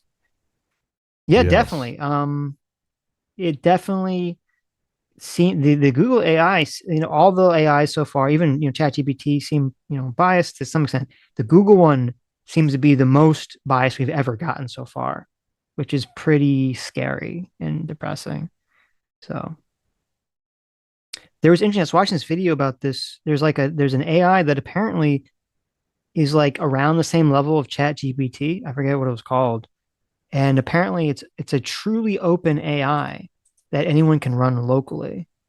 And if that's true, I think it's called like Minstrel AI Dolphin or something. I don't know. I saw a YouTube video about it. I don't know if it's true. It was like called Minstrel AI, and then it had like a subdivision. It was like Minstrel AI Dolphin Model or something. I don't know. It was all I don't understand how any of this shit works. I got it. Right. And they're saying it was kind of on par with ChatGPT, and you could run it locally. I mean, and it's like I understand on one hand it's dangerous because if you have this completely uncensored AI, people can learn, like teach me how to do this like illegal illicit behavior. But on the other hand, it's good because it's like we have, Google AI is so awful, so completely awful, and so biased. So, but I do think we're going to have, whether it's Twitter or X, I should say, with Grok, or we're going to have some, you're going to have some AI that's not woke, that's just going to outcompete the woke AIs, and all the dominoes will fall because all the woke AI will just not be able to produce results. And in business and in life, we have a bias towards efficiency. So last week was the big Google AI story, but the stock is up. So what's this because the Google AI came out, right? Right. So Demalius, because here's the thing, because right now a lot of the AIs are still seen as like novelties. It's like once they get put to the test of people in businesses using these AI products, which they are, but I'm saying widespread in a way that people understand. Because even like all the companies that are using AI, it's still more like people don't really understand what's going on. When they're trying to use Google AI versus other AIs to actually do things, that's when like you'll see where the chips start to fall. So right. Demalius for 23 months. Thanks so much. Says thanks for having Karl on today and having this discussion. I feel like I understand his argument better this time. Holy crap, 23 months. There you go. Thank you for 23 months. And also, Not Gay Ben, our favorite super chatter, for another 23 months, says, did Karl really say that the state enforcing human rights equals state owning said humans with that whole child thing? So silly. Also, I'm not gay. Yeah, I mean, we only barely got into it. I really didn't understand his argument at the end about state ownership of children. Because to me, it's very clearly that if you're someone who believes in liberalism, you're saying that you own yourself. Yeah, you own yourself. Your parents have custody over you and have some control over you greater than other people have over non-children. But like saying the state has the ability to take a child away from its parent is not saying the state owns a child. It's saying that society has deemed that the parent has abused the child in some way, which even Karl agrees that just because a parent owns a child doesn't mean they get to treat them like a slave and do whatever they want with them, which he agreed to. So I don't understand his argument at all. Well, and look, if the state takes you away, they're taking away theoretically because it's in your interest because you do own yourself, right? You've been abused by your parents, so they're acting on your behalf, but they don't own you. Right. Yeah. They're saying they someone else doesn't own you. Work in the mines, right? Yeah, exactly. They don't take you away to work. It's a very weird argument. Work for the DMV. Exactly. Yeah. Could you imagine you go to the DMV and everyone's working there? It's all like the children that have been removed I'm a foster kid now. All the foster kids, they all work at the DMV. I work at the DMV. Cyberhunk 2069 for $20. Thank you. Says, think of communism as the cancerous form of liberal cells. A prosperous society has the immune defenses to fend them off, but a poorer country doesn't. The poorer country gets infected unintentionally by the wealthy ones. I don't know about the second part, but I agree with the first part. I think that's a useful image to convey communism and socialism. I do agree with that. So. SB Elite for $5 says TDS Lite in regards to Georgia for dev. It's a little more stuff. TDS Lite just means y'all ain't schizos. When he brought it up, didn't mean to offend you. Well, thank you, SB Elite. So, yeah, it's the problem is like a lot of our audience, they kind of say TDS like jokingly to us, which is fine. But there's like a lot of people out there that they don't understand the jokes and what's going on here, and they perceive it as legitimate. And it's weird because when I question them, a lot of times some of them say, "Oh, I'm just joking," and some of them are like serious. And it's on the internet. I can't sort of parse through without hearing people's tone of voice which one they mean. So we try not to take anything too seriously. So there you go. Yeah. M8566 for $2 says Blunty Fly will never die. There you go. That's a great look. I'm going to heart this one. There you go. That's the best super chat all night. Terrible. Solid for $10 says The Doors is shit. Oh, there you go. A bunch of lies about Jim Morrison. Oliver Stone is America bad on foreign policy because of his Vietnam service. By the way, Jim Morrison's dad started the Vietnam War. Really? That's hilarious. Interesting. Yeah, because of his platoon. Supposedly platoon was somewhat autobiographical. So. Right. Interesting. Yeah. I didn't know that either. So that makes sense. Yeah. You get fucked over in Vietnam and you're like... Right. I can tell from Platoon he obviously doesn't like, the war, the Vietnam War. So Platoon was, that was a good movie.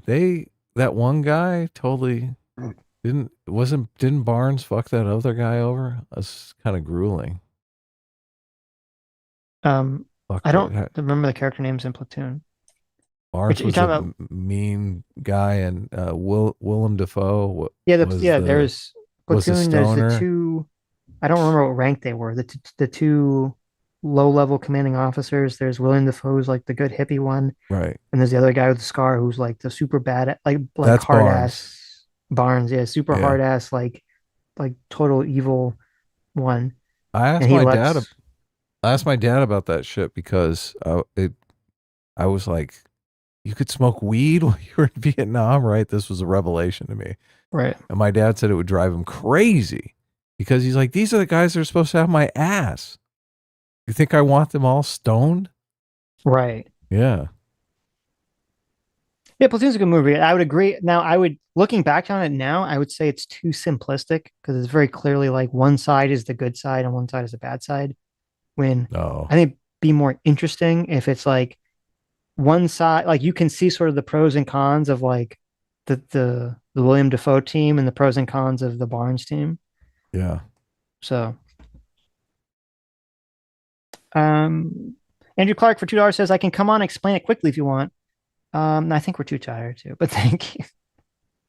Maybe in the future you can kind of run it down and I'll go kind of unfortunately, I have to like read something and like a lot to have it sink into my brain and just be able to recall it in these conversations. So I have to go open up the second treatise regardless and just kind of read through it again and again and again. Nomad for $20 says, have a lot of past streams I need to get caught up on because of this terrible flu. I'm sorry to hear that, Nomad. But I'm super glad I didn't miss this stream. Awesome job on the debate, guys. S class, our best class, and A team reigns supreme. Thank you. Nomad's always been a good supporter. There you go. Thank you, Nomad. Not Alfarius for $10 says the arrows in the previous super chat were supposed to be the code for the precision orbital strike and hell divers too. Oh, well, there you go. I don't know. Okay. Although I got it wrong, it's right, up, not up, right. Okay. Well, I completely mischaracterized your super chat then, but thank you for the follow up. Thank you. Okay, let me look at the Streamlabs. Dr. Diller for $2 says, I saw they unnerfed Tifa's titties. Are they mad? Do they know what this will do to the Italian Senate? Mama Milkers Mia! Yeah, it's funny. People were complaining that in the Final Fantasy VII remake, they seem to have nerfed Tifa's boob size. How do you feel about that, Sitch? I mean, I agree. They definitely seem to nerf them. Is that sacrilege or what? It was sacrilege. Well, listen, I was actually okay with it because, like, in the original game, her tits were like they were retardedly big. Like they didn't even like it was ridiculous. They were like kind of ridiculous. It was awful. It was just a terrible situation. I didn't say it was awful. I just said it was ridiculous. Okay, let's be clear. But then they had in the new Final Fantasy VII game that just came out, there's like a beach scene and you could see she's wearing this bikini and people were like, oh my God, they unnerfed the tits for the beach scene. Oh, they did? Good. Yeah, supposedly. So, good on Square. Good on Square for doing that. Dr. Liv for another $2 says, I've come away from the stream thinking that if Sargon says something and the laws of physics disagree, then the laws of physics are definitionally wrong. There you go. Dr. Diller sent all these, so I'm just going to read them off without saying his name every time. But thank you, Dr. Diller, for all the donations. For another $3 says, okay, so liberalism is based on a fairy tale, and we'll just accept your argument that means it's crumbling for argument's sake. Is there a tradition that isn't just as flimsy and easily co-opted? If not, who cares? That's a good point. And for another $2, it says, if there is, why can't we just co-opt it for liberal ideas, which has proven themselves as better? Why do you think people won't buy it? But they apparently already don't. We post hoc rationalize all the time.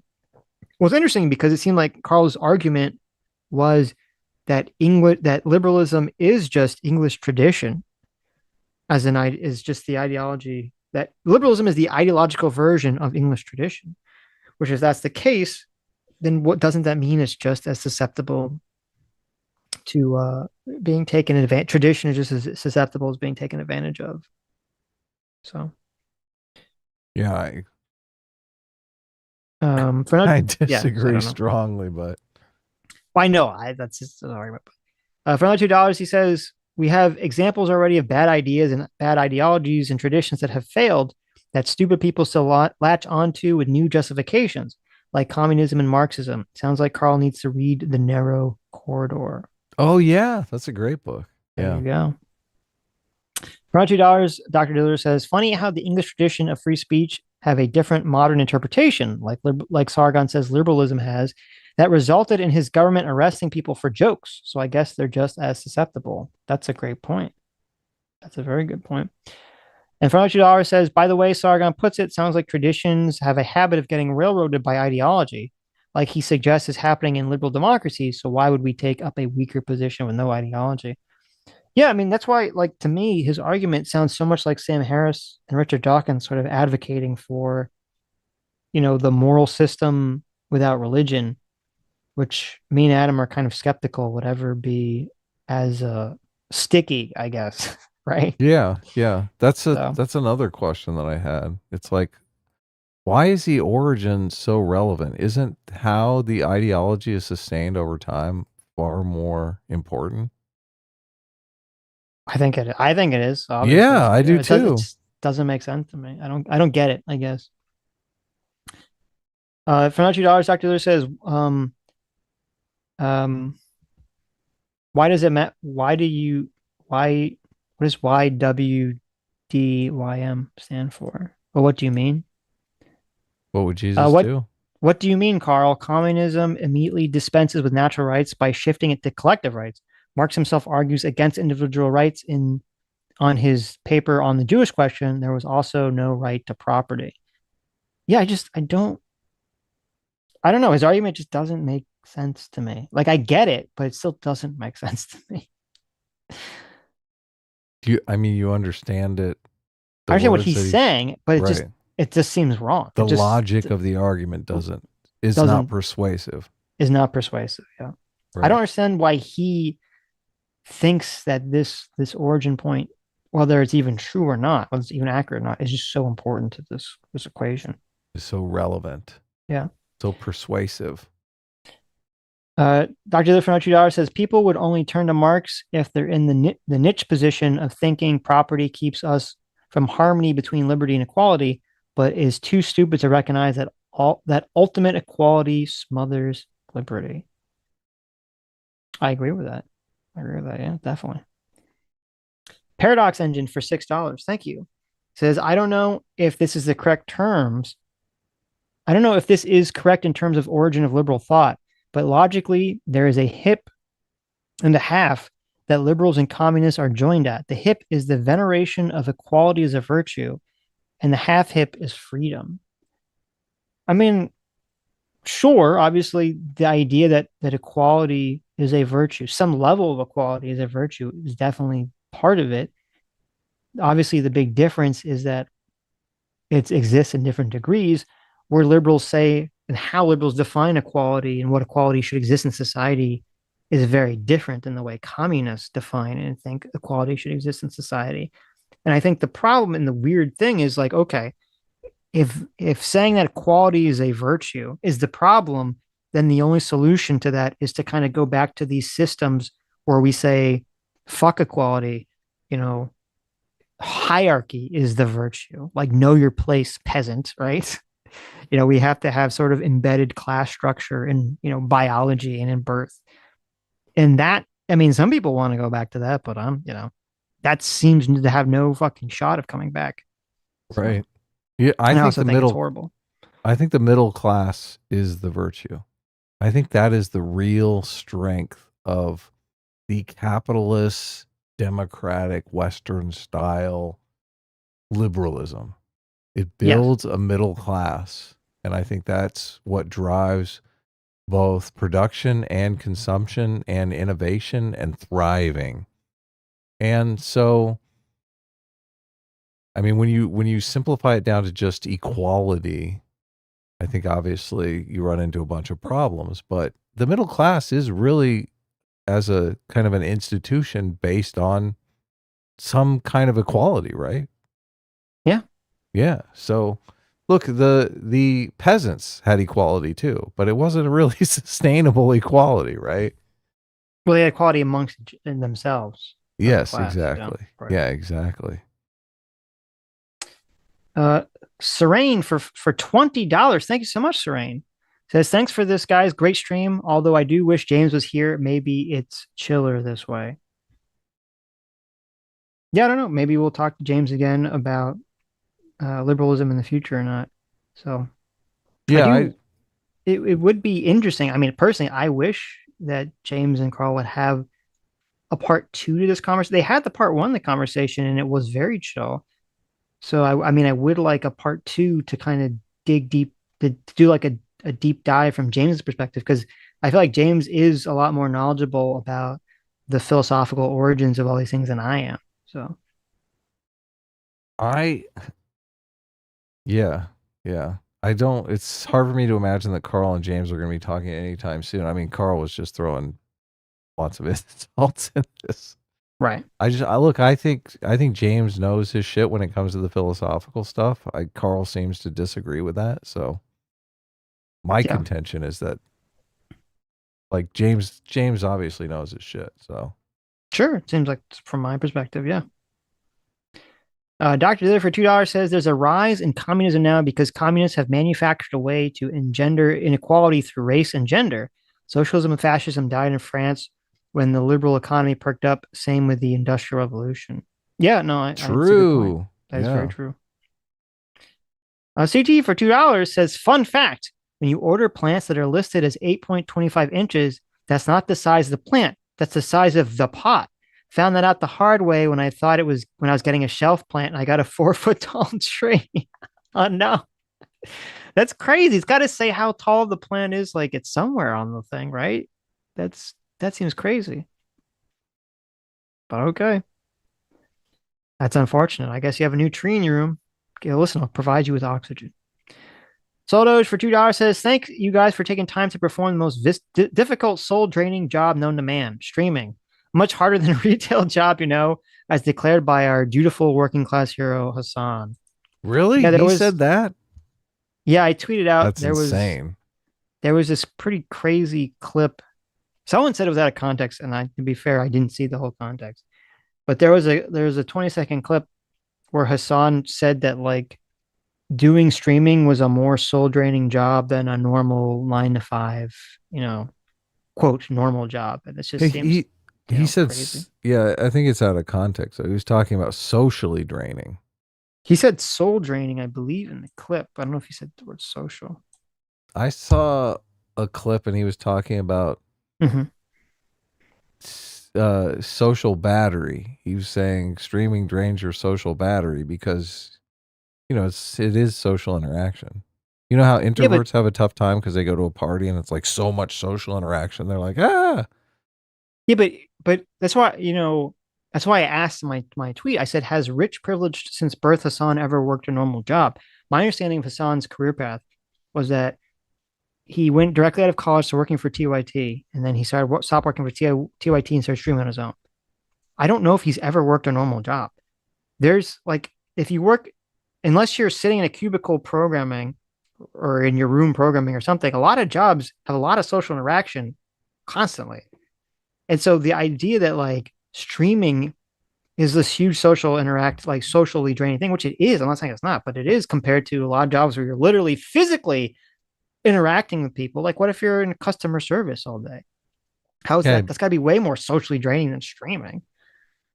Yeah, I think he talks about that. He literally says if you're in customer service, then you are socially interacting with people. So then what was he talking about then in that clip? I mean, I saw the clip and it didn't seem. Look, I want this to be clear. I hate Hassan. I think he said, here's the clip. He said a real job can be very gruesome. A real job can be very tiring, but a real job doesn't suck the soul out of you. Okay. In the way that 9 hours of streaming absolutely does. So, I mean, I don't know. The statement just seems well, that I wouldn't say that. Yeah. Right. I saw a clip where he was talking about how streaming drains your social battery, and that if you have a job, working in a factory where you're not socially interacting with people, like you're draining a different type of battery. Obviously, I think those jobs can be even more soul crushing. As someone who has worked in a factory, it's fucking awful. Yeah. So look, a lot of guys, we have a lot of people that listen to us. They're truck drivers. They're driving around the country all day. So they like the long streams because they can hear us socially interact. They can hang out and listen. Yeah. Of course. Yeah. Do you get socially? Does streaming drain your social battery? I mean, I do. I do think today was a little socially draining for you, Sitch. I heard a lot of sighs going on.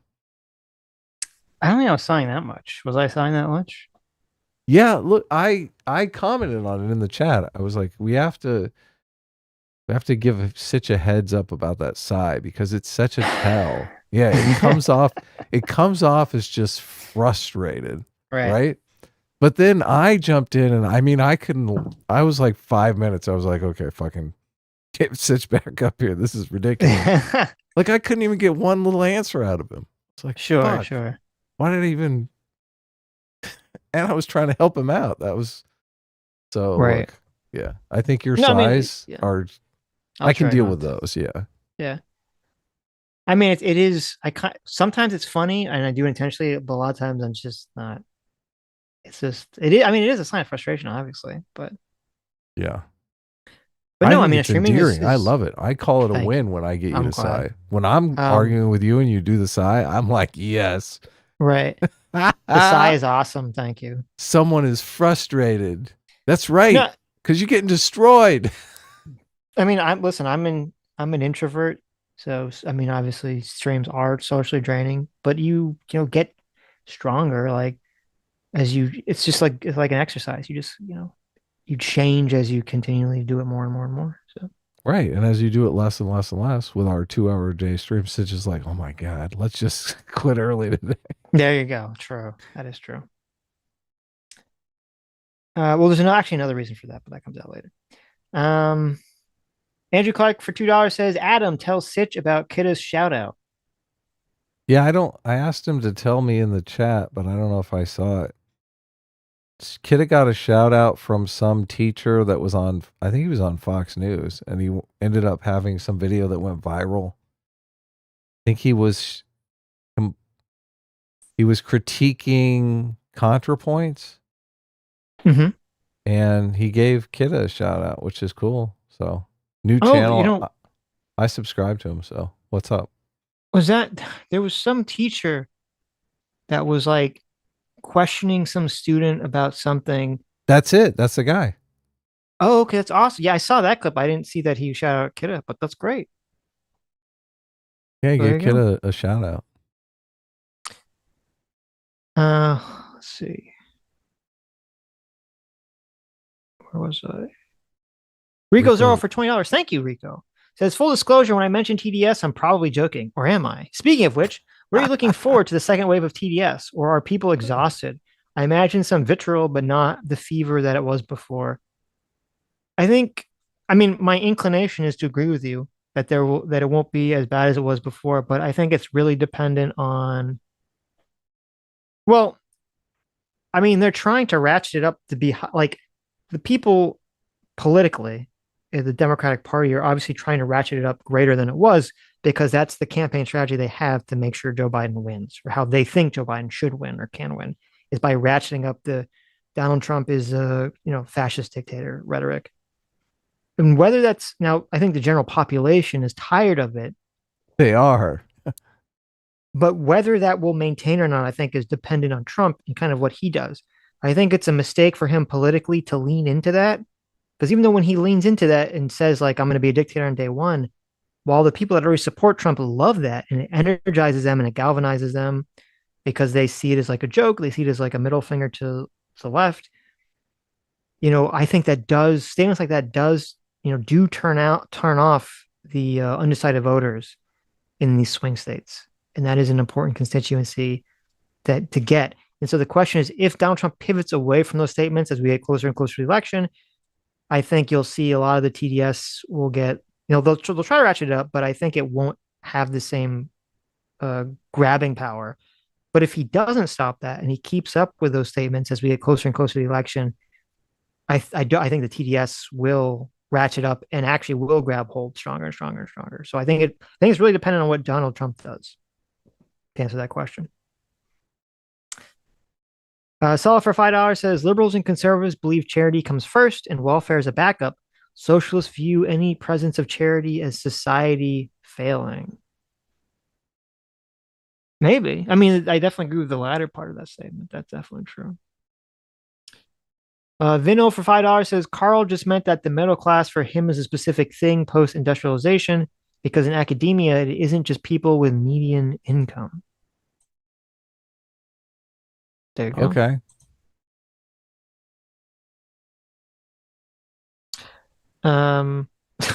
CD sent me the picture of the giant plant in her room now. That's hilarious.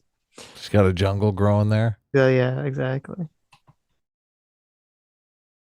Andrew Clark sent me the clip. Maybe we'll watch this on Monday.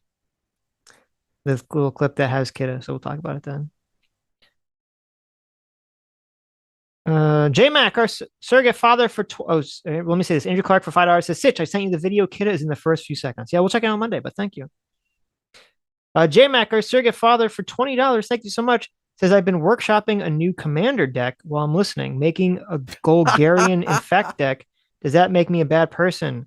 Sitch, can I still have a classically liberal ideology or am I basically a commie now? Listen. Infect decks are evil. Okay. Okay. What is an infect deck? First of all, we're talking about what game are we talking about? Talking about Magic the Gathering. Magic the Gathering. So he's working on a deck in Magic the Gathering. Now, what is an infect deck? It's not worth explaining. Okay. I'm going to be brief here. Infect decks are objectively evil. All right. They're not as evil as mill decks, but they're objectively evil. They're close. But I too have an evil infect deck that occasionally I play when I'm feeling devious and evil. So therefore, I will say that you can have an infect deck and not be a bad person as long as you only whip it out occasionally, J-Mac. Okay, you just got to whip it out when you're like, listen, I'm feeling a little devious. I'm feeling a little evil today. Maybe the person I'm playing with is being kind of a smug asshole. You got to whip out the infect deck to kind of, bring them back in line, right? Just use it with responsibly. Okay, That's what matters. Just use it responsibly. Sounds horrible. Okay, let me see. Is that it? That's it. All right. What a great stream this was. How exciting. Yeah, this was a great stream. I hope you guys all liked it. Thanks so much, Karl, for coming on. And make sure you smash that like button, everybody. Yes. Every time you hit the like button, someone turns away from communism. They're right there on the edge. They're thinking, look, maybe I'm a commie. But you smash that like button, they think, no, I'm not a communist at all. Communism is evil. There you go. So you could save the world from communism right now just by smashing that like button. That's true. So easy. Ostracy for 23 months of discipline equals freedom. Thank you. Says, in light of all this liberal talk, I want Sitch and Adam to know I'm currently fighting for liberty, freedom, and managed democracy. Well, there you go. Nice. Thank you so much. You have to let us know. I don't know. How are you fighting for it? And you're on so many people are on the verge. I can't wait to see that gold pyramid. I never thought we'd make it. When I made the gold pyramid, I thought, 2 years, I'm never going to see this. No one's ever, it's literally coming true, Sitch. Right. Yes. Enlisted, do you mean that have you in the military, Ostracy? Is that what you mean? That you're currently deployed somewhere? Sotos for $2 says, yo, an Air Force guy just self-immolated. Really? Wow, that's awful. Oh, that's terrible. That is terrible. It was in front of the Israeli embassy. Wow, is it about Israel? That's kind of crazy. Okay, interesting. Well, there you go, Hassan fan. Anyway, thank you all for coming. Thank you all for your incredibly generous donations. Thank you, Karl, again for coming on. It was a very great and interesting conversation. And thank you who have made it to the end of the stream. You are the true heroes. You are the true superheroes. Stug for $2 says, you underestimate our autism, Adam. There you go. Always. I constantly do. Constantly.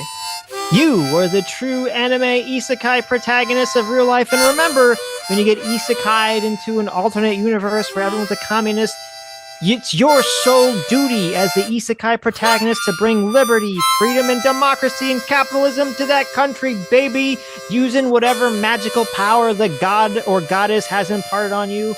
And we'll see you all tomorrow.